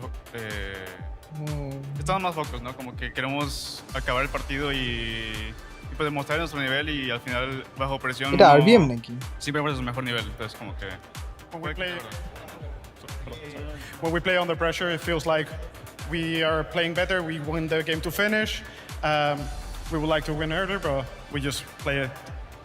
played incredibly well, of course, but you know, I want to talk to you about the dynamic of your team. Like, so how well do you guys play as a team? How much do you trust them? What do you guys, what do you guys feel like brings the best out in you? ¿Cómo crees que es vuestra dinámica como equipo? ¿Quién aporta qué piezas dentro de la partida para poder ganar? Su casa. Yo creo que lo que hace que nuestro equipo tenga esa dinámica es de que siempre jugamos comfort, de que jugamos los Brawlers que cada uno se siente cómodo con ellos. Y aparte, cada uno cumple una pieza fundamental del equipo, entonces cada uno es muy importante. Yo veo como un reloj, que es un reloj y cada parte es muy necesaria. So everyone puts in their part, we try to play the best. The drafts the picks are important, and yeah, every player is very important for the team. Well, you've made it through to the semi-finals. Congratulations, ladies and gentlemen. Let's hear it one more time. It's Tribe Gaming!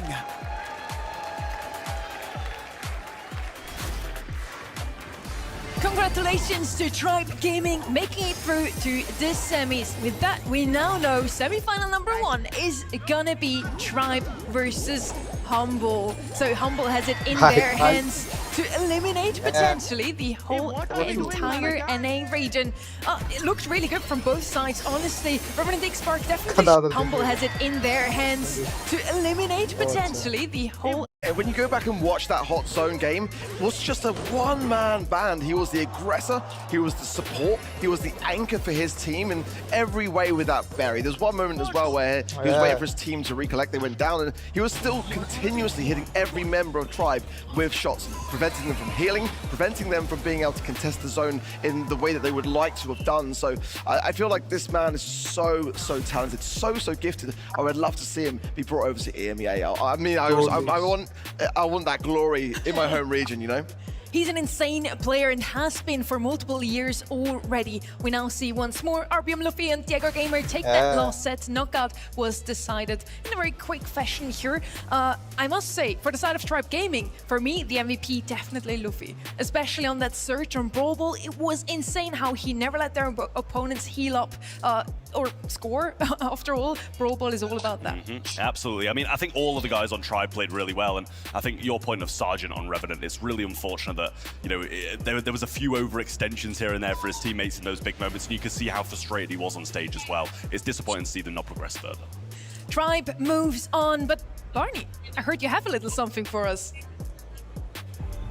That's right, yes I do indeed. Ladies and gentlemen, before we continue with Championship Sunday, we have a very special announcement for all of you guys at home and of course right here in Berlin. So please join me in welcoming to the stage the General Manager of Brawl Stars. Put your hands together, make some noise for Frank! Frank, yeah! Frank! Hallo Berlin und hallo unsere Zuschauer zu Hause. It is time to announce the location of the Brawl Stars Esports World Finals 2026. I know we made it pretty hard to guess, but millions of you guessed along inside of Brawl Stars. We are specifically excited about this one, not only because the esports scene in the country and our dedicated fans, but also because it's the biggest esports event we've ever done. So, are you ready? Seid ihr bereit? Let's go!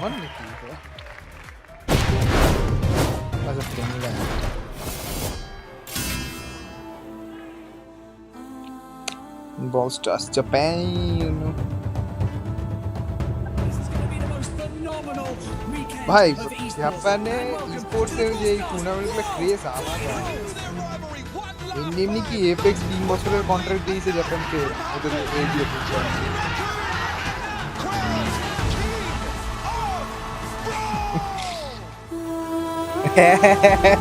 হাফবালের সাথে আছেন আজকে আমি চাই না ওরা হারুক কিন্তু ভাই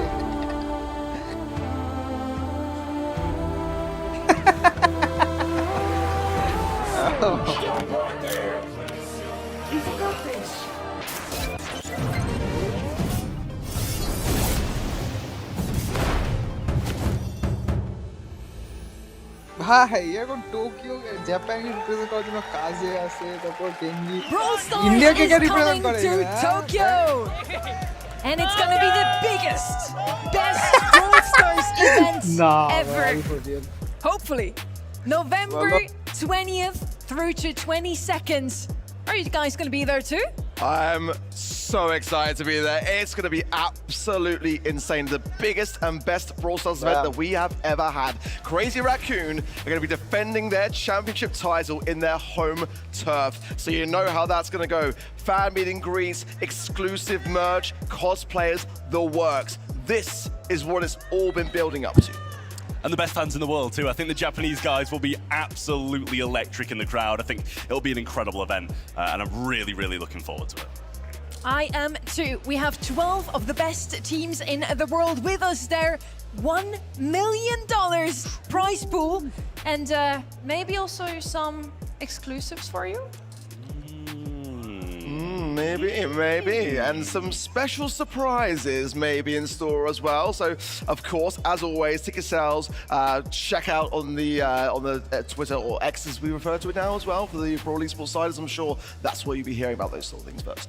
There's gonna be meet and greets, exclusive merch, cosplayers, and everything else you can wish for.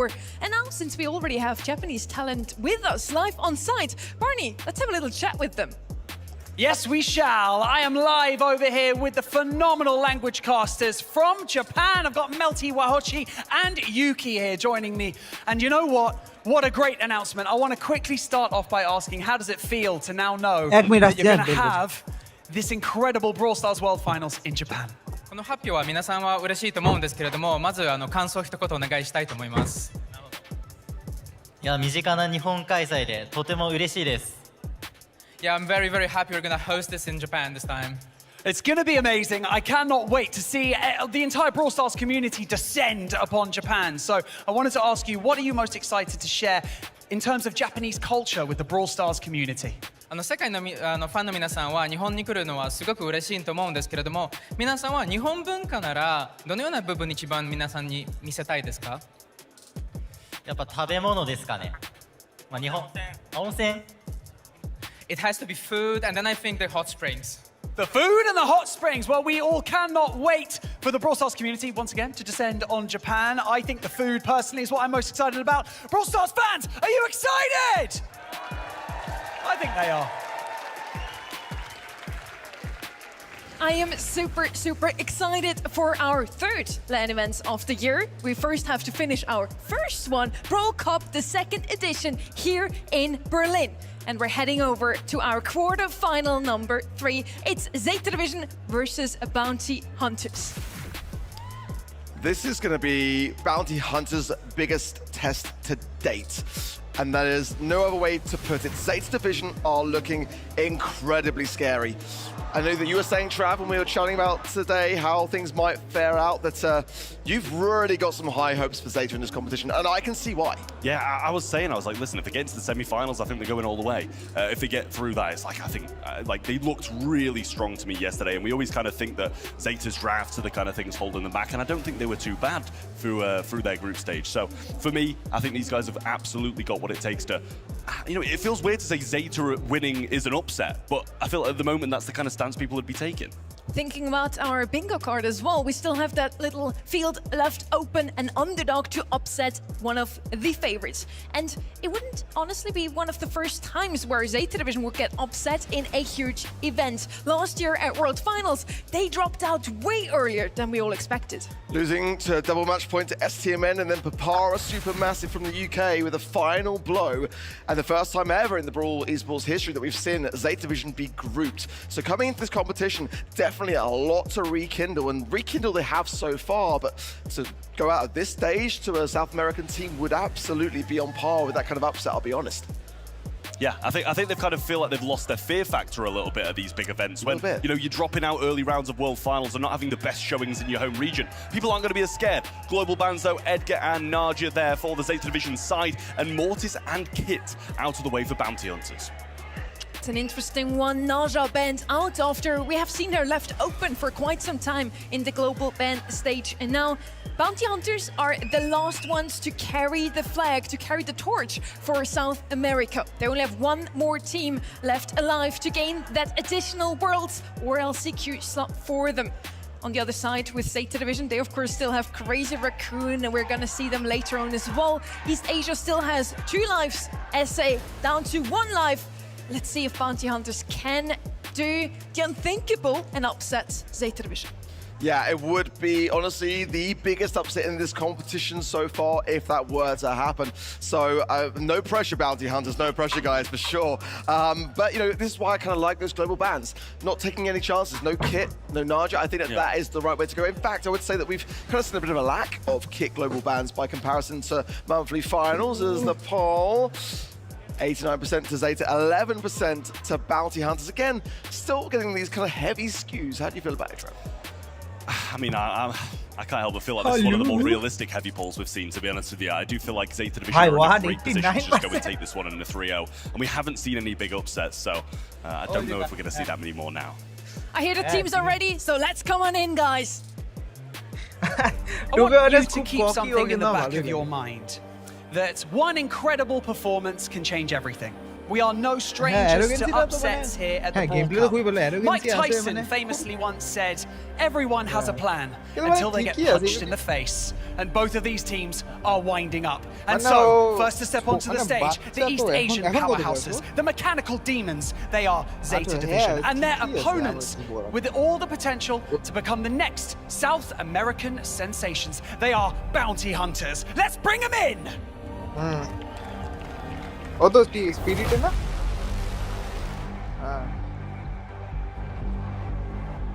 Chini.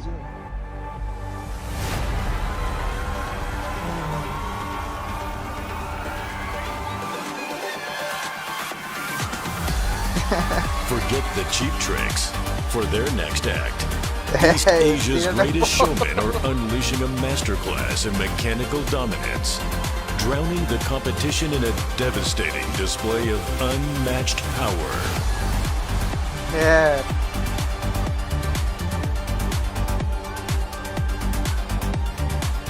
अरे एक मोटा गोला है ये बॉबी है फालतू এটা খুব বাজে করছে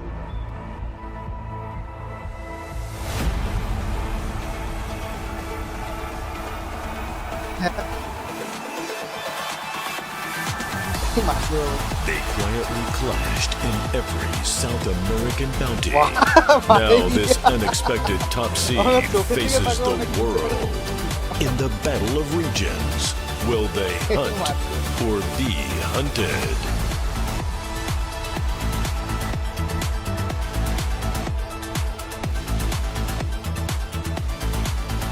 All right. Here we go. We have one already for the face-off. Batman, you want to come here? Very quickly. Want you to face each other. Okay. Zeta Division and Bounty Hunters about to face off right here on the main stage. It could be an uphill battle, but I cannot wait to see what happens. 5-7. Are you ready?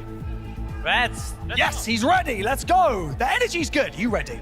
We are ready, and we know we can beat 10 in drafts. I love this. I love the positivity. Do you want a fist bump? Touch gloves. Let's go. Thank you so much. Thank you so much. I feel the energy right here. Batman's got good energy, doesn't he? Bounty Hunters, like I said, maybe an uphill battle to climb, but never count anyone out. We still have the 8 best teams right here in this competition. Let's do this.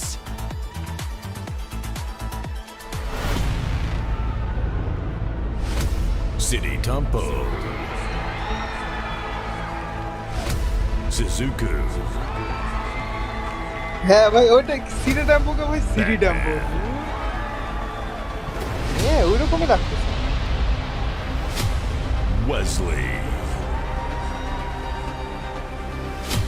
Prosy, city tempo Portax, আরে এটা ইসে হচ্ছে একটা word আছে না tempo মানে time নাকি কিছু একটা বুঝায় You heard it here.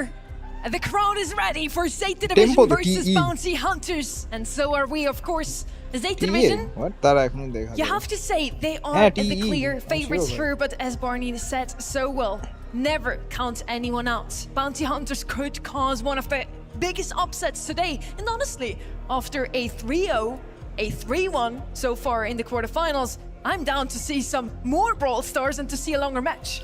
You know, I know how Trav loves it when I talk about scrim rates, but I think this is one that he'll probably side with me on this one. I'll allow it, go on. I'm going to say it, Bounty Hunters have the lowest scrim rate and win rate in this competition. So just to add to the enormity of an upset potential, that is something to be said. Colette will be coming in as a brawler which did escape through the bans. The bans being the Lumi, the Shade, the Ruffs, the Lily, the Leon, and the Nita. I like the Shade ban for sure. Definitely though, the Chester kind of peering through for me as being a pretty early potential pickup brawler here for me.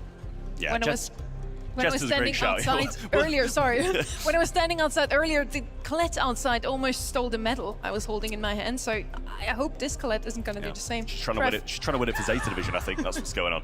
Crow going to come down then as well, and there's the Chester that you said, Arc. I think it's a great shout. It's just one of the more versatile brawlers at the moment. And you said it's a big gap when it's not banned, not first picked. I mean, Colette, you're going to pick it up if you can get it at the moment, I think, aren't you, really? But a couple of really good answers then from Bounty Hunters on the other side, and I really like how that's shaping up for them.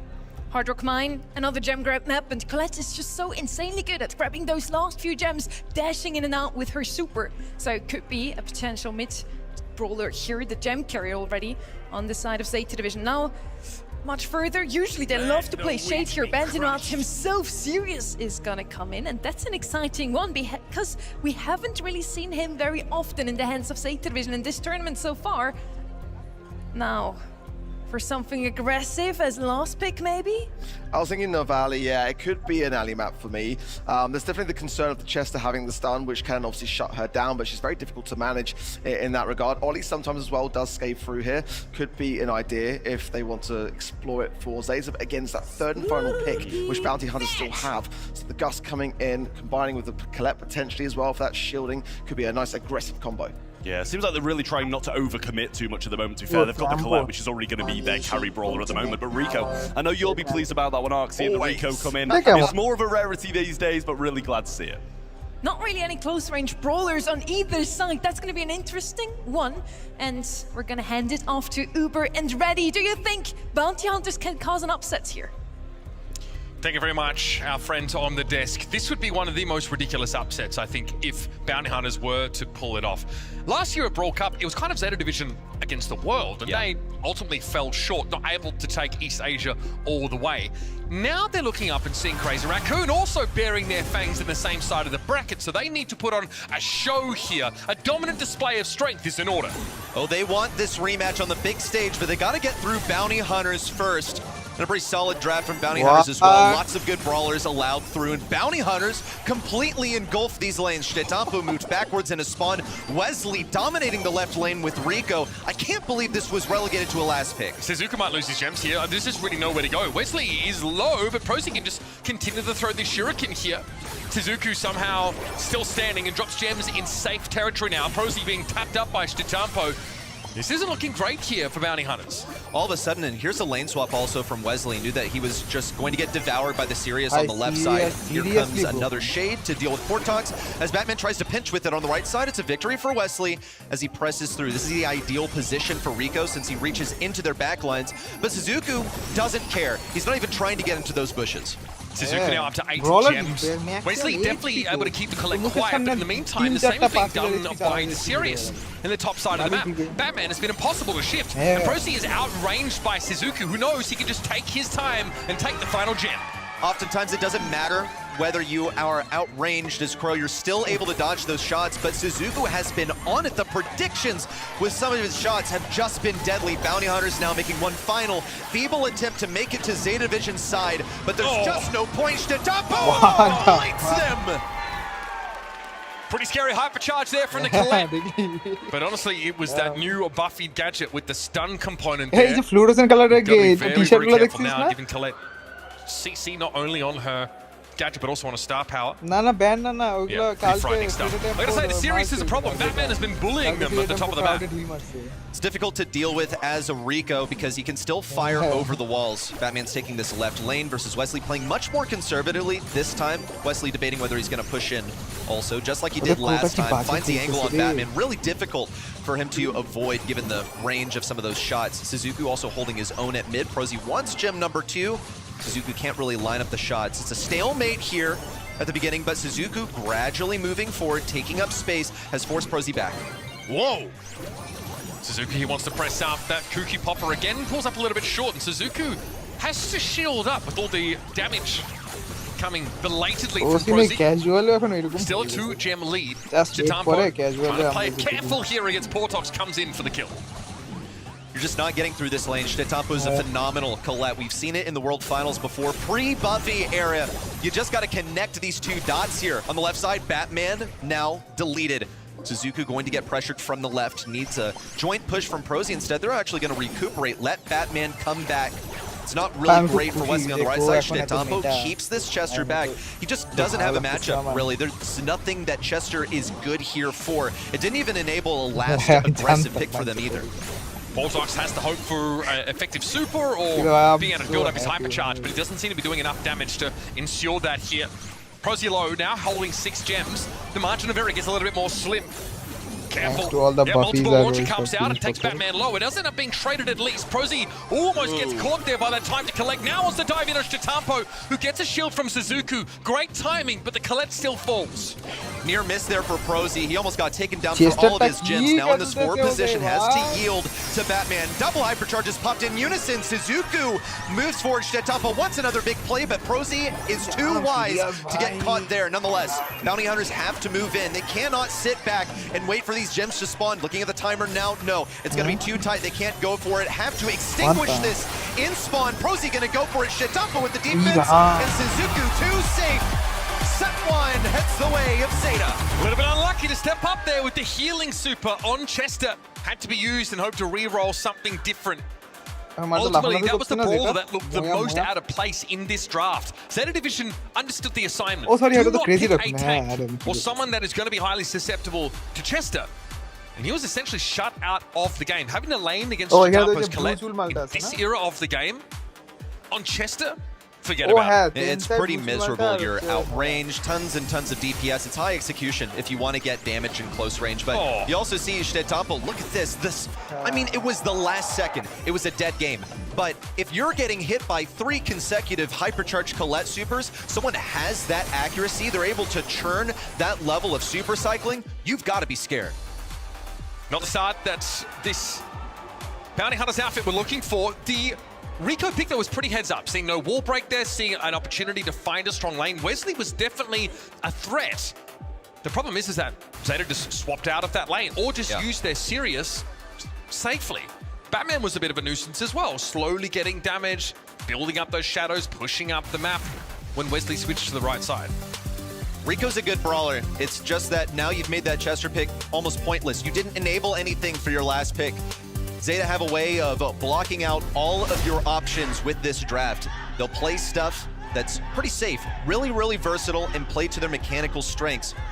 Everyone's tired of hearing it, but it's simply the truth. They lean on their raw skills to make these games happen.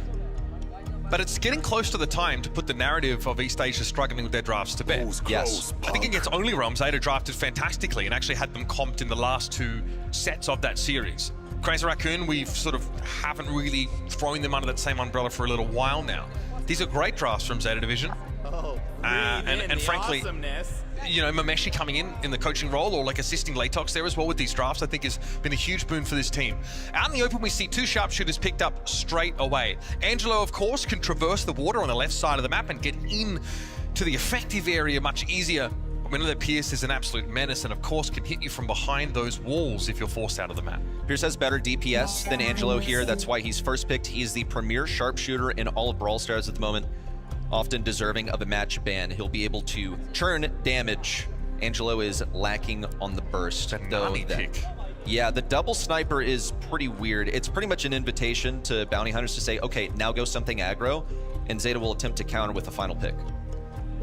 Zeta are going to be able to see the entirety of this Bounty Hunters draft before their last pick comes through. But on this map, what are you playing to close the gap? Yeah, okay, we're going to pick up Brock here. Someone who can open up the map a little bit, allow Bounty Hunters back in. With Mina banned, I think you're pretty short on gap closing Brawlers here, especially with Kit and Mortis already having been banned out, as well as Edgar. So we do not see any little aggro Brawlers at all here for Bounty Hunters in the end. No, not really. They could just play directly into this Pearl and decide, okay, we'll make it a triple sniper battle. We'll go for Bell, go for a counter, something pretty solid that has good survival, prevents everyone from grouping up too much. It's also this Pearl deterrent against stuff that gets in close range. Piper as a final selection. They've gotten triple snipers over here. This is going to be a skill and control-based battle. They'll be outranging this Pearl. Also, Pearl, I assume, will be eaten alive by Piper. When you have accuracy, snappy sniping is always a great thing to have in your toolkit. Piper also just so effective against anything that's beneath base move speed. And I don't know how any of these Pearl Supers are going to become relevant. No. I'm sure you open up the map maybe for the rest of your sharpshooters, but this is going to be a tough one for Bounty Hunters. Zeta Division are not afraid to go full sharpshooter. And here we go, folks, jumping in out in the open. Chitampo already gets in the middle of the map. Gonna fire the first arrow of Cupid in the usual spot, but no one's biting. Bounty Hunters know better than to all group up on that middle choke. On the right side, initial damage for Wesley. A bit of it's going to be reflected by Batman. Now Portox goes for the punish, just out of range of getting Batman down. We see the shield up. Also another stronghold broken open. It's not so much about getting quickly into mid as it is diminishing the bushes that Suzuku needs to work with at mid. Wesley doing well here. I think you've got to be scared of the Pierce. Batman didn't have an opportunity to pop that return to sender gadget, and frankly just got outdone by the current best sharpshooter in the game. 3 versus 2 now. Wesley just wants his hypercharge. That is his win condition. Also denying value to Suzuku, who would love to break open a wall for an easier rotation backwards. Portox can't really find the mark. Suzuku down to 1. Prosy with the extended explosion radius of his gadget will take 1 down. Chitampo wants to just get into the poison while also farming his hypercharge. Yeah, not going to bite, not going to give anyone any value if he can afford to. It's round 1 to Bounty Hunters, really surgically played. Yeah, that Wesley Pierce is going to be a bit of a problem for Zeta Division. Continuing to open up the map a little more here. Portox can tank these hits pretty well, especially with that shield at full heat. Portox knows there's nothing really to do until it's time to go aggressive, so they'll stay full heat, or rather shielded up here, and they will simply wait for their opportunity to dispense some damage. Want to point out Suzuku going for the homemade recipe off rip because it drops Wesley to 1 tap by Batman. That's the synergy they're playing for Suzuku. Again, going for the homemade recipe. This is often reserved for a finishing move, but would be useful to have alongside Batman. Zeta Division just playing this nice and slow. They're not too interested in taking things early on. They have that confidence that once Pearl is forced out of the hidey hole, then they should be able to get the supers that they need. Chitampo also just trying to get his super. Got to be close if they're playing like this. Wesley caught out there with a homemade recipe. Quickly pop and used to evade any crackback. Batman seems happy to be tucked in this corner, especially now that he has that peep at the ready. Portox will be brought down. He'll struggle in any of these matchups, and Zeta Division can close out the round. Well, Prosy's going to get 1, but it's all he can muster. Note also that Peep was utilized into the indestructible. I don't really think that's a wall break they wanted. They wanted to get rid of that barrel. But it's okay, you know, it's not nothing. It means less for Portox to hide behind. Gets the burn on Chitampo. It's only 1 burnt cookie, so it's not the end of the world. On the right side, a 1v2, but Batman and Suzuku just cannot deal with this Pierce at long range. It's still annoying for Chitampo because he has the hardest time healing of any sharpshooter. Because he spends time charging his shot, he can't heal during that duration. He needs to not charge at all to begin that passive regeneration. So any little bits of damage on Angelo end up mattering a lot. Prosy with a super forward serves to zone Zeta backwards, but as soon as they step forward, they take 1 back. They need this cover. A hypercharge popped by Suzuku. Another one for Batman. Gonna have to just go for the hypercharge nanny super as a finisher. Portox wants to take it and manages to get it. Still 3v3. Prosy with a hypercharge of his own now must be close to the super, but cannot get it in time. Yeah, Suzuku here, though. The gas is starting to push Zeta forward into the fight. Nice overcooked gadget there, but it's still a 2v1 now. Chitampo trying to stay alive inside his super, but the damage is too much. Cheeky little jump away, but eventually he'll be run down. Nice looking for Bounty Hunters. I'm feeling the Pierce diff, I'm not going to lie. Yeah. Yeah. He is that good. He is by far the best sharpshooter in all of Brawl Stars. And when you place him on this lane, even into 2 sharpshooters, he's still able to stay alive. He plays at max range effectively, all kinds of projectiles to be avoiding. And I also like the reload speed of Pierce. You see the initial homing recipe from Suzuki. Once again, they want to drop Wesley to 1-tap so that he's forced to move back off rip, but it's not going to go anywhere. It's another low and slow game from both Zeta and Bounty Hunters. Wesley revealed briefly. Obviously now there's an entire new map of terrain to clear. The Bounty Hunters already getting to work in that regard. Prosy already making use of one of those rocket fuels. Does take a hit here though from Shitampo. Batman, return to center, pop there! And good catch on Wesley. The pinch to the right is sound. And Portox is in trouble. He might be at full heat, he might have a shield in play. But Suzuku is looming large at the top now. In close range, a gadget from Portox is a death sentence. He's just trying to work his way in there. He's opting to go for this 1v2, draw some fire away from Prosy, who wants to fight a 1v1 on the left side. He won't be left alone. Suzuki going for the pinch while also threatening Portox at the same time. The Pincushion of Portox cannot stand to these 3 brawlers. It's 1 round to Zeta Division. They have good utility. Suzuku's able to jump away, and he'll play aggro off of that, since he can afford to get down to 1-tap within Wesley's range. The barrel is still there, ready? Yeah. Another peek, but unable to clear that part of the terrain. And he got some incidental damage on Portox, but nothing you'd write home about. Wesley here, trying to find some poke damage on Suzuku and gets it. Another connection on Batman, so those flasks are starting to spawn up for him. But he's giving up a lot of ground at the top of the map here, allowing Batman to potentially pinch into the left. Here's Shitampo, Hypercharge at the ready. The grassy field basically cleared off by that Hypercharge of Piper Super. And Shitampo wants to get a bit greedy here. Able to dodge the shot in from Brock though, while Wesley still looks for a way into the map. Shitampo was able to push up there because he just has so much speed. In mid-range, Brock is just absolute trash. So if Shitampo can close the distance, that's where he knows he's going to win. Portox on just 1-tap has to retreat. Wesley, likewise on the right side. Shitampo gets one with a gadget. How often do you see that from Angelo? Zeta finish it off and get the game win 2-0. I think this is a great illustration of just how technical this matchup is. It's extremely execution dependent. It did feel like Bounty Hunters were really very willing to give up the map. One of the hidden MVPs of that round, I think, is the Hypercharge Piper Super that clears all the grass at the top. That allows Zeta Division to take even more map control. Prosy needs to try and do the same here and expose Zeta's plans to the world. Also a different lane matchup this time. Wesley on the left side, they want him to take on Shitampo. They've identified him as the primary issue. And they just trust Portox to dodge out the shots from the 2 sharpshooters fighting in tandem. Wesley now rotating back over towards mid. They're just looking for some sort of solution. They managed to get game 1, but looks like Zeta Division caught up with them. Now that's a big wall break. Barrel finally destroyed for Zeta. That's a big one out of the way. Batman had to use a return to sender on Pearl, which is definitely the least effective use of that gadget, but he was concerned about his health pool. That does, though, as you can see, force Portox right up to the top of the map. There's no way he's going to be jump padding in, not without a super. Wesley takes another glancing blow from Shitampo, but it allows the Angelo to move up, take that space. Good heads-up play for Prosy as well, breaking the rightmost obstacle so that Portox can move through this choke into mid. 300 HP left. Prosy fired upon by 2 enemy snipers. It's Wesley and Portox to try and recover this, but Portox can't hit the gadget. At least he gets 1 kill on the right side, can work towards his hypercharge. No, didn't even get a single salvo of cookies off. Nothing gained. Suzuki's spacing is astonishingly good. He is seeing the gadget pop by the Pearl and just staying outside of her range, only just. Not easy to do. This has been a nightmare for Portox. It's just a last pick, functionally, this Pearl. Bounty Hunters really hoped for it to be the trump card, but so far it's been their Achilles heel. A hypercharge for Suzuku. Would he do it? No, he'll never jump in. But Batman has tons of damage. Will eventually fall to Portox, but he's the last one standing against 3. 39 HP to hang online. And Portox, despite his best efforts, will fall. It's 2-0 Zeta. Sharpshooter class has concluded. Zeta Division super happy to go down the rabbit hole on this particular map. They saw what the draft served up to them. They said, hey, you want the Pierce? We're going to try and answer it with the Nani. We have the Angelo already. And hey, why not just go all the way? Why not full commit and add the Piper to the mix? It wasn't easy.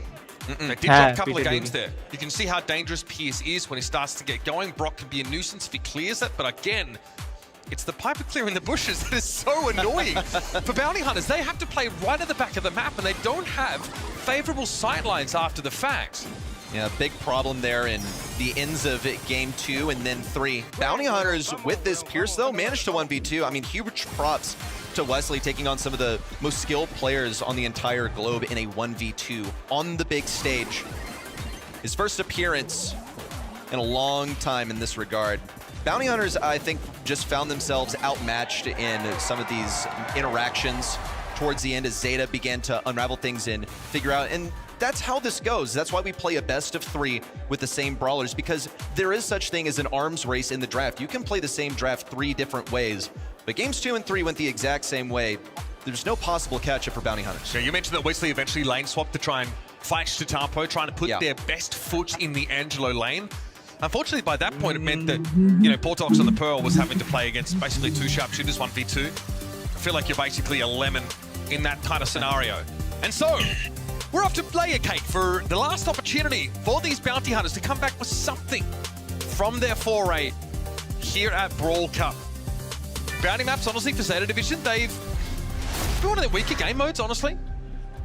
You see them attempt to play Rico a lot on this map and have very limited success. They have a 13% win rate on Rico, who's one of their most drafted brawlers on this map in the last couple of weeks. Yeah, well, what that tells me is experimentation. Yep. I don't think this is a red herring. They're not wasting practice time. They're just trying to figure out, yeah, is this possible? Can this work? Can we play around, you know, maybe it looks perfect for something that plays well around walls, but Shade is banned out. Taking a look at the bans, Shade has been eliminated. Kaze, easy way to get that blue star right off the beginning. Now, again, we've seen that this is incredibly execution reliant. You have to get the blue star and then play defensive for as long as you can. Jean, also wide open, a fantastic defensive brawler. Wonder if this will be picked up on the 2-3 turn. It's a high priority. You wouldn't want to give this to Zeta since it's amazing for defense with the healing and the threat of a pull. So the Meeple's open as well. That too. And this is that's a go-to for Zeta Division on this map. Honestly, with Kaze Meeple, they've had a lot of success. On the other side of things, yeah, no surprise to see the Kenji picked up here. One of the most picked looks behind Edgar for this team. I'm looking for Wesley as well to be put in a potential carry position. The last 2 sets so far has looked really good. First the Rico, right, and then the Pierce. Obviously, it hasn't been enough, but that seems to be where the engine room of the Bounty Hunters team lies. Now, weird pick here, but we've seen it before. The Cordelius has been played by Bounty Hunters on this map. They're going to opt for the Penny instead. And now you're thinking, if you're Zeta Division, do we have any ways to sort of effectively clear this out? Shade is banned by Zeta Division. That's one of the simplest methods. So what else are they working with? Yeah, you got thrower possibilities. You could still go Jean here and say, actually, I'll pull the turret. Depends on how defensively Penny plays around it. Always a possibility. You can go Squeak. It's definitely a favorite of these players, and it's a classic anti-turret response. Oh, this is super interesting. The Juju, you know what? Long this range. Is such a South American coded pick. Yeah. These guys really drafted Juju more than any other region last year. And obviously that range increase that she gets when playing inside the bushes is kind of what you're going for. And without any bush break, bush burn, or wall break on the side of Bounty Hunters, Juju's going to have a lot of places to really be very impressive. She is the longest range sharpshooter when she's playing from the grass. Man, getting around this draft out with a Pierce, the fact that a Pierce is open for pick 5 is insane. Yeah, it's curious, but Pierce is vulnerable in close range, and he's not really first pick here, I think, personally, because I feel like he can get pressured so hard. It's difficult to find sight lines here on layer cake. The map is broken up in such a way that it allows stuff that's tanky, assassin type things to move forward. That is why the Kenji is here gray, to pull people out of position, because they know that Zeta are going to turtle up, so they're going to try and get a pull, maybe hit some walking canes, break the walls that the thrower wants to hide behind, and maybe get a long pull, get someone far out of position, and then run all the way home. You want to also punish the Kaze for going blue star right off the bat. You also give a Kenji delivery system to your team now as well. You can make use of the dimensional door to get Kenji deep where he needs to be. Closing the gap, I think, on the Juju and the Pierce is going to be super important. So, Bounty Hunters, last chance out here on the stage in Berlin. Draft a comp that's really all about the Kenji. It's going to be the Zeta Division getting to open with one of their best picks. It's the Kaze for Shizuku. And of course, it would be Portox on the Kenji. He's been the catalyst for Wesley and Prosy to make it to this stage. He was a star player from his team SBC last year. And now he's brought similar glory to the #1 seed of South America. Things going as expected so far. Suzuki gets that blue star, immediately swaps forms to get some close range damage versus Sportox, who thought he would actually be hiding behind the wall. Really subversive positioning in the bush. Yeah, absolutely. Prosy also is dodging every single shot that Shitampo is trying to throw down there. I'm quite impressed at the footwork. Zeta are feeling a little bit confined at the moment, I'd wager. Salty Barrel cleared out now. Shitampo does not want to overextend here as Wesley gonna step ahead. Oh, empties the clip. Shitampo's still standing though. Here comes the turret. This is where things get a bit more uncomfortable. Suzuka's gonna come forward and eventually clear that. That's nicely done. The Fan Storm does the job for him, and Portox is a little exposed here. That was a perfect play from Suzuku. Gonna get another and can't even be taken down. So Batman will fall to Prosy. Shitampo pushes forward, senses a gap in the defense as Bounty Hunters have to fall back a rung on this layer cake. The Fan Storm down, a missed hook for Prosy. Now just trying to cover their tracks as they retreat, but they don't even have a lead. They're down 3 stars at the moment. Suzuku would be the one to kill. That's why he's going to take a more rear position here. Zeta Division once more retreat back to spawn, but they're pretty comfortable here, I would say. Shitampo sitting on his super makes me think he probably has the acupuncture star power picked up for Grigori, just to be able to counter the approach of the Kenji, slow him down. It's not the most common, but against tanks, it's a decent option. Prosy, oh, dangerous Prosy. Too deep there by far. Wesley at the top of the map, eventually brought down by Shitampo. We know he's handing over those 4 stars, but the work, for the most part, seems to have been done. Portox still standing. 4 stars separate them. Suzuku, all he has to do is stay alive. And Zeta Division putting on a clinic here in our last set. Yeah, last set. Feels that way, man. Feels that way. By the looks of things, it will be the stalwart defense that they boasted, the way that they so carelessly threw their lives away towards the end of that game. They knew that the math worked out. You just couldn't kill them. They were able to afford sitting up so high. Shitampo can go into their spawn as a thrower, by the way. No walls to cover his tracks. No retreat intended whatsoever. This is the closest Bounty Hunters are going to get in all possibility. 1 star deficit. They just want to get the blue star back. Portox going to do his best. The slow on the right side with the use of gadget, or rather not with the gadget. The water body. A brief array onto the water. Shitampo using all 3 elements as Juju here on defense. Is bro Avatar? That's crazy. So. Yeah, Shitampo really making great use of Juju's passive here. Being able to hit a slow means that those next couple throws are almost guaranteed to hit. So making use of those water bodies is kind of sick here. Prosy getting tapped up by Batman. Gotta respect it. Here's Grigori. It has the shield, so not acupuncture being picked off. But that makes Grigori much harder to clear, especially for Gray. Yeah, just a really defensive selection of star power. That is what Zeta Division's composition screams. Here it comes, Hypercharge, and Sashimi slices to the sky as Portox goes all the way behind, but he has no support. He's been completely Hypercharge out. They're going for the team wipe. Prosy, the last one, and the pins are in the air. Oh, they don't care for #1 seed of SA. They just have a bone to pick. And you've got to imagine that team has to be in that semi as well. Zeta Division, though, just like the cheeky little brother, make sure they get there first. Dejected are Bounty Hunters. They do make it through this group phase, of course. But running up against the big dogs now in our elimination bracket, it is tough. We're gonna head down. Tabani on the stage. A really impressive performance. You guys look so comfortable on the stage as well. Was that Zeta Division at their full potential, or do you feel like you have another level? And Batman, nice glasses. 素敵な大勝利だったと思うんですけれども、ステージ上で対戦するのはめっちゃみんな楽だそうですが、黒はフルパワーでしたか、それともまだレベル上げられると思いますか？いや、どの敵にも全部出し切ってるので、全力で戦ってます。We always go full on whatever the enemy is, so we always want to show like full strength, whatever the game. I love that, 100% every time. Now, a lot of people are talking about it, but you have the potential to play against Crazy Raccoon in your next matchup. Is that going to be a battle to decide the #1 team in the region? 次の対戦はクレイジーラクーンとやる可能性があるんですけれども、その試合は日本の一番強いチームを認めると思いますか？はい、もちろんです。CR とゼータが最強だと思っているので、どっちが強いか決めようかって感じですね。Yeah, definitely. We think we're the best, but let's fight them and let's see who's the best in Japan. Oh, I love that. Let's see who's the best in the region. Suzuka, thank you so much for joining me in this interview. Ladies and gentlemen, let's hear it one more time for who? One more Zeta time. Division.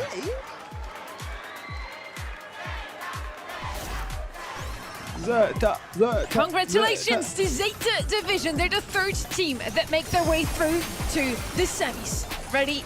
You had the huge honor to cast these games. What was missing on the side of Bounty Hunters? Why didn't it work out for them today? They didn't manage to write their own story here. In the draft, it felt like they got put into a corner and then they completely bailed on their strat. The Hard Rock Mine stuck out to me where they pick up Chester. Did they just feel like they kind of had to so that they didn't get rushed down? I feel like you have last pick. Rico's pretty solid, but it leaves the Chester totally stranded in his matchup. Yeah, it just felt very much like outmatched, outskilled, and for Bounty Hunters, some lessons to take away from Brawl Cup, hopefully implement in their monthly finals, showing for Zeta Division as well. Having the crowd behind your side is really quite something at the Brawl Cup, and now that we know where the World Final is going to be, I think it makes the world of difference. The crowd here in Berlin going absolutely crazy. Also for Zeta Division. Beautiful to see. And now, as I said, third team to stand in the semis. They just need to find out who they're going to play against. We see it here once more. Shizuku Tampo doing super well in this last set. Who was the carry for you guys? I think for me, more often than not, it is the tempo. But, you know, I think Batman especially has been making a fantastic statement. And, you know, coming into the year, that was my reservation, was like, how is this roster going to fare, really, with these switch-ups? And I think he's been settling really, really nicely. Yeah, I liked actually watching Suzuku in that final set. I think he did a phenomenal job on the Kaze and also pretty much always had Fanstorm ready to respond to a penny turret. Just knew the depth of these interactions really, really well on all of the maps. So I was thoroughly impressed by what these guys had to offer. There's a reason that they are respected as basically 3 playmakers on a single squad. And definitely no early end to their journey today. Zeta Division at World Finals, we thought they're one of the favorites coming into the tournament, and in the end, it just wasn't meant to be. Today they're looking fierce, and they might even take it all.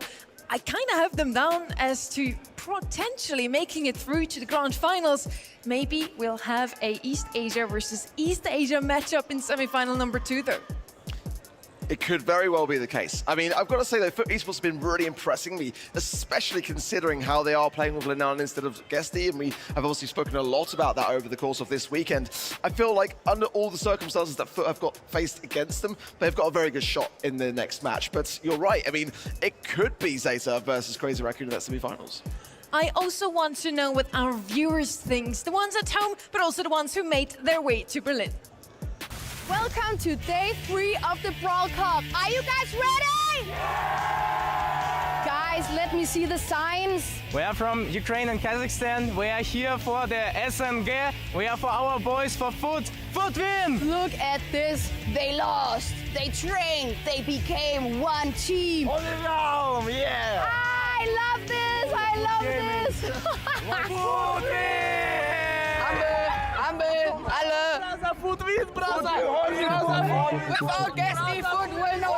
Who are you guys rooting for? It was Toxic Lotus. But who are you voting for today then?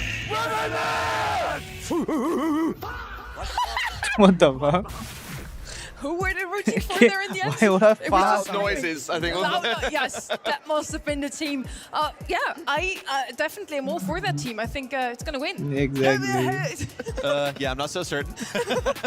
Well, we're going to find out. I'm sure they were right in the end. We have one more quarterfinal for you before we head into the semis. So lean back in your seat, grab some snacks, and enjoy, because this is going to be a banger.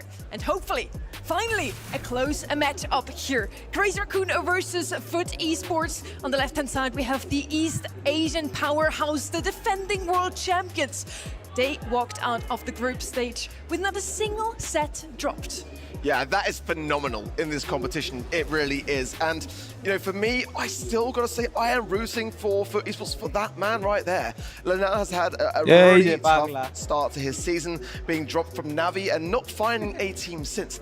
If coming in to fill the boots of Guesty, and we know just how big those boots are to fill, if they can do this, go to the semis and maybe even beyond, I think it will do wondrously for Lana. And Foot did take Tribe to the final and last set, 3-2 in the end for Tribe Gaming. After that, 3-0 versus Toxic Lotus, and with that, Foot is still standing today in the playoffs. Now, Lana has called himself yesterday the All Might. He wants to be the hero of that team, saving them from not certain doom, but definitely an unfortunate event, Guesty not being here already. Yeah, a pretty serious level of doom, I, in my personal opinion, believe. Just because how important is that to be stripped of your drafter, your communicator, your star player, your pop-off for the season that's supposed to propel you to victory. So I certainly hope that he can be the savior for the team. And in their match against Tribe Gaming yesterday, we certainly thought it would be a close one. Not an easy one for Foot Esports to win, but they kinda were the favorites. Do you guys believe maybe there was something else going on there, as Foot Esports was hinting towards maybe doing it on purpose, so EMEA has 2 slots still up for grabs. It's just a joke, of course, but both Nob is saying that was our plan, to take 2 slots for EMEA, as well as Angel Boy did some match fixing against Tribe Gaming to not face Team Humble until the finals, because the first slot takes the World Final spot. The runner-up takes a LCQ slot. EMEA now is the only region that could potentially take both with them. Yeah, Foot Esports are that org that I've got a really good sense of humor. As well, like, not despite being one of the quiet on the team, I get on super well at events, and they've all got a really, really good sense of humor. I think, though, there is something to be said about how incredible that is as a prospect, though. I mean, when you think back to last year, SK Gaming, Humble in that grand finals, and then obviously, of course, we saw, you know, East Asia as well take that LCQ spot as well. In this competition, it's only 1 and 2 that will be able to take those home. So, I mean, the prospect of that, if Foot Esports can do this, I mean, we know who they're facing in the semis, and that's no easy task either. It would be pretty unreal to see that once more. I would say it's more unlikely now than last year with sort of a nerfed roster, now that you have Lana coming in and trying to fill those shoes. Our global bans are in. Luminaja banned on one side. We have Ruffs and Sirius eliminated on the other. I think pretty standard stuff. You know, some things sneaking through. I did notice like Mortis is going to be in play. Pierce also in the mix. Mortis has been one of the most globally banned as well, left open in this one. And the 2 newest additions to the game, Naja and Sirius, both banned out in this series. So for the global bans, we won't see any of these 4 brawlers for all of these maps. Are we going to see all these maps now? Finally, a quarterfinal going to set 5.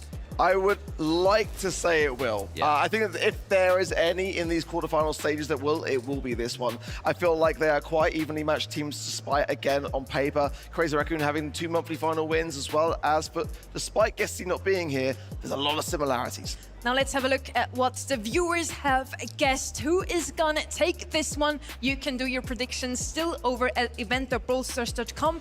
And here are the results. Whoa. Yeah, are we talking realistic, or are we just talking on fandom here? Because this is a significantly weakened Foot, but they have the crowd behind them, that's for sure. They had the same outcome also yesterday. Tribe Gaming usually take the predictions by far because they have just such a huge fan base. But the fan base of Foot is really showing up. You can also hear them in the crowd. Now, Barney, are the teams excited to be here today? Just 1 place remains in the semi-final. And this right here, this is a clash of titans. Some would say that we've saved the best till last. It's EMEA's best versus East Asia's best. So first to step out onto the stage, your current world champions. They haven't even dropped a set yet. They are Crazy Raccoon, and their opponents, well, they've had some unbelievable performance so far, and with an Angel at the helm, their synergy tightens with every minute in-game. They are Foot Esports. Let's bring them out!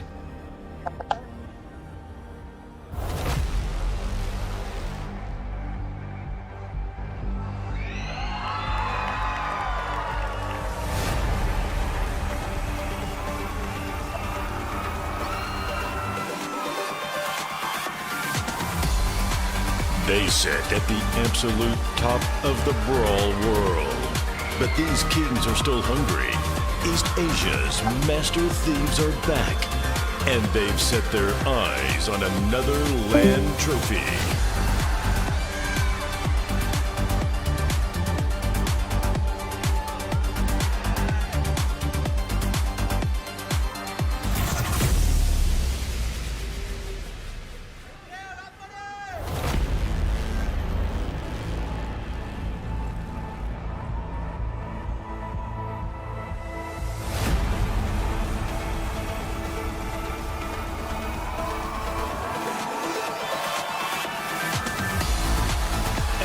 Flawless regional sweep, this ruthless trio is ready to silence the doubters and conquer the globe.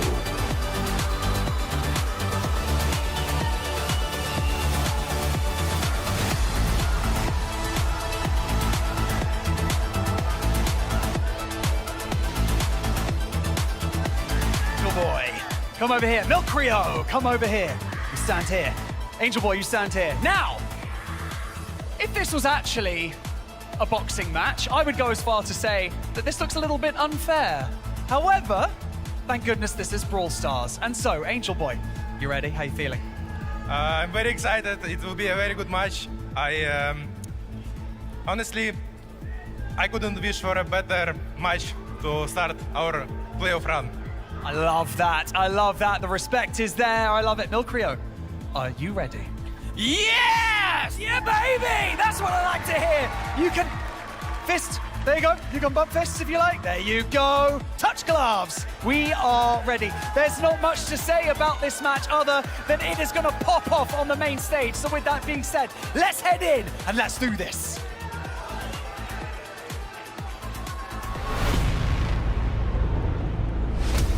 Moya.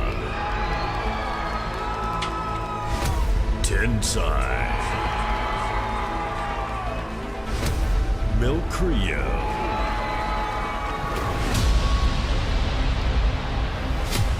Lanon. Angel Boy. Knob.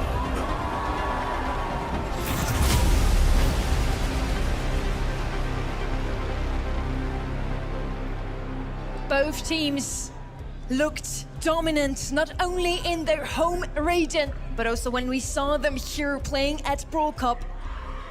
Lana standing here as the stand-in for Guesty. Can he fill those footsteps? Still, this question lingers in the room. I think so far we can answer that one with yes. They at least made it through the group stage quite dominantly, despite a close finish versus Tribe. Yeah, and it really was a close finish at that. It could have gone the other way, but like I said, that we saw coming into the match, that it kind of works out pretty well for EMEA as a region this way around. Certainly as well, I know a lot of pressure now on CR because we know where the World Finals are going to be. They want to make sure that they represent themselves in that best possible way to defend their title. Lots of good energy, of course, as always, from Milk Rio. And fair to mention as well, going back to the LCQ of last year, when CR were backs against the wall against Casa Brawl, and the home crowd very much cheering against them, they were able to find the ice in their veins to turn it back around into their fortune. So I don't think that despite how loud this crowd may get for FUT Esports, that it's going to be enough to deter them.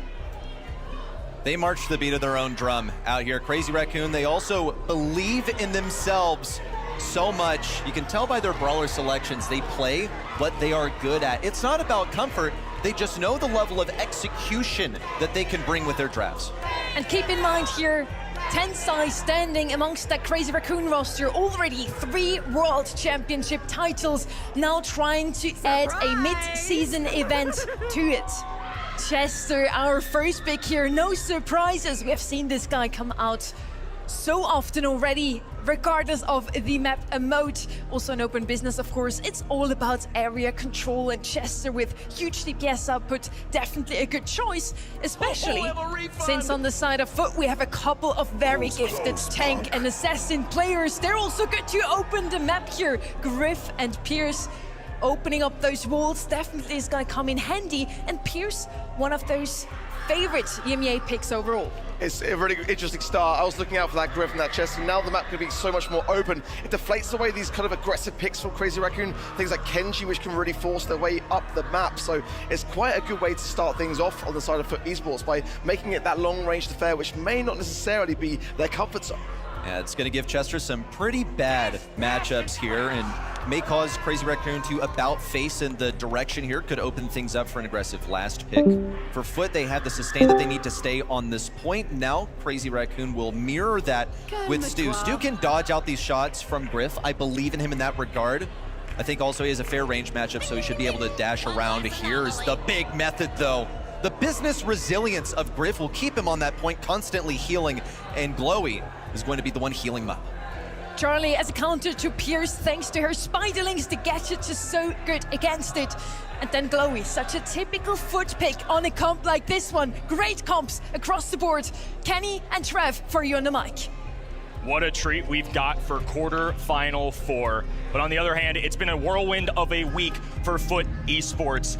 But nonetheless, 3 new challengers are approaching Brawl Stars' throne room. Will the Land Demons clip the Angels' wings, or will Foot Esports climb the pits of Brawl Stars' hell? Crazy Raccoon versus Foot Esports. It's quarterfinal number 4. Already big plays being made, Nob falling low early on, and Moya trying to keep hold of this mid, even percentages so far, but the right-hand side already broken up by an early piggy bank from Lenane.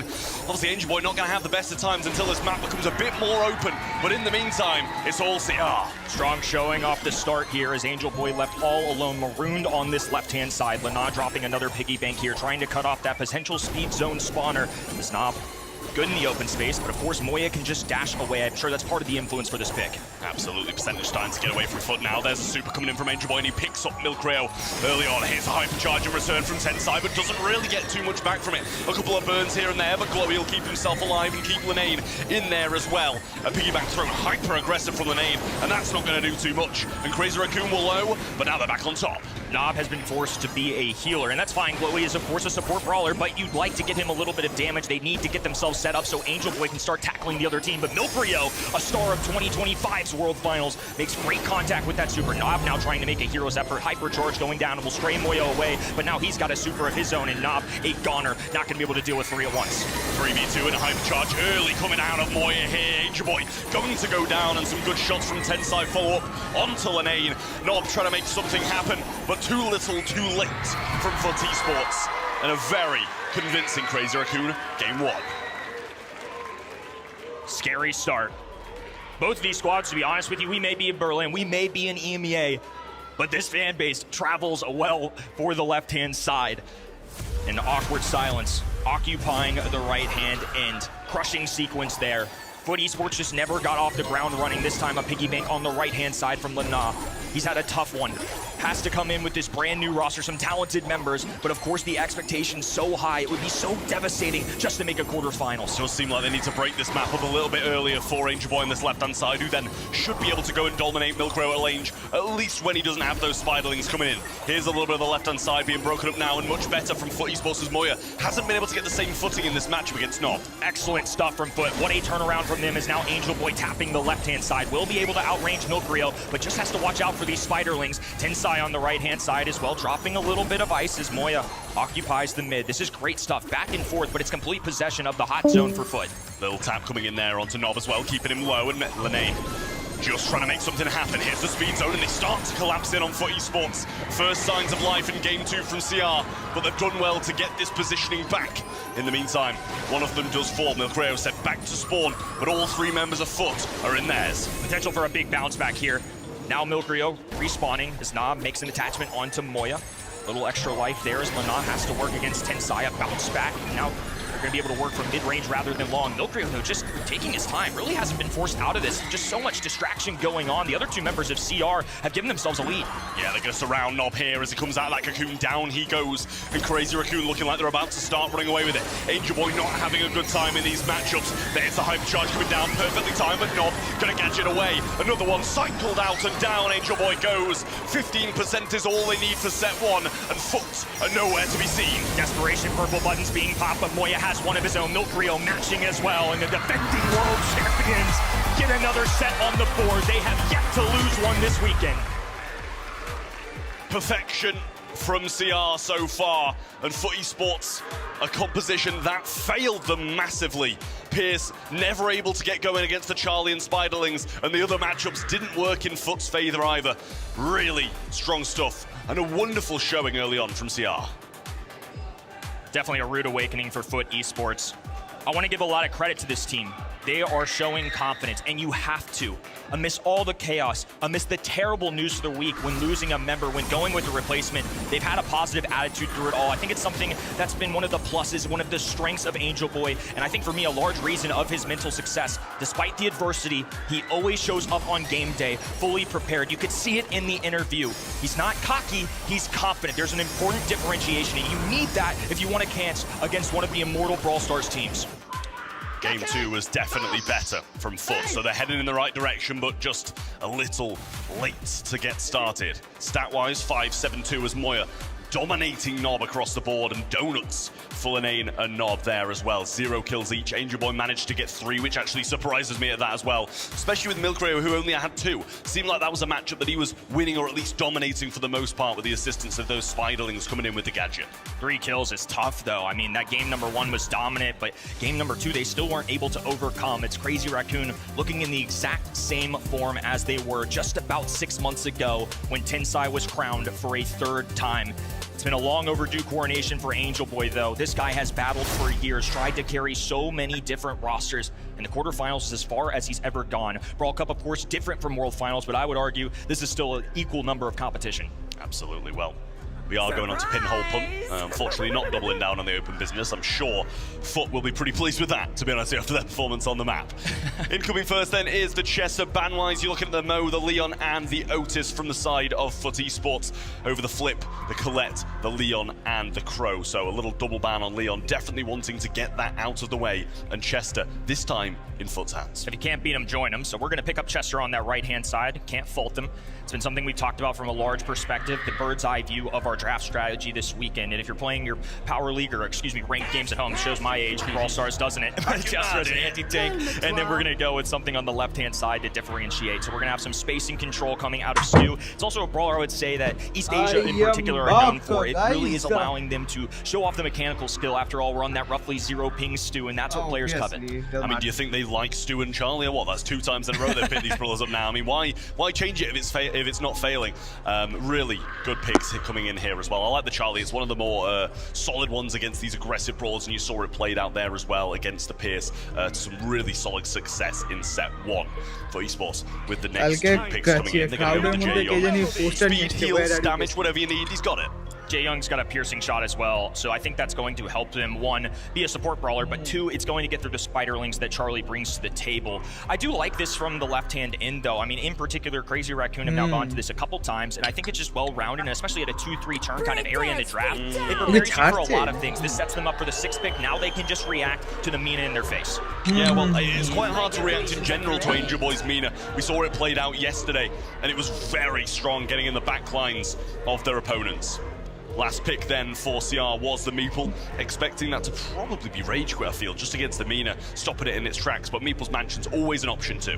Both gadgets are great, but I feel like we just keep talking about it in the green room of how good this gadget can be. If somebody's sprinting at you, you can immediately get a stop.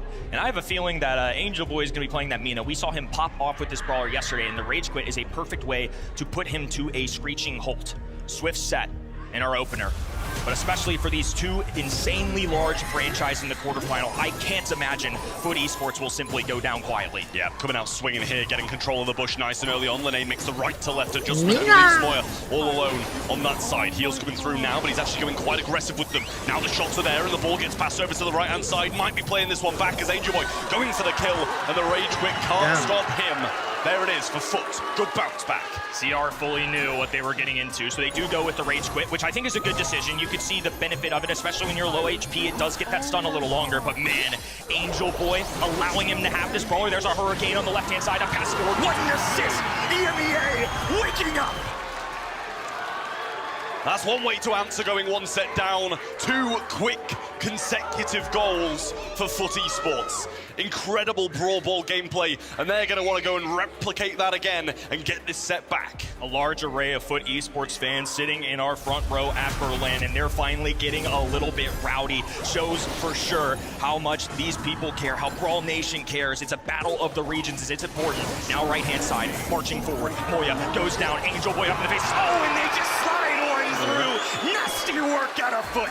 14 seconds is all it takes for Foot Esports in game number 2.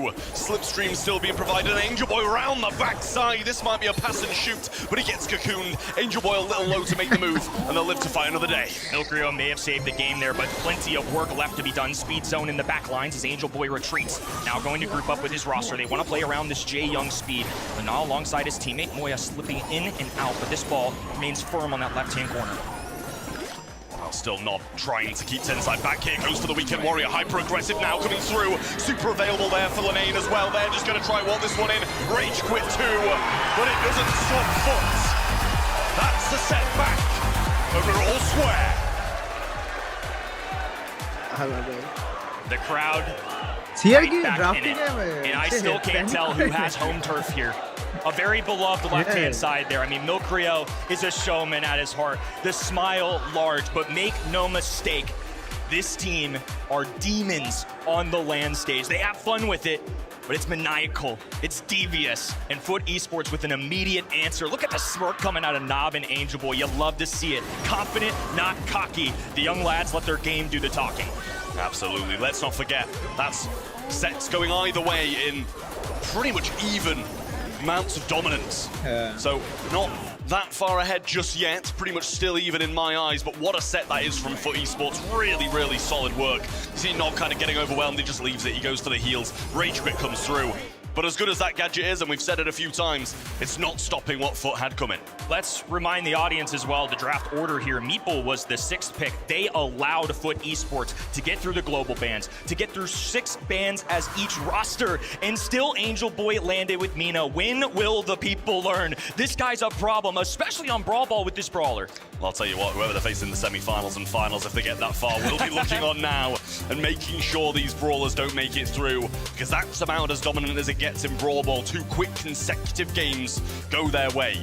We move on to Gem Grab in Hard Rock Mine, and one of these teams will be taking the lead once more. A flash of entertainment, 1-1, and dominant sets from each of these squads. I really don't know how to feel.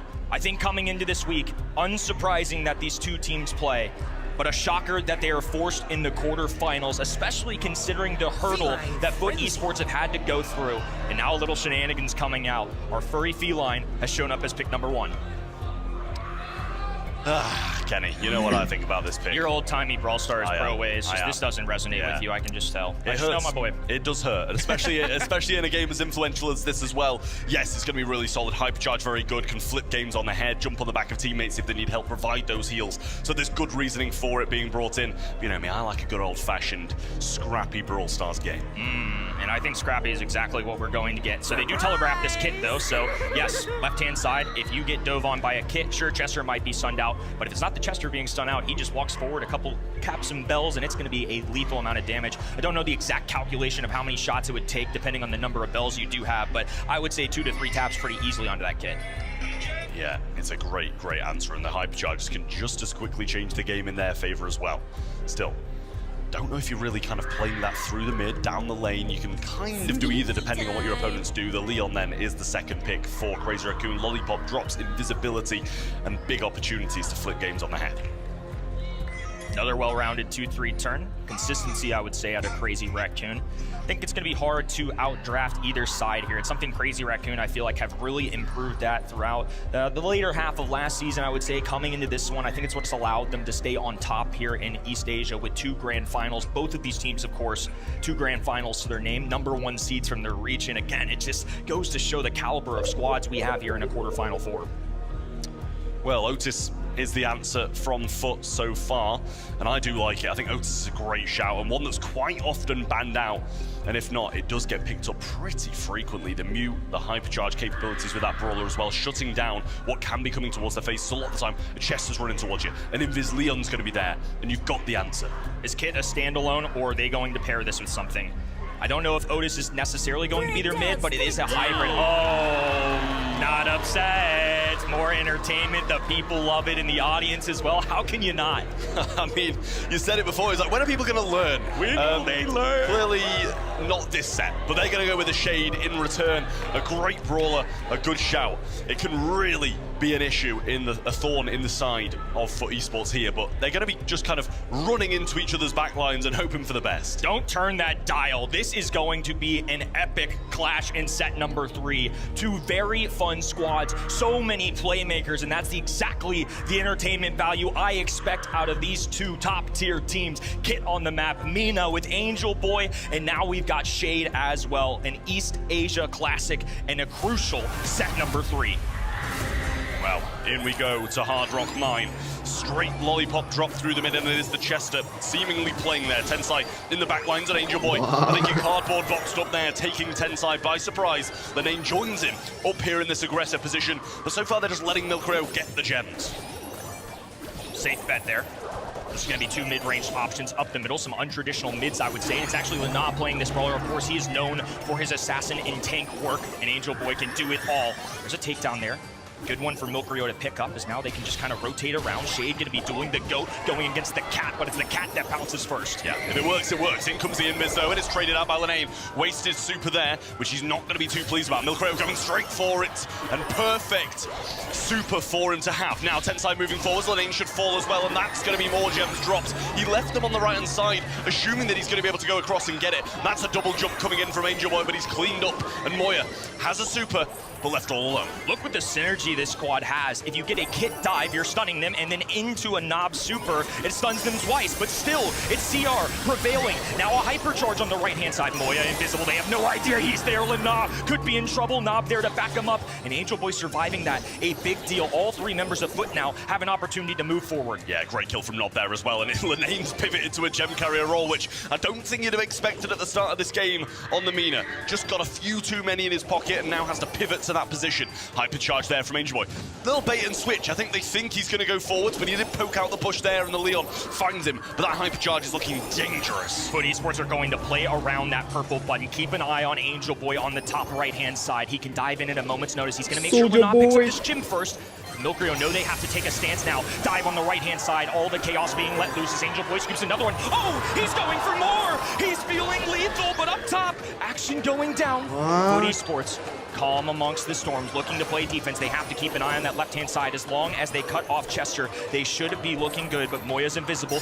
Not quite within striking distance now as they get the easy tap of Hurricane up. And would you believe it, Foot Esports have taken the lead. I mean, that's a massive turnaround for Esports there. It seems so glum, so bad for them.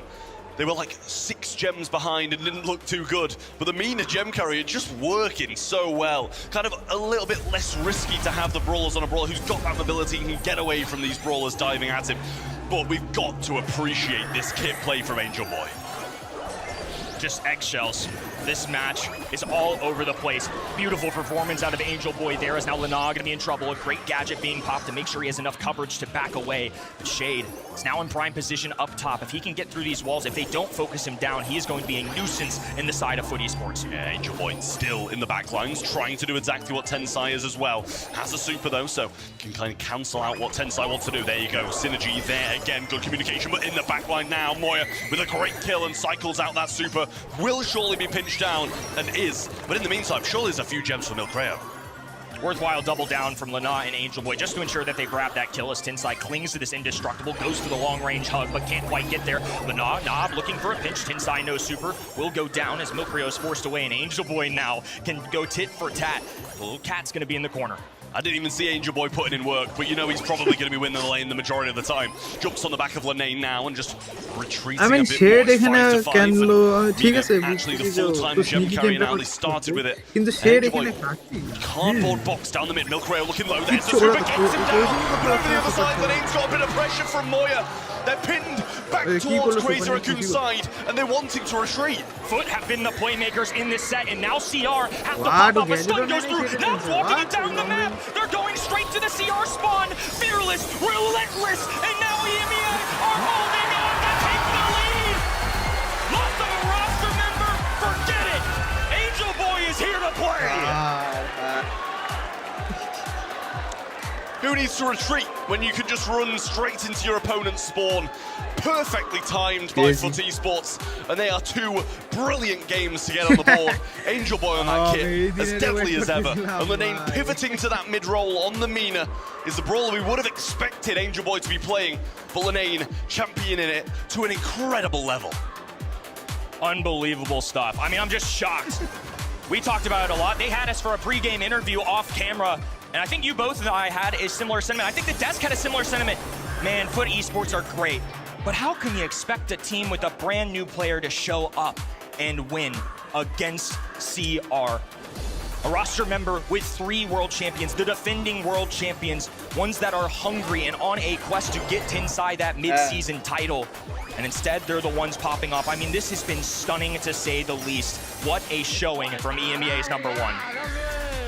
Lenane comes in with a big point to prove for the Foot Esports side.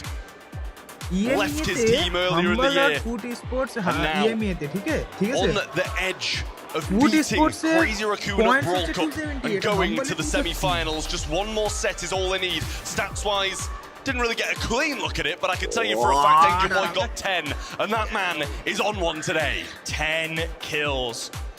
I mean, just unreal.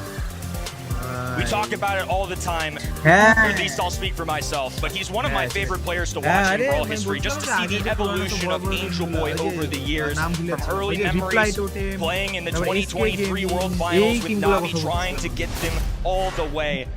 And they fell just short. Group stage, LCQ, this guy has been through it all. And now in the biggest match of what I would argue his entire career in the face of a world champion, they are one set away from moving on to the semi-finals. Kenny, I don't think you just have to speak for yourself, to be honest with you. I think the Angel Boy appreciation is worldwide in Brawl Stars. The nicest guy to play this game. A real gentle giant. And to start things out, Mortis is going to be coming down for the Foot Esports side. Big, bold move from them. Should secure the first star, especially with Kaze out the way, which is one of their 3 bans. That's Jaeyong and the Gene. Over the other side, Colette out the way, no surprises, and a double ban of Gene. And then Byron out the way too. Lot going on, especially with their global bans. There's so much for these teams to keep track of. The philosophy is very interesting as well. I was listening to Humble talk about this. In particular, Semantic had a quote saying that these global bans have made things much more even in the draft. It's way harder to get those quote-unquote out drafts, and the mechanics have shown. And we're seeing that right now in Angel Boy. Luna, I'll add in that last set as well, playing 2 very aggressive, confident brawlers. If you were wavering, it's not going to work. And this time, they double down again. They're going to grab that aggressive brawler right off the rip, but they're going against RT. I think as far as answers into this goes, RT has the range, can get a marker down if needed, and of course can drop the static, and they add more health points. This is going to be a struggle bus for Mortis. A wonderful response, it really is, from Crazy Raccoon. It's going to make it much easier for these RT hypercharges to be acquired as well. When you're playing a range, we quite often see through knockout, through bounty, that RT doesn't manage to get close to the hypercharge. But when playing into aggression, it seems that bit easier. Ollie to add to it as well.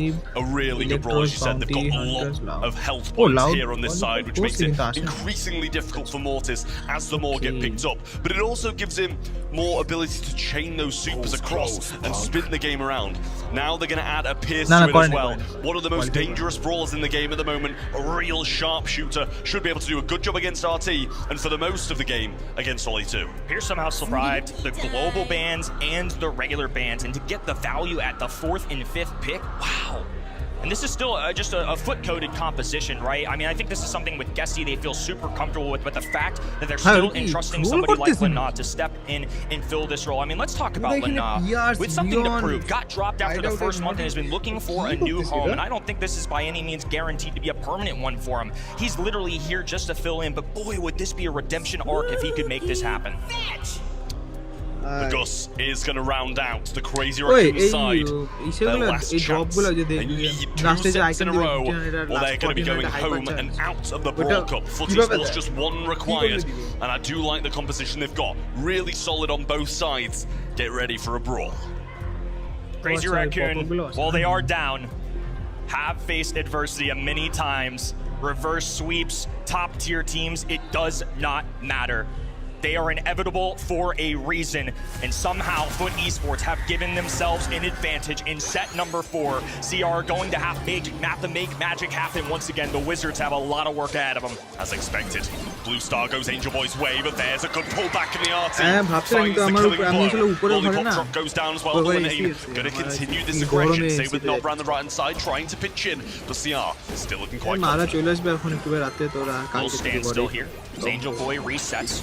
1-star lead, and then Lollipop drop going down for the red roster as Angel Boy expands. Oh, dives right in, but Tensai was ready with the gadget. Sweeps through 1, Look at the young man work! Moya getting hit hard by these pellets of Nob, finding his way towards him. And RT Super's there. Angel Boy goes in, and not yet. Tensai does not have that Hypnotize. Milcrow trying to get around the left-hand side. Lollipop drop placed and used. Hypnotize yet again, and this time, Angel Boy will not come out on top. Lead goes CR's way. Such well-matched teams. Foot Esports showing what they've got, but Crazy Raccoon not wavering, still showing up, ready to demonstrate that they can dominate. Angel Boy Tensai goes down, a hypercharge in and out, the bats go down, the blood boomerang pays off, and it's a 3-star swing for Foot. Tensai hit hard by a shot of Nob there on the pierce. Moya making his way down this right-hand side. Not, I would say, the ideal situation for him. Linane going invis, Moya still there. Wonderful pierce, Super will line up well. He goes back and survives for now. Angel Boy hunting him down and gets it. Look at the combo spinner. Lana, the substitute player, getting a ton of taps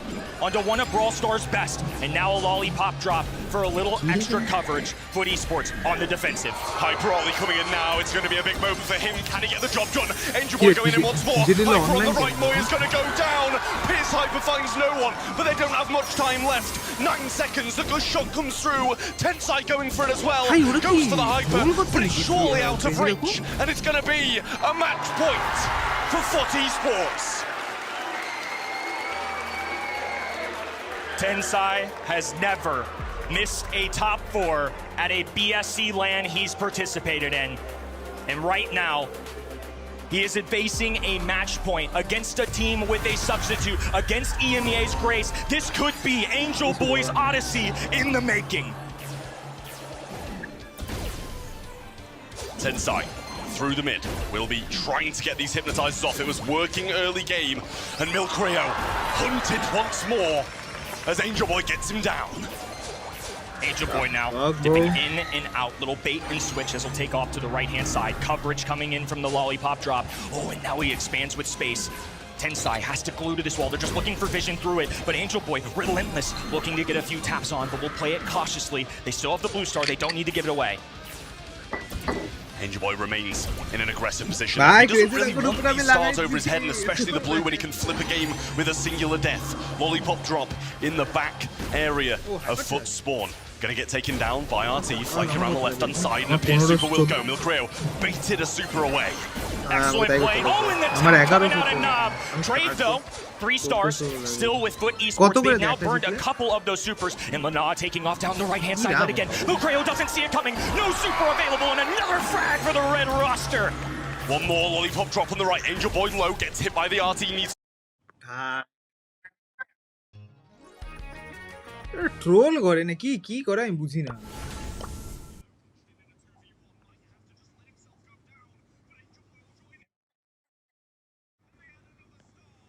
through, and they add another star to the tally. 14-2. Lana with a hypercharge in his pocket in the face of Tensai. Would you believe it? With 20 seconds to go, 14 stars with Foot Esports. Crazy Raccoon need a miracle. Now on the left-hand side, Foot want more. They were condemned to take on the GOATs. A Frankensteinian roster has to deal with the demons. They dug themselves from the pits of all hell. They walked through the fire with smiles on their face. faces, and now they can move forward for Angel Boy's first semi-final. Foot Esports prayed, and Lenar answered. Comes into the roster, gets them to the semi-finals against all odds, taking down a huge opponent in CR. Huge plays and a big win for Foot. Let's hear what they have to say. Wow. I mean, the celebration says it all, but you just eliminated the world champions for the Brawl Cup. How does that feel? I mean, to not sound arrogant, but I warned everyone. He knew it was going to happen.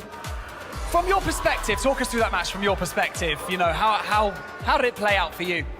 Actually, first set, it was kind of like a wake-up call, like how did we get out-drafted so hard, but then everything went so well as we predicted.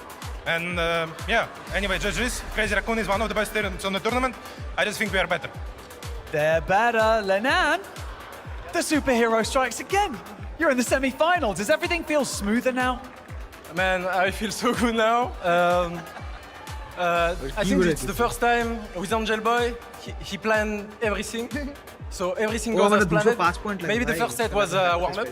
And then it was smooth, and I'm so happy right now, yeah. I can tell you guys are happy. One final thing before I let you go. I said the same thing to Semantic earlier today, that he has the opportunity to eliminate NA. You guys have the opportunity to single-handedly eliminate East Asia from the Brawl Cup. Can it be done? We're coming to Zeta. That's it, they're coming for Zeta. Ladies and gentlemen, make some noise for Foot Esports!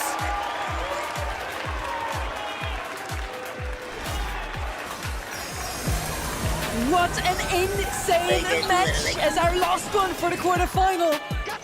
Not gonna lie, I'm a little sad we still didn't get to see a close match today. Another 3-1. I will take it any day though, because that was unbelievable. That man right there as well in that kit was absolutely disgusting. What a match, what a series, honestly. And Lenar really does fill the boots. And this is what I was saying coming in. We had so many reservations on this squad as to how it was going to fare with a substitute. Historically, in Brawl Esports, having a substitution is nothing but having one arm tied behind your back. But not today. The semis are there for Foot, and they're coming for Zeta. It's EMEA dominance. On the top side, they're coming for NA. On the bottom side, they're coming for EA. This is why we watch. It wasn't a 3-2 like you mentioned, Sonny, but easily the most entertaining match I've seen all year long. I mean, just across the board. Knob was tapping on the long range. Angel Boy, Lenar with pop-off plays. Demonstration that this squad still has what it takes. I said in the pregame interview when I was off camera, if this squad beats Crazy Raccoon, why not them? After yesterday on Layer Cake, Angel Boy was playing Mortis. He told me, I don't think I'm going to stay the main Mortis on the roster, honestly. I'm not going to play Mortis tomorrow. There you go, and he's carrying with it. Well played, Angel Boy.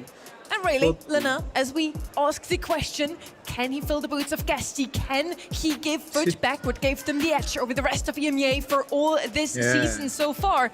And he truly has proven that he indeed is a Swiss Army knife. You can use him in any position on any brawler. It was pandemonium, by the way, in the stadium. And people were actually on each other's shoulders. It was crazy. So I've got to say, if Foot looked this good with Lenar instead of Gasti, how good will Foot be with Gasti? They've just knocked out the world champions. You know, that gives me goosebumps. It's just a wild thought. The fact that we've never really seen a substitute do anything this remarkable. Angel Boy has been so close to Coronation Days in the past. I feel like he's been right there. He's so skillful, but he's finally got a roster that feels like they might go the distance. I picked Humble before the day. Man, that was a convincing argument that I could be wrong. It was such a beautiful match to watch, really. I had goosebumps all over. I do feel for Crazy Raccoon, they have now lost their #1 seed, but Foot was just too good today. We asked the question, is confidence the key? And I think we can hear it is. Go for right together. Shade right. Go top, top, go top, come. Come. Okay. Kill shade. Let's fight là, mon gars, bien joué. Oh my god. Wow! Really nice comms. Yeah, obviously a lot of information going between whatever players. works. Whatever gets the job done. Exactly. If Pup does it for you, then I'm for it. We said comps would be interesting coming into the week, and that's for certain. I mean, we just got it on that interview. Maybe that was the roster those guys were rooting for earlier. Up, something like that. Could well be. With that, we now have our last semi-finalists ready, and I'm so excited for the next couple of matches. The best 4 teams have crystallized out of the group stage, now come out of the quarterfinals. Tribe Gaming versus Humble. It's another NA versus EU special. And the last time these two teams play, Humble destroyed them. It was not even close at the 2025 World Finals in the group of death, quote-unquote, stage. It was not looking good for Tribe Gaming, but this is an opportunity to bounce back. This is a different Tribe Gaming team. I would say in that tournament as a whole, they didn't look too bad, but Humble certainly had the better of them in drafts. And I remember that well because I predicted Tribe, and I really had a feeling coming in that they may have been able to do it, but it was just not even close, like you say, Kenny, and we see a couple of the picks we had as well on the side of Humble earlier today, capitalizing down on the fact that Naja was left open, and I think that that's something which they will not be letting happen against Tribe in the semi-finals as well. Good showings as well of Lumi, Shade, I think as well. Lukey really demonstrating exactly how to play that brawler, as we have seen a couple of flops at this event with that one particular brawler. No, I'm not going to mention names, but we all know. Humble in their quarterfinal only dropped a single game. On the other side, we have Tribe Gaming doing almost the same, only dropping a single set. After the group stage, where it looked like they need each match to go all the way, they're now coming back stronger. The performance today, honestly, looked even better than what they showed us in the group stage. It's not going to be an easy one for Humble. Reassuring for North America, to say the least. But only Realm and Tribe Gaming very even in the regular season, and I just watched Humble eviscerate only Realm.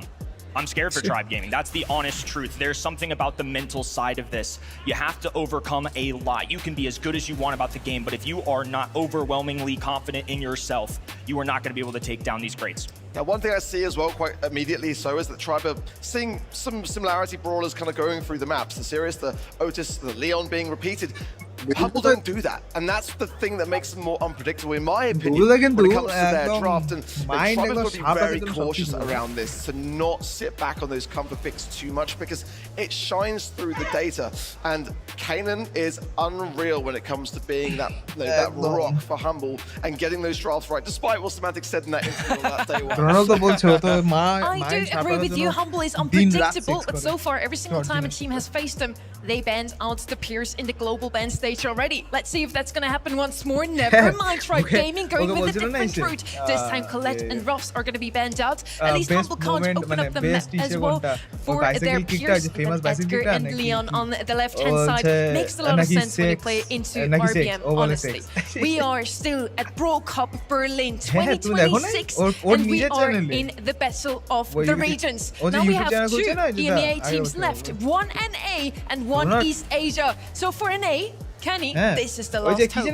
It is the last hope, and we could use a W. I won't lie. It's been bleak the last several years, and look, Humble are a fantastic story regardless of what happens here. I'm just a fan of Brawl Stars overall. There's going to be a good storyline either way. If Humble reclaimed the throne, if Tribe Gaming took NA to another grand finals, both are awesome scenarios. You're also a fan of Brawl Stars, so lovely to meet you. This is why everybody's coming out here to a LAN event like this one too. You meet so many people that think and now they're rooting for their favorite team. On these maps, we saw the global bans already. Now what's missing, guys? Naja! Straight up Naja. Mind refresher. Sirius as well, not banned out. And have you got your banger? You know, have you got your banger? That PFP looming in at 1,500 tier on event.brawlstars.com. Now is the time, if you haven't placed your predictions, to go and do that immediately so, because it's going to be pretty rare, I would say. You don't have a lot of time left to lock in your predictions at event.brawlstars.com. This is the prediction. It's one of the most dominant ones so far today. 89% for the side of Humble.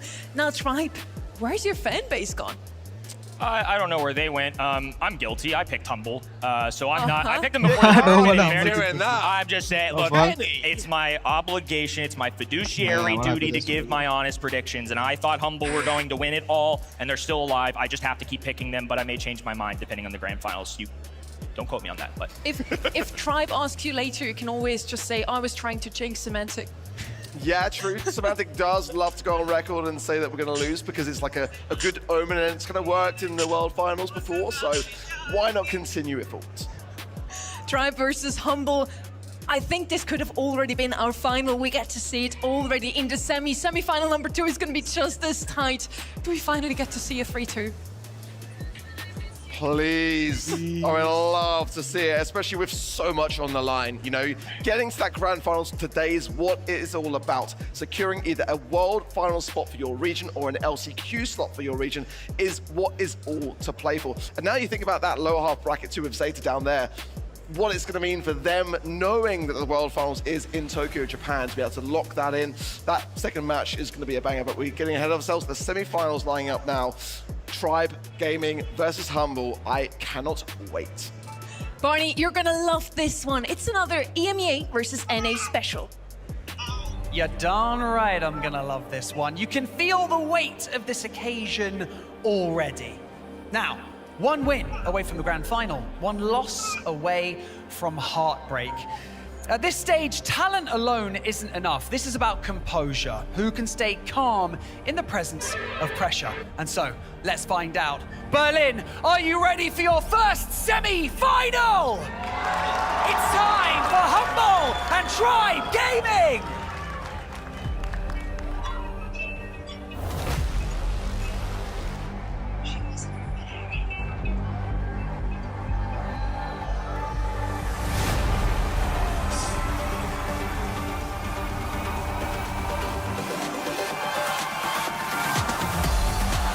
Dethroned at Worlds, but never broken.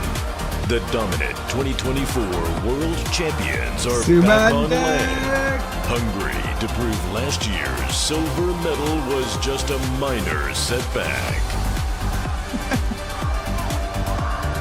Semantic, my boy.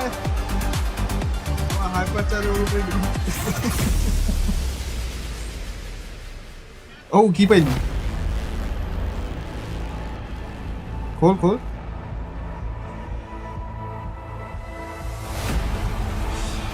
I'm crore है बच्चा लगा मैंने चीज़ ना.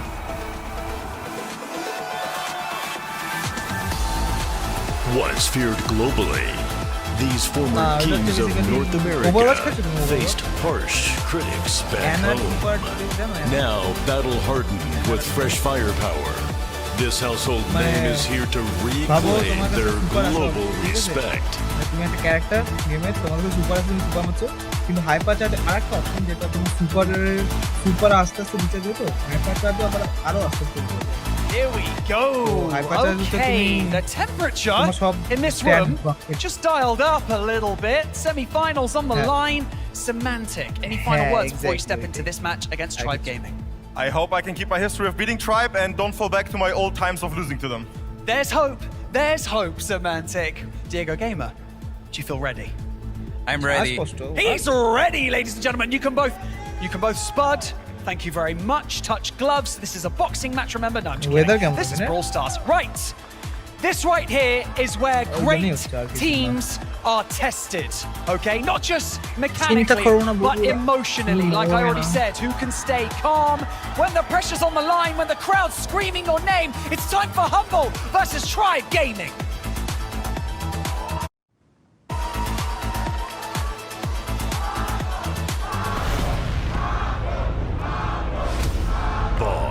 What the fuck, bro? Semantic. Luki.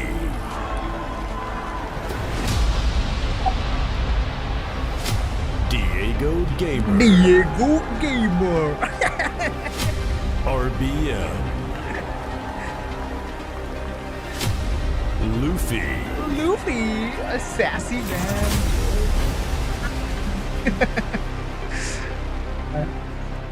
The crowd has been super loud today. Let's hear it one more time. Wer ist hier für Tribe Gaming? Hot dog. Und Humble-Fans, ich weiß, ihr seid sehr zahlreich heute. Lasst euch mal hören.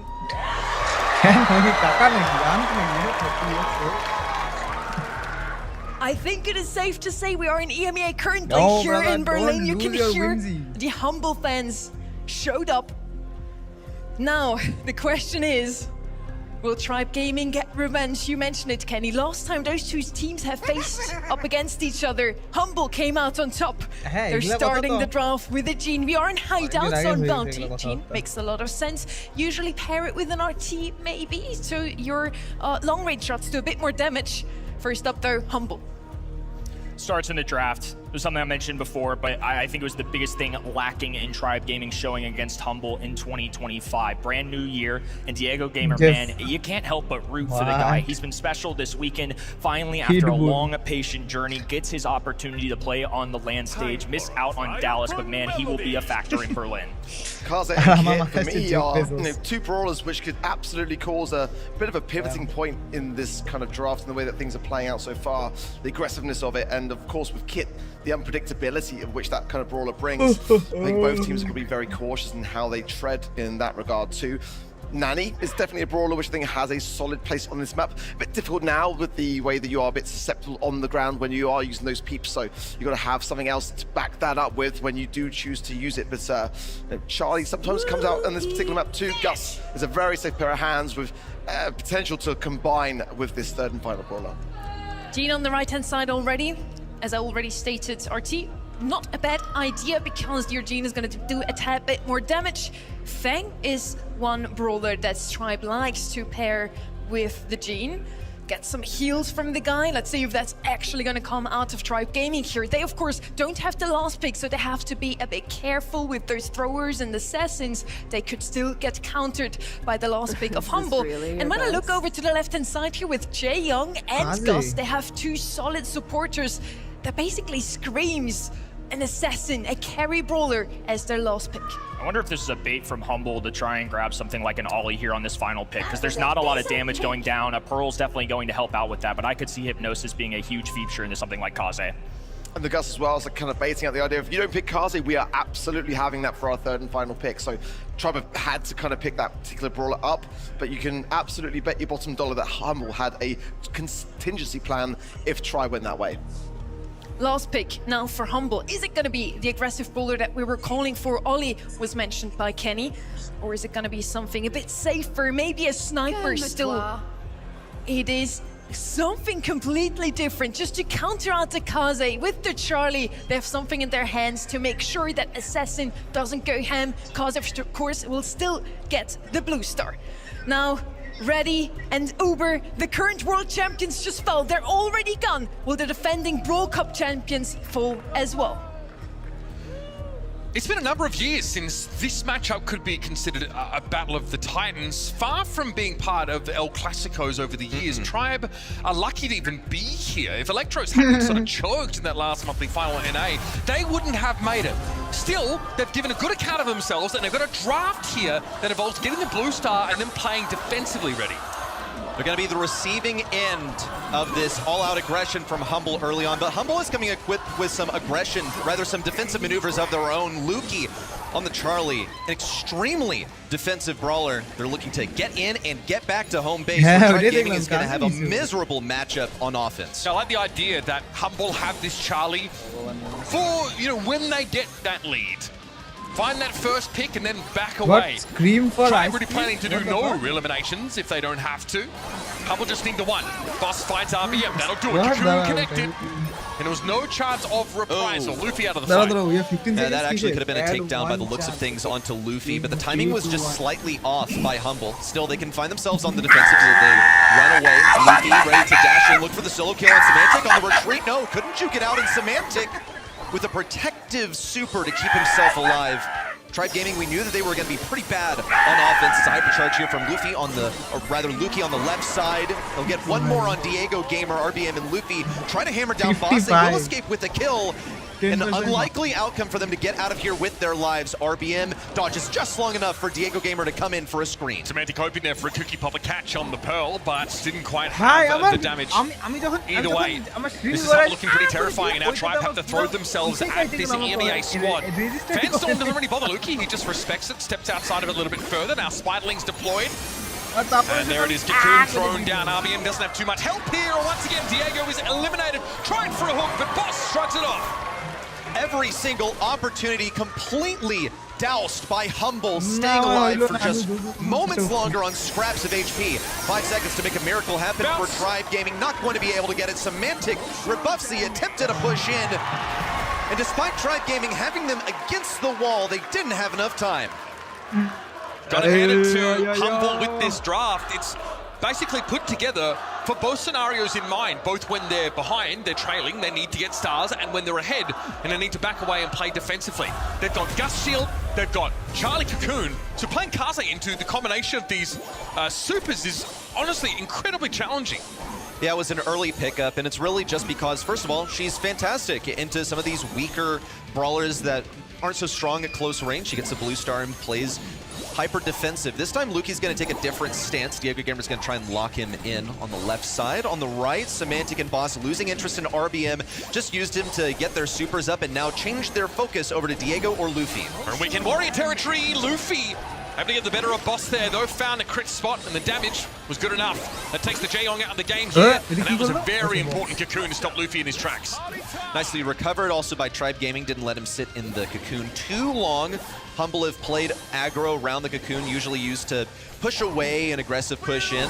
They've been able to coordinate as a team to get some kills. There have been some misconnections. RBM gets Semantic at long range with Pearl.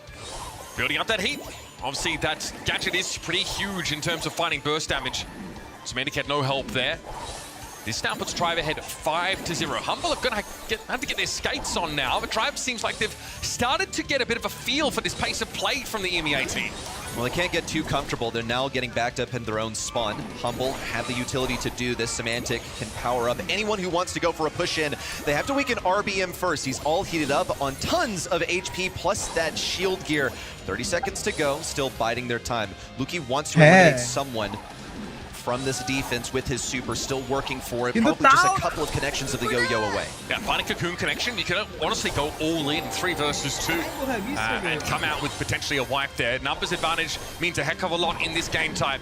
Luffy steps back, realizes he doesn't need to overextend. This is still Tribe Gaming with a relatively healthy lead. It's Semantic and Boss looking to try and make their way in. It's going to be a Weekend Warrior connection. There's the hypercharge from Semantic. Diego next to fall. Still a blue star difference though, and Humble just pull up short.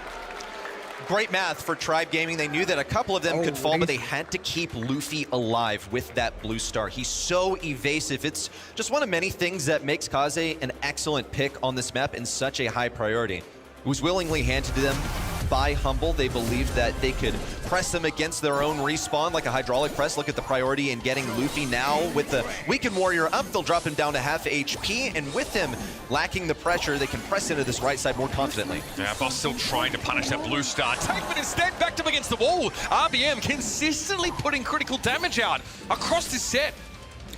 The greed from Humble. After the exhaustion of fighting a war of attrition for the entirety of game number 2, they wanted to just go ahead and get it quick and easy off the beginning of the game, but Tribe Gaming is not going to be handing that to you. They already know the interaction off the beginning of the game. Luffy got a little too aggressive. Boss nearly took him down, would have taken one more attack to do so. Now Diego Gamer in with the support. Luffy trying to crunch around the right. There's the Cocoon. Luffy is in a tough spot. He has to recover his teammate, now go for the body block. No, not gonna happen. RBM around the right side, attempting to pitch in, but there's just no sight line. The most dangerous moment is just after you've gotten out the Cocoon and still haven't started moving yet. Easy for Humble to line their shots up against Diego. They get themselves a couple stars. They still trail by the blue star. But Luffy's got himself tucked into this alcove. RBM will commit if Luffy gets pressured. And here's the Fanstorm, forcing Semantic away. They don't want to disrupt the stronghold on the right side. Tribe Gaming have taken up so much room, more room than they deserve, really, after the beginning of the game, where they fell back to spawn really hard. It's east versus west, but Humble is attempting a sort of wraparound on the right side. Tribe Gaming refusing to fall too far out of position. The missed pull definitely hurts. Would have been an excellent one to secure those 3 stars from Boss. RBM and Diego Gamer facing a lot of scrutiny on the right side. And the shots fly, but there's no kill just yet. Where's the protection for the Cocoon? RBM attempts to get away, but Humble leads with the kill. The Spiderlings off the hypercharged Cocoon. That was too much for Diego to deal with. He couldn't burst them down quickly. Now Humble have that 2-star lead. Luffy on a bit of a solo mission here as he tries to pressure on the left-hand side. It's RBM stepping up, dashing fist of the Brawl Star, but Boss is still standing and gets the shield to stop the detonation off the mark. That will do it. Humble notch up the first set of the series.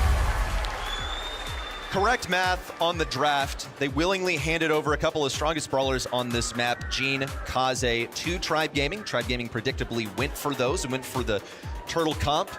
Didn't work at all. Humble kept their composure and pretty much just threw darts at the dartboard until something stuck.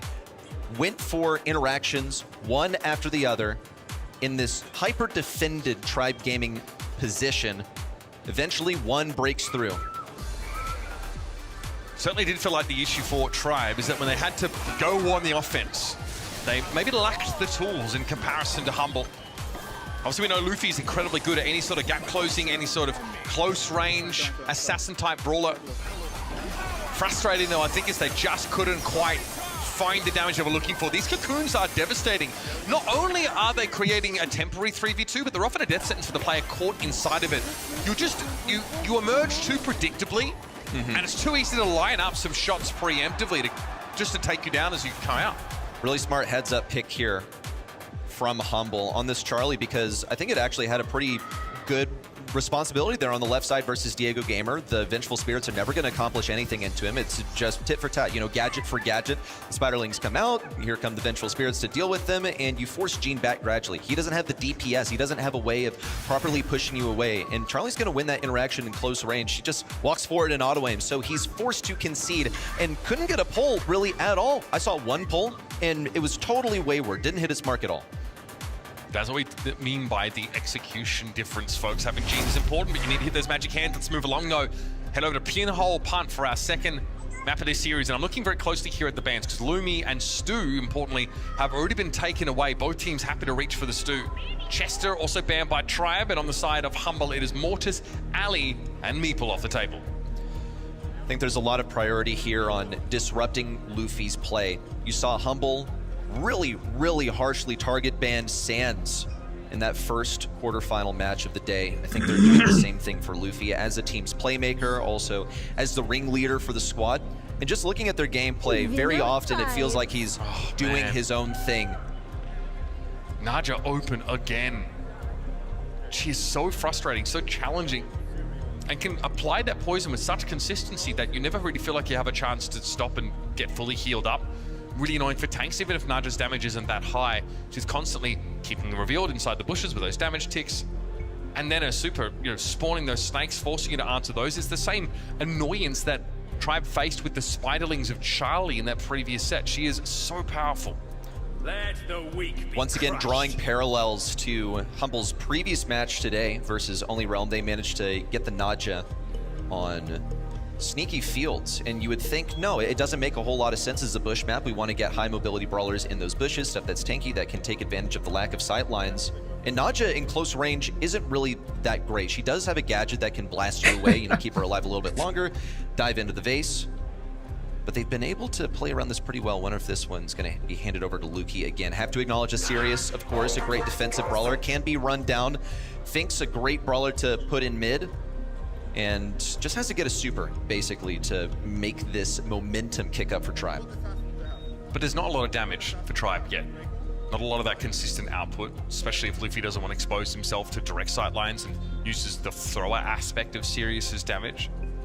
So you have to sort of fold something else in here to define this composition for Tribe. On the side of Humble, there's still a large number of options. Remember, Ali, Mortis, and Meeple all banned. Ems is an interesting one, obviously extremely powerful now, with actually like a crowd control element baked into a hypercharge super, and also her gadget can stun if you hit people against walls. And look, you've got Otis here who can certainly handle, Finks can control that space pretty well. Fat Splatter's a little bit annoying for them to deal with. Can mute if there's an expected last pick tank here. Especially because, Ruffs is globally banned in this series, and RBM has been playing some more supportive brawlers, but the Bull and the Nita are two picks that we see still from Tribe of the tank variety that they'll try on maps like these. Melody instead. Okay, I like Melody because you can get close up to an inch and she can push you away, and then you can dash back on her and she can go, okay, well, I'm actually going to use my Hyper Super, and you can still get in close range versus her.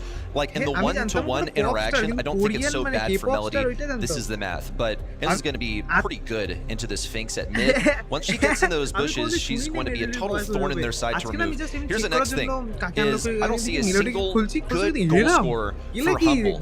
This composition oozes confidence. They believe that they can get a team wipe and then a goal off of that. And Tribe Gaming need the aggression. They need the super from Luffy to put this one across the goal line. Humble have a lot of damage and pretty good control. In fairness, RBM is dropped low. Semantic and just keep sending these shots in, and yeah, RBM's going to be forced out of the game. That's the fix. So the key control brawler on the Tribe side out of the picture now. Luki, they're going to run it down. Diego able to pick him up. These shadows are still going to be a bit of a problem, as Diego has an open run here. Had the lineup too, but didn't have the confidence to go for the super shot. It looked like Tribe Gaming, unfortunate. Looks like a goal-scoring opportunity for them. Now Humble have the opportunity to push out. Luffy's going to create the aggression. In and out versus Boss. Tried to bait a gadget. Looks like he didn't get the chance at all. Now wide open on the right side. RBM with the teleport back to contest Luki and shrug him off for just a moment longer, preventing the goal. You can see how challenging it is for Boss to fight against the Melody. Melody gets ahead of that cone of gas so easily.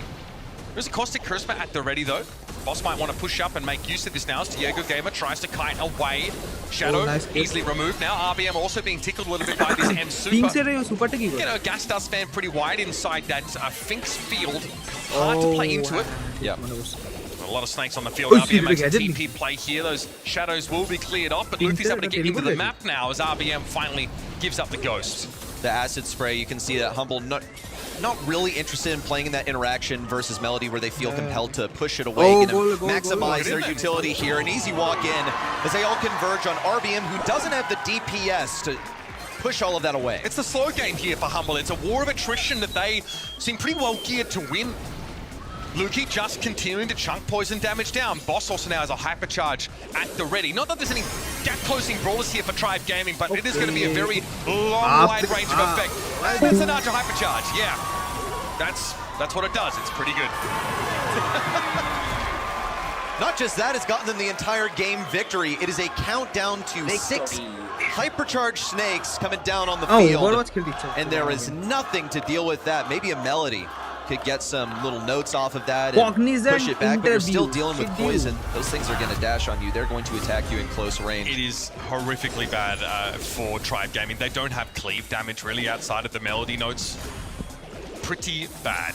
Okay, still we'll see Diego pressure this right-hand side. There was a goal-scoring opportunity earlier for Tribe, and they just sort of lost their nerve. Might be one here too. Diego Gamer will try and get through, and he walks it up. His last tick of health. Really, really close. Had to stuff Humble with that ball so that they weren't able to attack him. He was able to survive just long enough to walk it across the goal line. Redemption for last game, by the way, where he nearly got a goal. Left side cleared out. RBM on low HP. Diego Gamer tries to rotate over. It will be successful now. Subversion. Boss falls. Luffy trying to be the hero. Muted by Semantic. And as he comes out, cannot use it. Really, really high-tech game knowledge right there to know that you can mute someone, and the ticking damage is still going to affect them as they come out of the respawn shield. Luffy here, though, free to try and work the right wing. Diego wants the pressure. It's RBM muted up instantly. Semantic at the hypercharge. Attached to that, so it was a stun and not just a mute. Now, with Diego being as low as he is, that super's going to do him in. And Humble don't have the fastest playing composition on this map. They simply will retake this mid-control and attempted a sneaky backdoor there. Luffy needs one more shot for this super. Gonna dash around, but can't get rid of Luki or Boss. Diego Gamer trying to keep Boss right now. No, not quite gonna take him down. Gets poisoned. Luki now falls with the hypercharge. Who even cares if Luffy's there? RBM gonna meet the same fate as last game, despite the DPS. Humble get to walk this one across the goal line. Just under a minute on the clock. Tied ball game. Time to pay the piper. Tribe Gaming in this set is starting to slip from their fingertips as well. Boss with the hyper super, looking for a chance to drive it straight down the throat of Tribe Gaming, and he does. Diego on the inside, looking in, and that's just not going to be enough. Humble's seen that trick too many times before. A draft picked from pure confidence, bravado. But they take it into game and they steamroll the last hope of NA. Team play beats a series of 1v1s. It's what Humble are so familiar with. They have excellent comms, great synergy, and Tribe Gaming are playing largely as individuals. But can you blame them? They haven't been together as a team as long as Humble. They have Diego Gamer coming in this year. And while he's been a phenomenal player historically, has not really meshed with the team as well as they had hoped. Despite all of their work, it's just not clicking. Tribe Gaming, in my opinion, though, are better than this. Couple of flubs there, I think, throughout Brawl Ball that saw them give away opportunities to take the lead. Confidence, of course, is always going to be in question when you're up against a previous world champion and a team who is still chomping at the bit to show what they're capable of. Not to mention, Humble's natural predator in Crazy Raccoon has already been eliminated. So I'm quite sure that gets in your head a little bit here, but you cannot afford to make a mistake against this team. They are too well drilled. Tribe making major mistakes so far, it looks like, in the draft, just really splitting their priorities apart way too much. They're imagining what this Sphinx is going to be doing at mid, only to get pushed back by an Ems, to have too much damage dealt to them. Sphinx also doesn't have any stuns to work with. The entire team didn't have any stuns to work with. The defense was not there. Humble now are one singular set away from our Brawl Cup final. Looking to run it back and be consecutive champions and earn EMEA yet another slot at Worlds. Things are going to simmer down here in Knockout. The action's only going to kick up towards the end of the round. It's really the pace interrupter that Tribe Gaming needed after they've been run through these last couple of sets. Bans are in from both sides, typical stuff from Tribe Gaming. On the opposing side, Fang, total sleeper pick in comp lately, and one that they must have scouted out in Tribe Gaming scrims. It's a Luffy pick, yeah. Yeah. If they have the data, they will have seen that Luffy has not lost a Fang game on Out in the Open in the last couple of weeks of scrims. Granted, it is a small sample size, but it is an option when you don't have other assassin-type brawlers to go towards. Mina is like a backup. You know, I've seen actually the Fang picked up in lieu of Mina by Luffy. That is available here. Yeah, there it is. The first preference for Luffy. Great skill expression opportunity there, and of course the premier sharpshooter in Brawl Stars has been added to the Tribe roster. Just a safe selection here, but you kind of got to go for it. The potential to be overwhelmed, by the way, if he doesn't hit his shots, you know, he's encroached by a Jae Young that has a whole lot of speed to work with. He doesn't hit his shots, then he can't get his ammo back. He has really, really terrible base reload speed. So I can definitely see him being crunched into the back, Mina having to retreat alongside him. I anticipate Luffy will be on this Mina, as he often is the aggressor for the team, the one trying to open up the gates for his teammates to succeed. But I just have not seen the team synergy from Tribe Gaming today. I mean, are we just going to let Humble pick one of their like busted comps? They've got two of their best brawlers on this map already. Yeah. At least Angelo was banned. That would have been absolutely disastrous. Nani picked up here as a nod and as direct answer to the Pierce.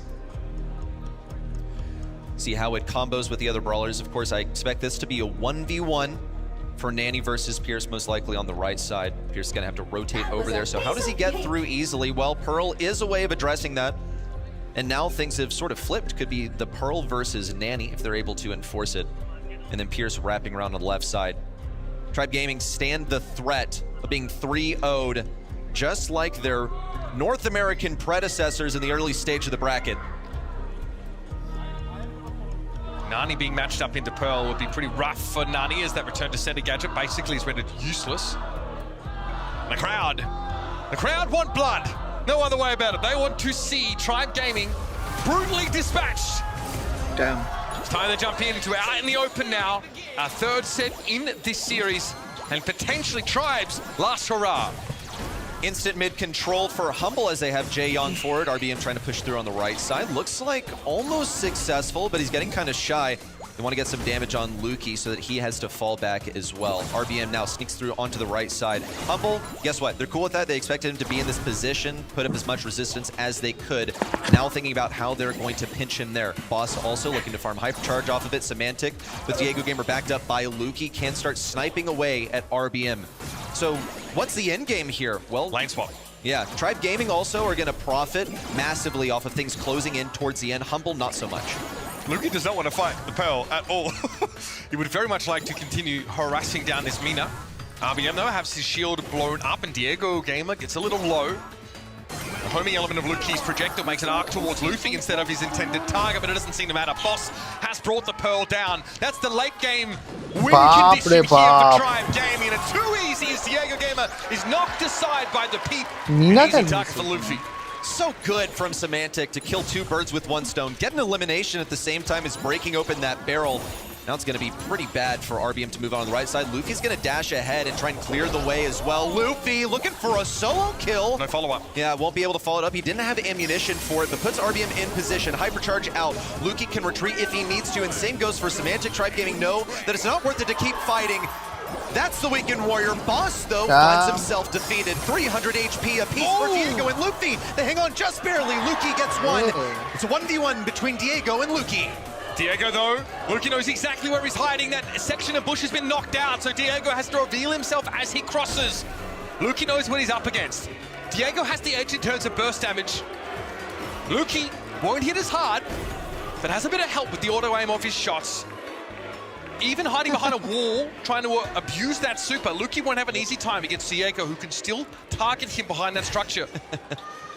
Now, Luffy's not interested. Diego Gamer going to have to recover his ammunition. It was played really, really careful. He's going to get it just at the end. Diego knows that he can win this on damage alone. Misses the first one, gets the second. Trying to cycle this forward. You're kidding! Just a little bit too much damage. A low tick of poison taken by Diego. It didn't need to happen. And again, Meeple really good at that range because his shots do arc towards the target. But still, what went on there? They do a lot of damage, and pretty much Diego Gamer knew that he wasn't going to survive 3 shots from Meeple, so he's going to have to dodge 1, went into the poison as a reaction. It was a forward movement from Luffy. They figured out how to get RBM into position early on, so now they just got to figure out the rest of it, basically. RBM on high health can encroach on Boss's territory. They found where he is. They know where Semantic and Luffy are. But they still have to retreat. They just don't have anything advantageous at the moment. Trying to stay on high HP. RBM now rotates positions with Luffy, who's actually had quite a bit of success aggressing Boss and being sort of the entry fragger for the team. Semantic's giving his team a way out of mid if they need him. They've got to back away from a Pearl that pops gadget. They can. Look at Luffy, he can get out now. Essentially scot-free. A missed peep. This is looking better for Tribe Gaming by the second. What a rejection from Semantic. This round could be a wash unless Luffy and RBM do the unthinkable. Humble only thinking about how much value they can get. Get rid of the barrel. Who needs a peep anyway? Luffy and RBM rejected by the gadget from Luffy, but RBM finds 1 on the right side. No HP to work with here for Tribe. That's 1 and a second. RBM falls. 1 round between Humble and a grand finals. Tribe Gaming, all the hard work they put in and all the trials and tribulations they faced in NA might only amount to this. A sweep by Humble in a semi-final. Not sure if they had that on their bingo card, but so far they have looked to be bested in almost every element of the game. Here's a hypercharge, Peep coming through, wind wall well apportioned to answer that threat. Yeah, good reaction there from Luffy, but it's going to have to be reserved for later, having to wait for it on cooldown before he can push in once again. Tribe Gaming all in position. They're able to retreat much more easily. Really am looking at Diego Gamer. Need to be hitting more of these shots. Semantic all over the place and with some successful hits. Force Tribe Gaming back. Someone should tell Semantic that return to center doesn't work well if you can't be hit. Yeah. And that bro is absolutely dodging up a storm. Breaking the ankles of Tribe Gaming and has let them get back into the map. Luffy wants to surge forward now, but uses a very precious wind wall gadget in order to maintain that bush control. Humble looked to wrest it away from him pretty soon after. Poison closing in now. Tribe Gaming going to max HP. Here comes the value on the Boss. Ooh, it's not going to be much. Here's a hypercharge from Boss as well. Now out for blood. Weekend Warrior popped. Damage gear on. Luffy falls. RBM the last one remaining. But here comes the Peep of Destiny. To finish it off. You can give it your all. But Humble have a date finals. And these three humble guys simply decided to single-handedly delete North America, the entire continent, from the Brawl Cup. One challenger after another. They'll have their crack at a back-to-back title at the Brawl Cup. Let's head down to the stage as Barney is going to check in with our first grand finalists of the day. Humble, you've single-handedly deleted, removed, absolutely squashed North America from the Brawl Cup. That's got to feel good, bro.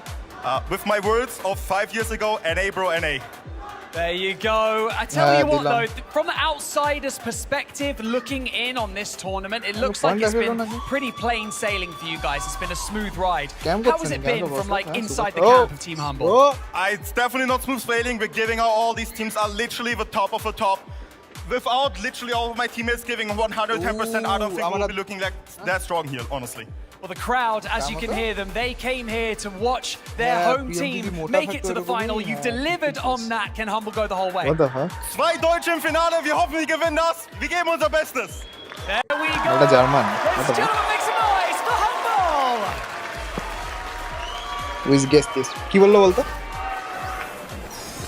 Let's go home Humble round. with a quick 3-0. They don't take hostages today. Not a single set dropped.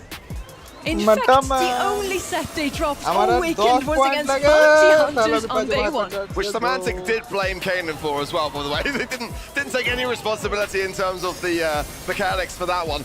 But, I mean, Humble are just different beasts at LAN. You know, we look at their monthly finals performances, and there was definitely a couple of slips and you know, a few looking directly towards April, going out in that quarterfinals to big talents that they were able to just you know, brush off the dust from. They are looking like a team that will absolutely be, in my opinion, the favorite to continue to hold on to that Brawl Cup title.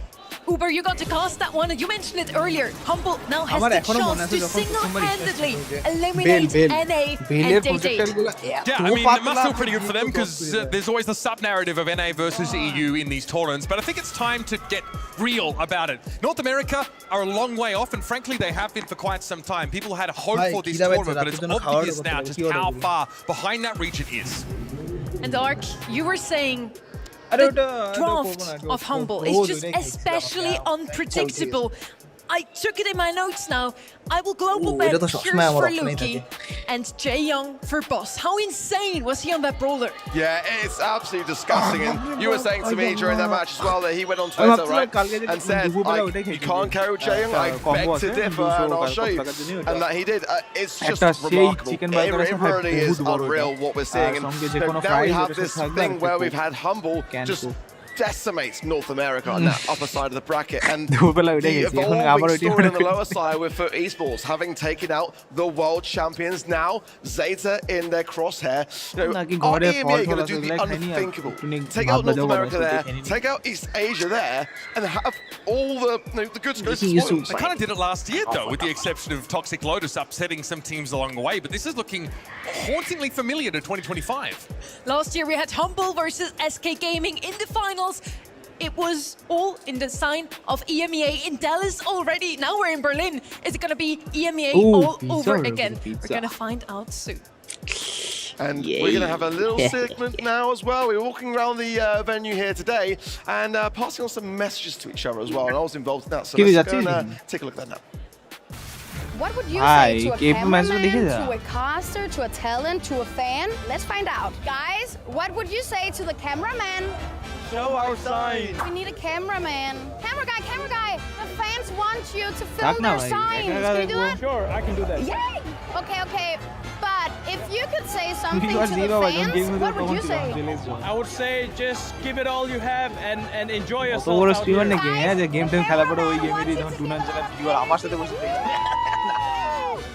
if you could say something to Ark, what would you say? Press the button! I'm in the makeup with Ark, and Ark, the fans, they really want you to push the red button. I know, and I love pushing that red button. And we've done it once already. If you keep watching on event.brawlstars.com, we'll do it again. But if you could tell Terez one thing, what would you tell him? Trav, your golf swing is terrible, mate. Sort it out. I'm here with Trav, and Trav, I want you to know that you have a terrible golf swing. If you've seen this guy's swing, it is absolutely terrible. Looks like a 4-year-old child swinging a golf club.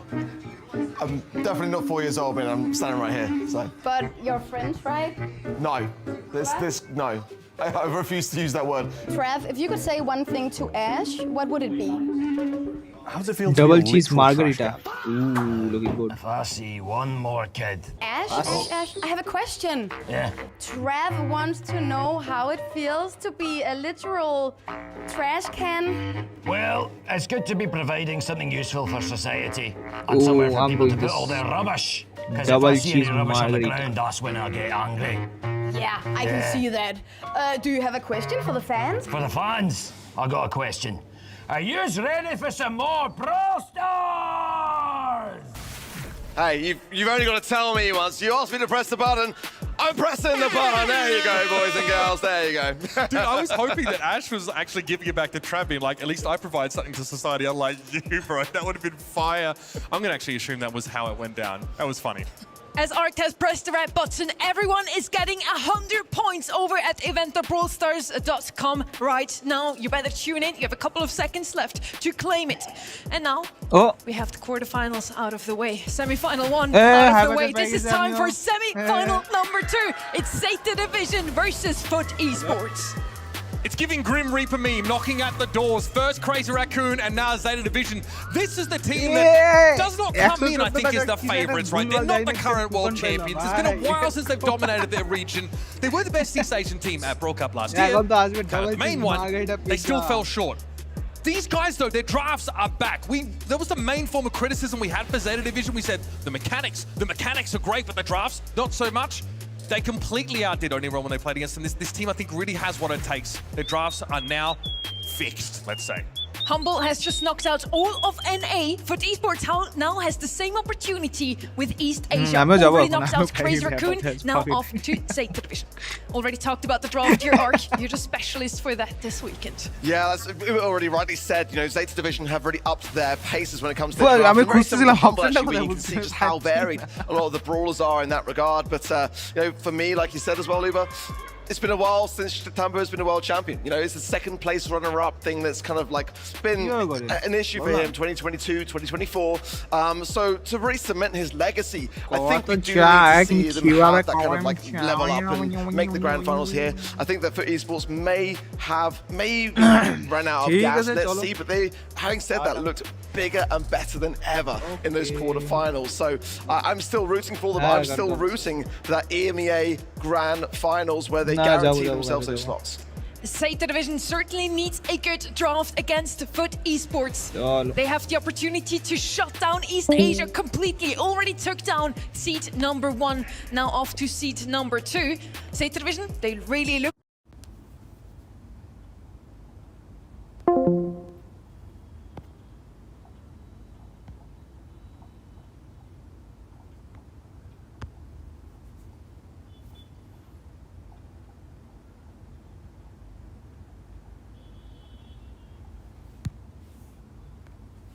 Yeah, but it's great to see him looking animated out there. He's a low-energy person normally, but he's fired up, and I love to see him. But the interesting thing there as well to mention as well, that mean that double pick, is the fact that the crowd cheered pretty loud when Angel Boy picked it for the second time. He didn't play it, they learned it, and he was still equally as good on that particular brawl, allowing Angel Boy to pick up the kit, and we saw him dominate with 10 kills. Like, this squad are able to fill the gaps in each other. It's remarkable to see. And Angel Boy was actually on the Mortis later, so they're just swapping roles.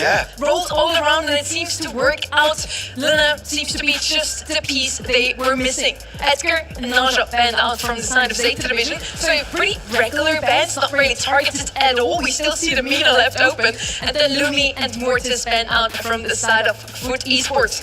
Why are they banning out Mortis themselves? I mean, again, I don't know if they want to run into it. Shikatapo was on the other team as well. You look at Mechanical Gods when we talk up how good Zeta Division are, and I think if you're Foot, you have a strategy that doesn't hinge on Mortis, then don't leave it open. Make sure you don't have to face it, and have something volatile mess up your strategy.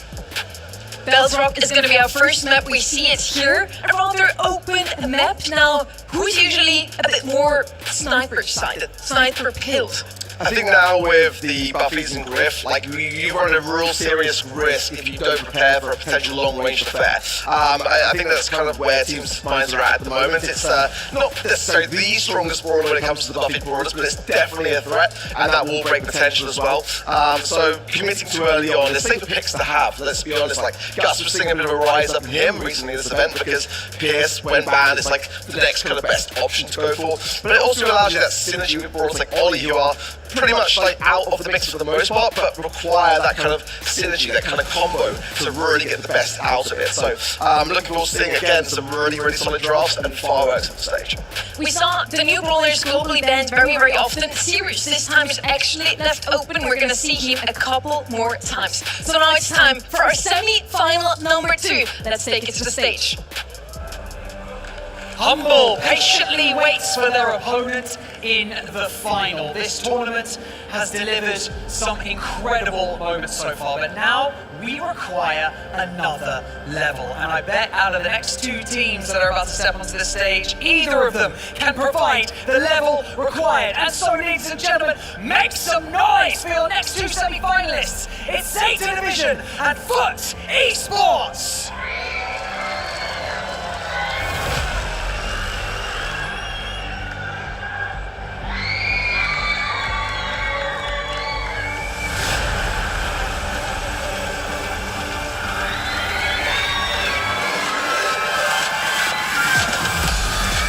Forget the cheap tricks for their next act. East Asia's greatest showmen are unleashing a masterclass in mechanical dominance, drowning the competition in a devastating display of unmatched power.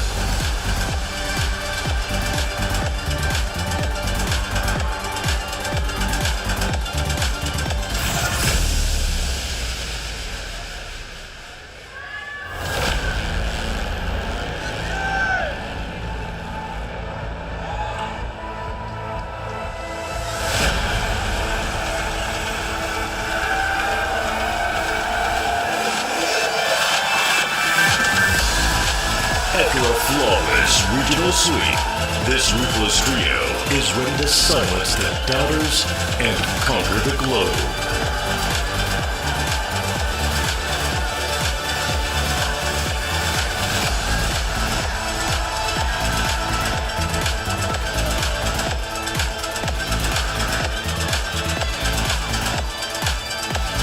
Oh, we've got a Nan, we've got Batman.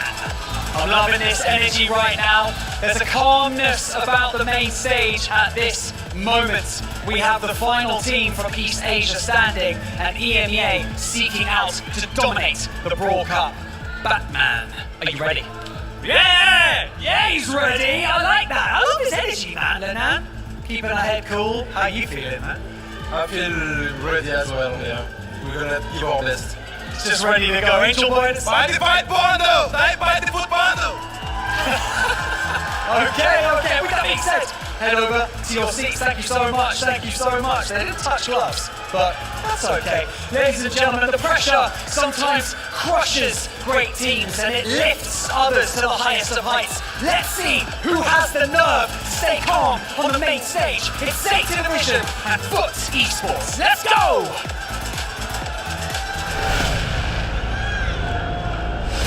City Topo,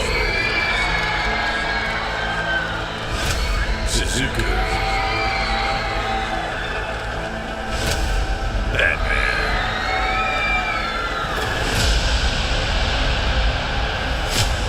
Lenon, Angel Boy, How cute.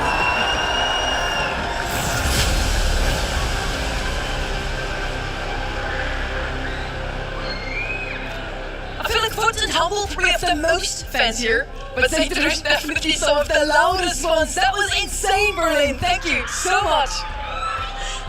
Now, heading into that semi-final number 2, is there a brawler, guys, that you haven't seen yet, that you really want to see today? Well, that's a great question, actually. We're not seeing Gray. It's just like not really the meta for him. It could be on this map, but I think it's less like when you've got brawlers like Kit, brawlers like Pierce, like the long range affair. It's kind of hard to. Where's my boy Ziggy? Yeah, that's a great shout, by the way. Yeah. On this map, honestly, we've seen him as well. I think we saw like a Grey used on like Hideout earlier and was like trying to punish a blue star take from Kaze. Wasn't that excited. I'm impressed to see like the Oli Band here for Foot. Zeta will always try and pry that brawler on this map. They play it the most. It's been pretty solid performance for them. Some aggressive brawlers banned out on either side. Kit's double ban.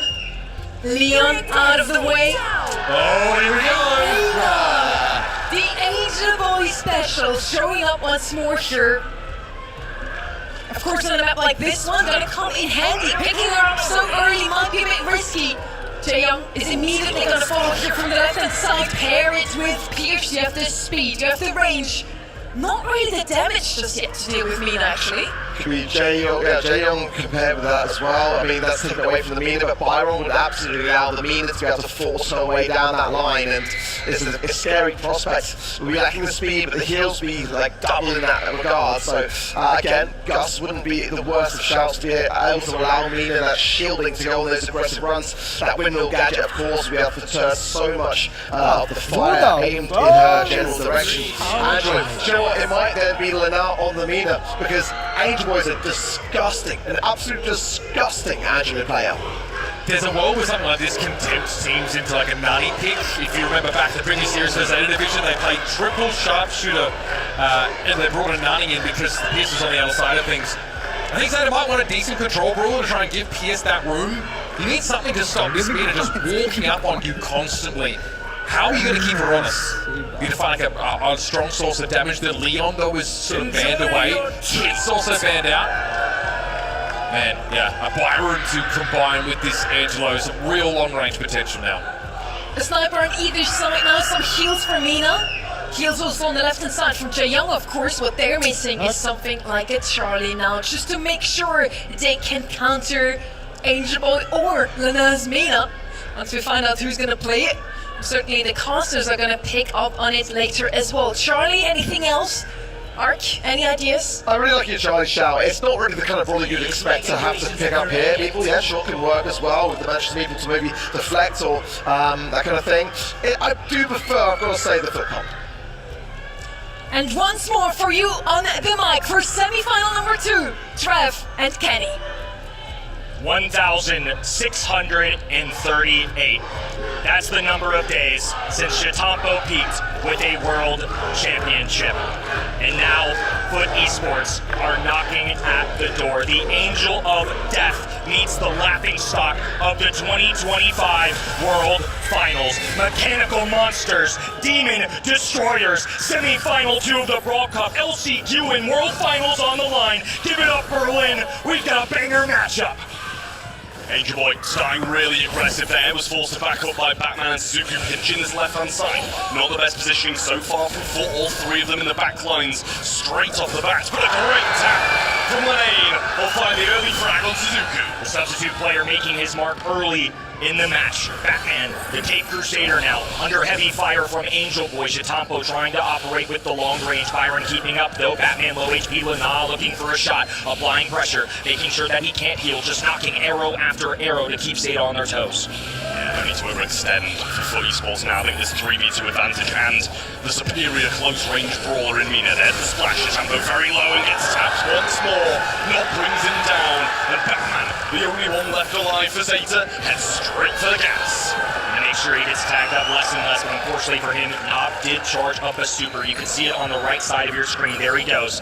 And also holding one of his own too. The only thing missing is Angel Boy. Certainly an advantage for Foot Esports. The only thing they have to hold on Zeta Division side is this super from Jaeyoung, which is by far the easiest to get. Oh, Chitampo, 2 really good taps on Knob there. He's got to retreat. Super on the left-hand side from Lenar. Focus forces Suzuki back as well, but Angel Boy still walking forwards, dashing back, walking forwards, dashing back. It's the same over and over until someone oversteps. The rhythm of Angel Boy with this brawler is unmatched. It's been a huge feature of the run this week. And now Byron lobbing him a shot of completeness, though, as Angel Boy looks to go down the right-hand side. Zeta clustered together in this bottom left-hand side corner. Not a good spot for him to be in, especially with Mina coming around this right-hand side, looking for the pinch. Couple of attacks on Champo's part so far. And a super from Lunar finds the burning shot onto Batman. There's a little windmill forced out by Angel Boy, all pinned in his bottom left-hand side corner. Shots coming through now, though, as Champo starts to find his rhythm. Down goes Batman, and 2 remain. A barrage of bullets, and Zeta Division are only left with 2 members. Flanking around this wall. Good gadget coming out of Suzuki, doing everything he can. They have to fight for their lives out. Here's the fishing barrel comes out. Not a lot of contact. Now some shots raining in his line. George going down for Shitapo. Oh, he's an escape artist! Look at the wizard work! Incredible from Shitampo, managing to win that matchup. Hypercharge available from Lane right now on the left-hand side. Super cycled out by Shitampo in the dying seconds of that round. Angel Boy getting pitched in. Batman shot to the face with a little gadget from Lenar. But it's so far thought who were a bit further backed off. Peak mechanical skills in our 2026 Brawl Cup. A lot of action this weekend, certainly some entertainment as well. As now Angel Boy takes down the right-hand side and the shot from Nago. The heals are coming through. Has to be careful. Now they're going to try and get the rage quit. The windmill up. Gets the kill. How does Angel Boy keep getting away with it? Batman's one as well, still burning down. Angel Boy smells blood in the water. Tries going for it, but backs off. They're in this 3v2 situation again. Same as the first round. They know if they play it calm, composed, they're going to win it in the late game. Zeta left at 2 again as Batman dwindles away. Now a super goes down as well, so Suzuki doesn't stand a chance to support Brawler. Needs more help than this. A tight set, but now it's a 1-game lead for Foot Esports. Well, a couple of really good games in there, and a couple of, well, actually one pretty questionable one. But for them, the ones they won, so dominant, but that was such a close ending there as Champo managed to get that one on the board. Still quite a lot left to be desired, I feel, from Zeta Division here in this opening game. Foot Esports kind of running away with it so far, and actually, Nob on this right-hand side has been dealing with Shitampo so well throughout. Angel Boy dipping off to the right-hand side, playing alongside Nob. Has been playing more of a long-range feature, I would say, not necessarily a healer. They just like this brawler in general. It's a good flex option. It's one of the reasons that Byron will always be a mainstay of our professional scene. Well, slipstream there, and Angel Boy takes a few shots, has to back off, not just providing some heals here and there, but wants to remain aggressive, try and find those connecting shots. Angel Boy super low now, but trying to get around the flank of Zeta Division. Same up top for Suzuki, though. We've seen this dance all day long as Angel Boy is looking to get an isolated play. Batman dropping a super. It's a complete waste, though. Angel Boy's completely baited this out. Now Mina will regroup with the teammates. Batman with a stun. He's left all alone. The nod there to circumvent this as well. Goes into the fog. 3v2. Shitampo now has to be a hero once again. It's 2 supers available. A hurricane, a swamp. I mean, they're throwing every single weather element at Shitampo. Now he's backed into the fog, and Foot Esports playing the round. Yeah, I mean, it seemed to me like Nob was just kind of being sacrificed there. It was like 2v1, and then we'll make it a 2v2, but he actually managed to get the trade. And Nob is playing this Byron incredibly. Yes, Angel Boy's going to be the front man. The name's hitting some incredible shots, but the heals and damage output of Nob has been incredible this game. Everybody doing their part, especially on such short notice, especially against the world's best. Foot Esports have remained tall. Suzuki left-handed, trying to drill some heals. Working with the speed right now is Angel Boy. Just going at them. Something consistent all day, up in the faces of every enemy. The confidence still remains. Well, a super from Angel Boy. Sorry, a super from the name on the Angelo. And Shitampo going to go for a super, but he should be able to heal up pretty easily just by backing up Nob. Has been out this game for a while. The top right-hand side just but right now I'm not finding a few shots when he switches focus over to that right-hand side. At night. Batman This has time, to around rely this on the time. heals So here. tomorrow you Suzuki there can to play his Robin as For Angel sure. Boy now flanking this You can left-hand go back in the side stream wall. and Has a check super in the back my pocket, Nob with a hypercharge profile. super as well. This is looking bad for Zeta Division. They're going to have to You can really see the climb their way up scanner this thing. map and deal with the zone as well. Here comes the purple button. Lobbed up to the right-hand side. Heals not enough. Dwindles down to the poison. The stun not enough as well. Angel Boy has an answer for everything, but Shitampo there once again. It does make contact, but he has the windmill. Perfectly timed. Gadget. And Angel Boy gets his squad a set. But I thought Shitampo was going to do it again. But Angel Boy is not letting that happen twice. And Foot off to a flying start with some absolutely beautiful knockout gameplay. Managing the offense and defense so well. And that man there providing loads of heals. And Angel Boy has set the front man, giving us a little smirk. He knows he's played that well. Oh, that is a dangerous smirk as well. What a difference 24 hours make. Would you believe it, folks? This is only the 4th match this team has played together. Lana joining in just a few days ago. 72 hours of just pure chaos. Some scrims just doing their best. Not nearly as convincing in the stat category as well, I might add, on those practices with Gessie, but to be expected. Lana's an excellent player, but how can you ask a man brand new to the team to come in and deliver? And look at these Angel plays, Angel Boy up in the faces of the enemy, and as you mentioned, Knob doing a great job in his hybrid role. It is just all go for this team. I'm so thoroughly impressed. And honestly, Chitampo nearly made a hero's effort once again. I mean, this guy still clearly got the mechanics. Yeah, I mean, he just dodged the super and then popped up that shield for the following shots, and just incredible. I mean, I'm scared of that look. I'm scared of that look. Never mind Zeta Division. 5-4-4, real team effort from Esports there. Batman just lacking a little bit in some damage and DPS, with Suku and Chitampo getting a few kills on the board, but not quite enough to beat Foot in knockout. A fairly even split, I might add, for Foot Esports too. This isn't just the Angel Boy show, this is everybody contributing. The biggest question mark, I think, for this team is this is going to be another showing for Angel Boy where he's got to put the team on his back. Absolutely not. Has he been a mainstay? For sure. Is he crucial to the equation for them to get to this grand finals? You best bet. But he's not doing it alone, and that's the difference for me. That is going to be why, if Foot Esports go the distance, that they persevere. Well, you'd assume this would be a long-range affair, but looking at the bans, I'm thinking maybe that's not going to be the case. Byron, Bell, and Colette banned out on the left-hand side over the right for Foot Esports. The Piers, the Angelo, and the Byron. Jean is going to be the first brawler picked up, and pretty much one of the only remaining decent sharpshooters. Little debate going on for the Zeta Division roster, who have been criticized over the years for their draft. In month number 1, they had a strong showing, of course, bounced back from the 2025 World Finals and really made their mark. It's the reason why they're standing here today. They did falter towards the later stages of our spring split, though. Now they're looking at a safe option. And yeah, Jae Young just coming in. I think it's just another safe option. Nothing wrong with this. Obviously, the Jae Young not going to be working alone, though. I imagine they get something semi-aggressive or maybe a long-distance brawler for now. I could see something like a Gus coming out here. We see Bell, Colette, Byron, Pierce, Angelo all removed. No, they just go for the aggression now. I think the Invisi heal / the lollipop drop, of course, going to be something they covet. Yeah, I like those couple of picks. Jae Young has been one of the brawlers on Knockout and Bounty that has been thriving so much in this meta. Really, really dangerous. Leon as well, as you mentioned, that lollipop drop, really, really solid. हाँ भैया आप नीचे वो gate पे दे दीजिए security को पास मैं ले लेता हूँ. A little bit of lingering visibility, definitely an absolute treat. And you want to take that away from Linane as well. We saw him playing that brawler just in their previous game in the quarterfinals, and they dominated. I was really about to say it. I know it's shooting star, but I mean, why not? Why not? Why not? Give the people what they want. They just keep clicking the button. Keep it simple, stupid. I mean, why not?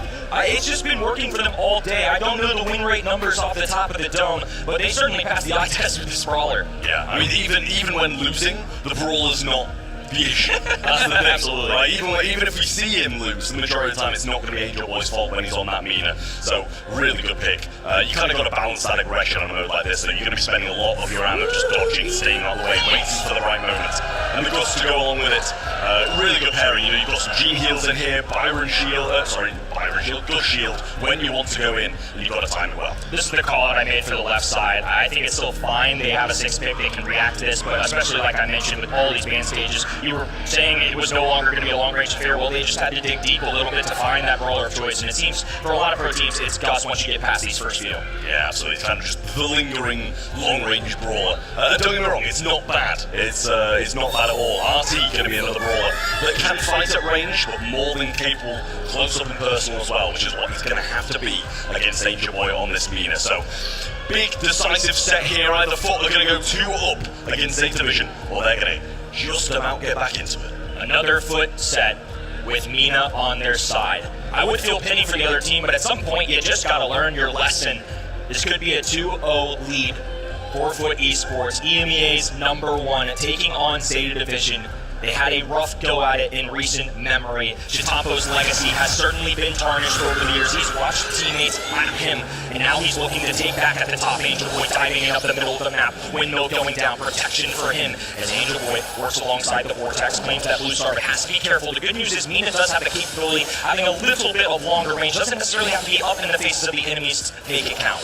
Yeah, no surprise that ain't getting thrown on this Gene. You know, as you're not really an integrated part of the roster, it's probably the easiest brawl ball to play.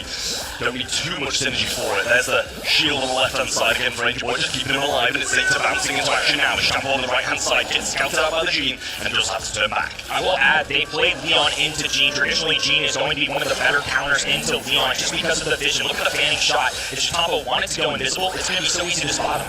Yeah, Vengeful Spirit's being thrown out that Bellin as well, so won't have that Lamplar knockback if the Gene gets up close and personal, so going to have to be a bit cautious about that and make sure he continues to scout him out.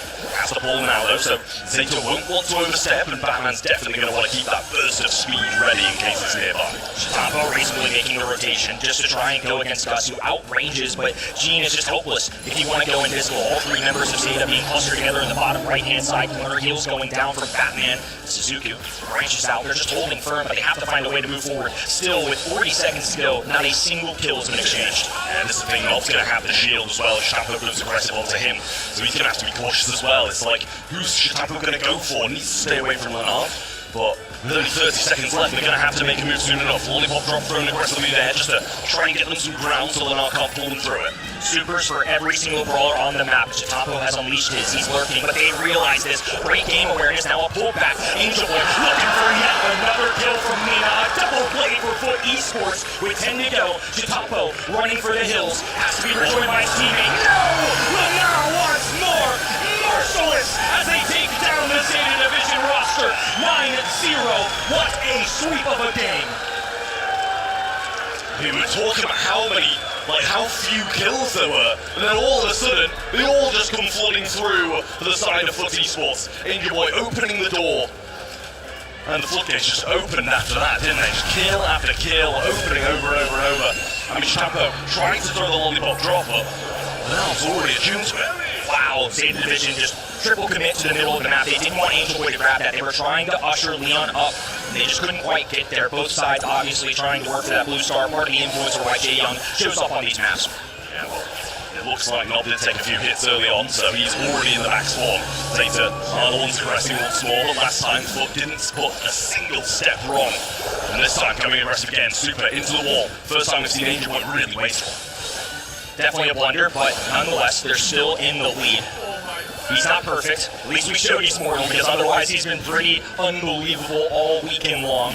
Now a little branch out for spaces. Foot and Zeta will try and battle amongst this wall. The Missy Heel going down. Excuse me, the lollipop drop, and shots rain down. Leonard shooting, dancing his way all around. Oh my goodness, how did he stay alive? I mean, that's a good kill along the way as well. That's going to be the lead length, but eventually Leonard will fall. Actually goes down when I think he was least at risk, to be honest. He managed to survive when he shouldn't have, and went down when he should have survived. Zeta finally grabbed a kill. I think that's the most notable part of all of that. In game number 1, they didn't even grab a single part of the action.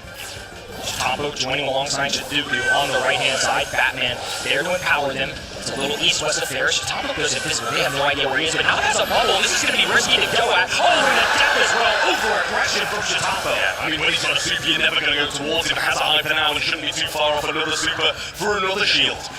So that's going to be a bit of a caution for Zeta Division here. We do still have this G-Core, which was such a heavy effect as to why the Foot Esports side won the last game. So Zeta Division have to be cautious. Chatompo has not been able to utilize this brawler in the face of Gene now with the hypercharge being popped, going invisible. They are looking for him everywhere. Leonard holding on to a magic hand as well, flashing it, looking to use against the isolated play. Pulls for Suzuki, they get the kill as well. Not now in the 1v1. Batman left all alone, and Angel Boy grabs another one. Would you believe it, folks? Foot Esports are up 2-0 in the semifinals. I mean, it's genuinely incredible how well these guys are playing. Bear in mind, Leonard's a sub. I think he said he got the call on Tuesday, and he came to Berlin on Wednesday. It's like, how well these guys are playing together. You'd think they've been together years. It's ridiculous. I mean, it's comical how unscripted, how unreal this is. It feels like a fever dream that Foot Esports are where they are. Zeta Division, though, a long tenured roster. Chatompo on many's Mount Rushmore for Brawl Stars. And now he's going to be put to the test. The Angel of Death staring him down on the other end. They've already conquered demons from East Asia. It makes sense to me that they would have a 2-0 lead against the number 2 seed. I mean, like, their gameplay is just flawless for the most part. They're not hitting so many pulls. Big risk, I will say, at the end of that second game to pull the RT in when he did have a hyper. I was like, oh, that seems a little risky to me, but it paid off in the end. And Chitampo, as you said, over-aggression, just yet again open the floodgates, and kill after kill started coming in. That was a huge risk in my opinion. Point committed a super because fully he thought the same, but a nice gadget, good kills, and now with another pull as well. I think he did die, but not. Ending the game with 6 stars, and Chitampo, like, he doesn't even seem sad, but on the floor kind of looks defeated. And I'll acknowledge again, they picked this Leon in the face of a Gene. I mean, pro players sound off, but that just seems like a pretty no-brainer. Don't do that to me.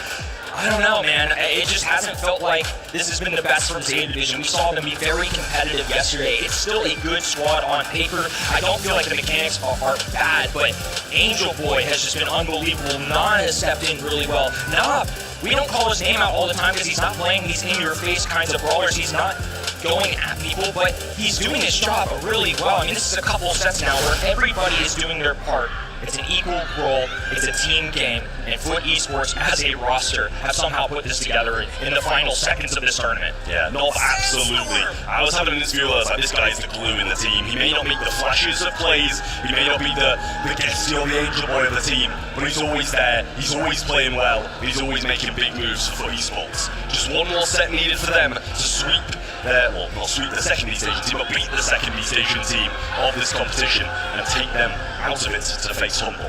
Sandy going to be the first pick then for Zeta here in Sneaky Fields. Bands of Griff, Nita, and Ems from the Zeta side. Foot get rid of the Crow, the Colette, and the Shade, and they're going to take Otis as their first. Chester's still on the board as well. Curious if that comes out at all because we see so many anti-tanks removed. We also see wall break as well from Griffcon. So I wonder if that was part of why they wanted to do this, is to pick the Sandy. They also throw out the Ems, who traditionally is going to be really good in a one-on-one interaction with Sandy. So I think this genuinely was what they wanted, and it looks like Foot, and reasonably so, don't ban this out. They just let it slide through these 5. Yeah, I mean, I like the Mo pick, to be honest. The goal scoring and capabilities that Brawl has is just ridiculous. You leave one opening, which I feel like quite a few teams have in the game today, you know, taking big risks. You can score. But the same can be said about the Sandy as well, I will say, because of the sweet dreams, putting people to sleep on the goal line, scoring the ball through them is a big thing to have as well. So going to have to add to this, going to have incredible scouting abilities of that bush, don't get me wrong.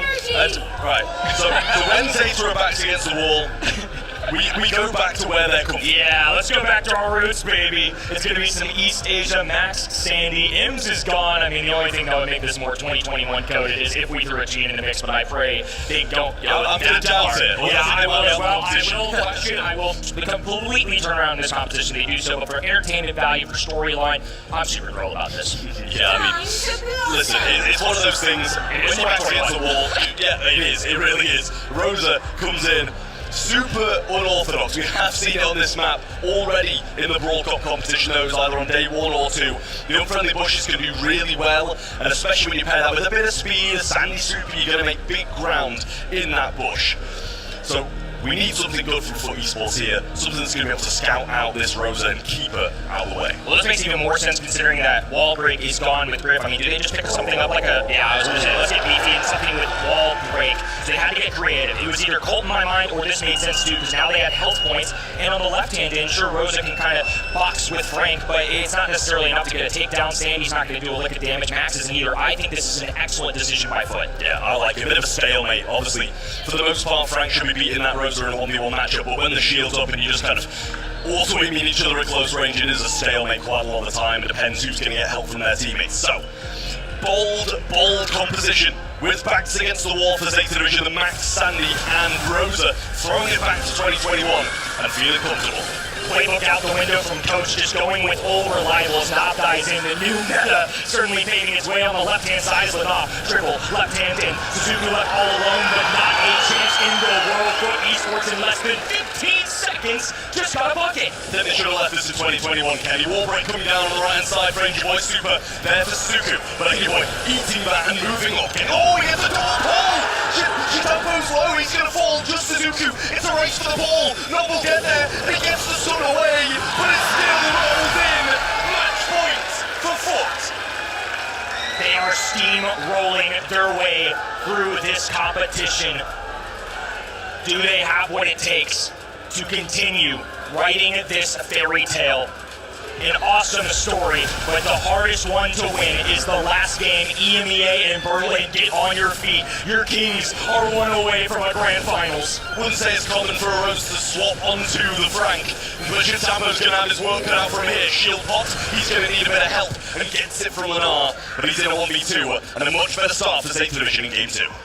Zeta finally have a chance, but the ball is pocketed top right-hand side, and a fat splatter will cut off Batman, who's going to have a little super speed to the side. Angel Boy cutting off this entire wall, and that's going to make Chitambo's job that much harder. Punches his way through it, though. So they rotate, lurking. They're trying to find Suzuki, who has a lot of health points available. Knock goes down. This is trouble for Foot. Well, hyper in 30 seconds for Chitambo's not bad at all. Angel Boy matches that with one of his own, though. He's going to go for a big wall break here. Takes all of his home walls and grass down. Surprising to see that, but they just want an open map. Good kill there as well. Just smashing his hammer down. Gets one, but Batman will get the refrag. Worthwhile phase shift from Batman to secure that kill, as now Chitambo clings to what little grass that he has on that left-hand side. Hypercharge available, but Angel Boy is flashing that super. Chitambo trying to catch Omar, but doesn't. The Hypercharge going to be wasted. Elmu as well. They double down on this side. Suzuki marching forward. Oh no, dove the other end though. That was a risky play. Has the gadget, but will not secure the kill. Batman in a one-on-one, just trying to maintain position, but the defense stalwart holds through. Lenar with an incredible defense there as well. Mo overshot that super massively. Lenar holds firm. Suzuki popped the gadget preemptively as well, so shouldn't have that for a good few seconds yet. Here's a hyper charge. The stack comes down. They earn a lot of supers there. The Sandy one's thrown straight away. Chitambo gets hyper muted. Big kill coming down. The left side fallen too. There's Knob and Fox. Get goal one. 45 seconds. Zeta Division.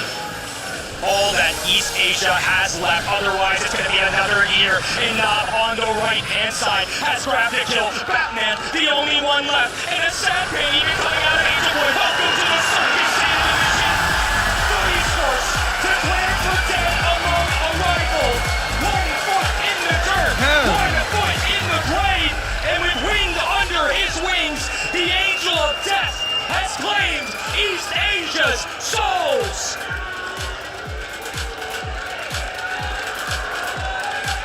That is just incredible from Foot Esports. They show up at Brawl Cup 2026 with a sub in Lenar.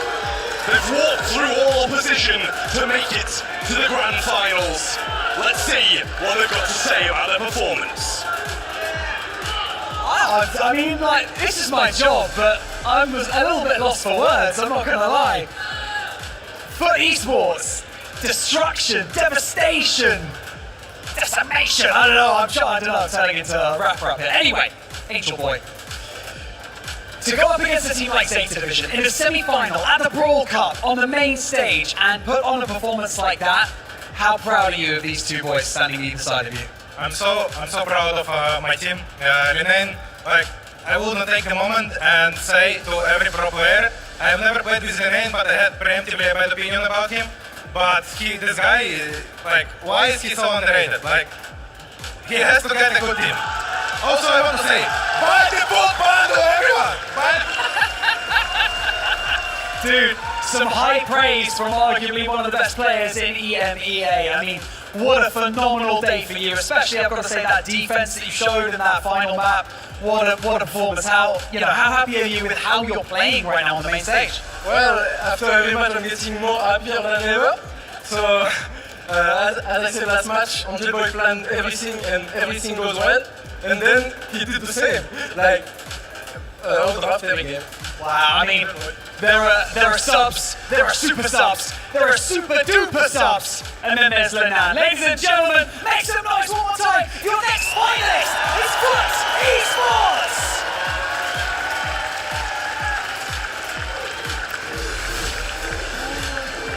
Angel Boy, Knob and Lenar are standing in the finals, joining Humble.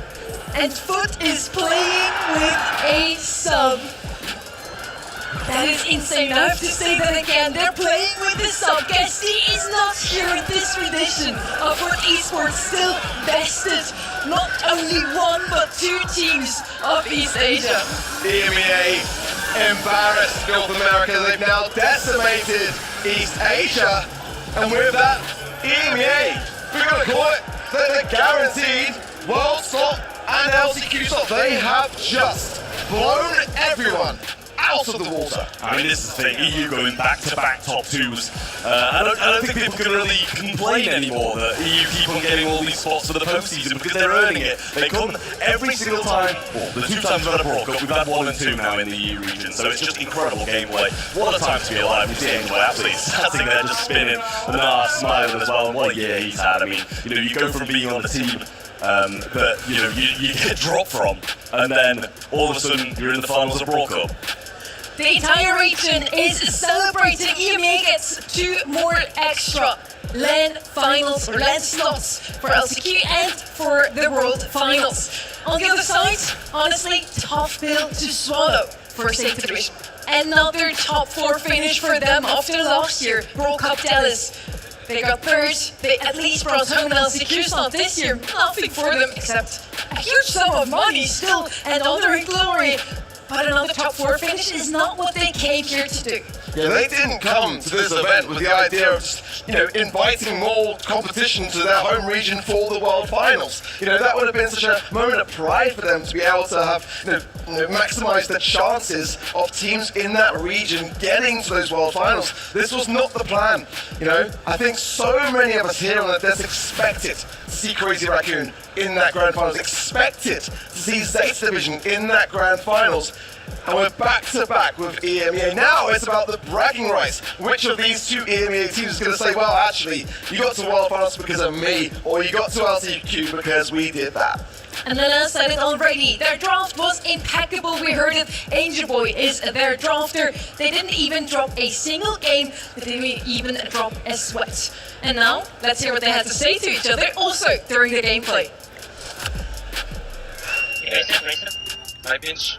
I push straight. One can score, sure. Yeah. No stun. Please score. Nice, he doesn't have to play. I'm going to fight him. I'm going to open them up. Yeah. Anything you take away from that for your own gameplay, Ark? Wasn't a lot though, was there? No, but it's got to be said that just very calm. Very calm. Not frantic, not getting ahead of themselves or getting overly excited, but just ensuring that it all goes to plan. Because mistakes can happen. They really can. Even the most micro play can be the start of a potential reverse sweep. So credit to them. And as well, when it comes to their drafts, the way that Lena and Angel Boy are able to just kind of take runs for each other, they would both be able to play. Normally Angel Boy is on that Angelo pick. Lena picks it up and allows Angel Boy to throw him at the Mina, which also we've seen Lena on. They are just the same person. And what an amazing achievement for Lena. I mean, this is going to be all over socials. They really fit well together. I believe that should have happened earlier. Angel Boy and Lena on the team, it really just works out. He sat down with Lena before we even came into the show and asked him, so who in the team do you think is going to rage quit first? Who's going to be mad? And he was like, no one. We're just chilling. We're having fun on stage. We're just 3 gummy bears, he said. I don't know exactly what that meant, but yes, they are just having fun on stage, and that just might be what is needed to win today. Not just confidence, but also have fun on stage. And I think Humble and Foot Esports have both of that. Jetzt haben wir für alle zu Hause noch ein kleines Präsent, oder nicht zu Hause, für alle hier ich kann kein Deutsch mehr heute. Für alle, die hier sind, ihr kriegt noch ein T-Shirt von uns, ihr kriegt noch ein bisschen Merch. Barney, you have something for them on stage. Ladies and gentlemen, this is one of those times when we're live on stage. We're trying to make you guys at home that are watching in the comfort of your own living rooms just that little bit jealous, because let's face it, you can't beat coming to a live event and experiencing all the incredible things that are on offer. And so one of those things is, of course, free merchandise. And so, ladies and gentlemen, we're going to have a little bit of a t-shirt cannon one more time coming at you. 3, 2, 1, there's one over there. Boom. I got 3 more over here. Who wants one? Who wants one? Careful standing on, don't stand on chairs, guys, come on. And there's another one. I got 2 more, There's one over there. And the last but not least, for those of you at home,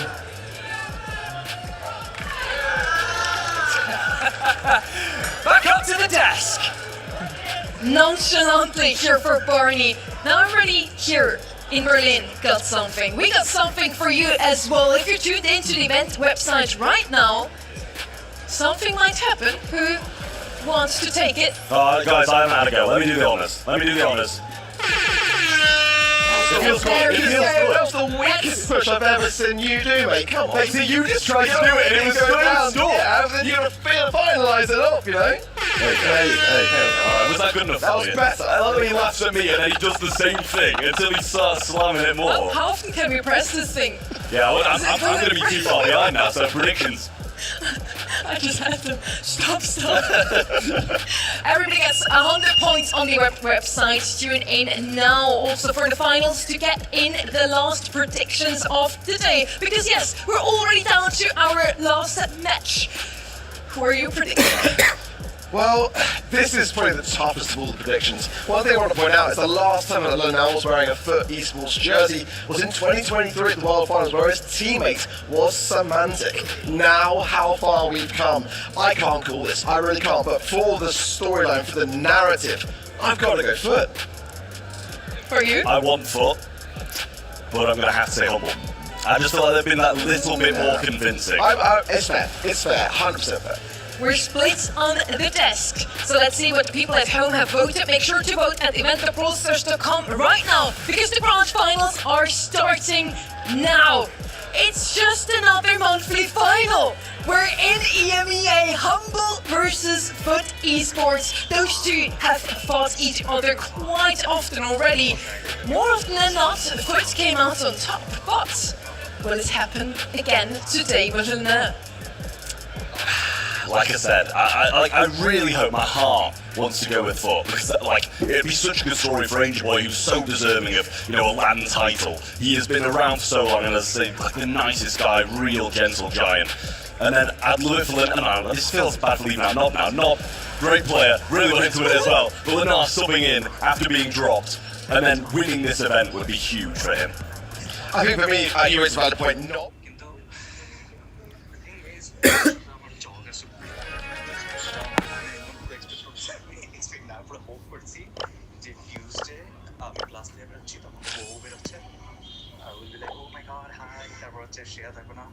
She'll be like, oh, try to make a job high or some shit. I don't know. I keep fantasizing with this. Like, oh, I don't mind.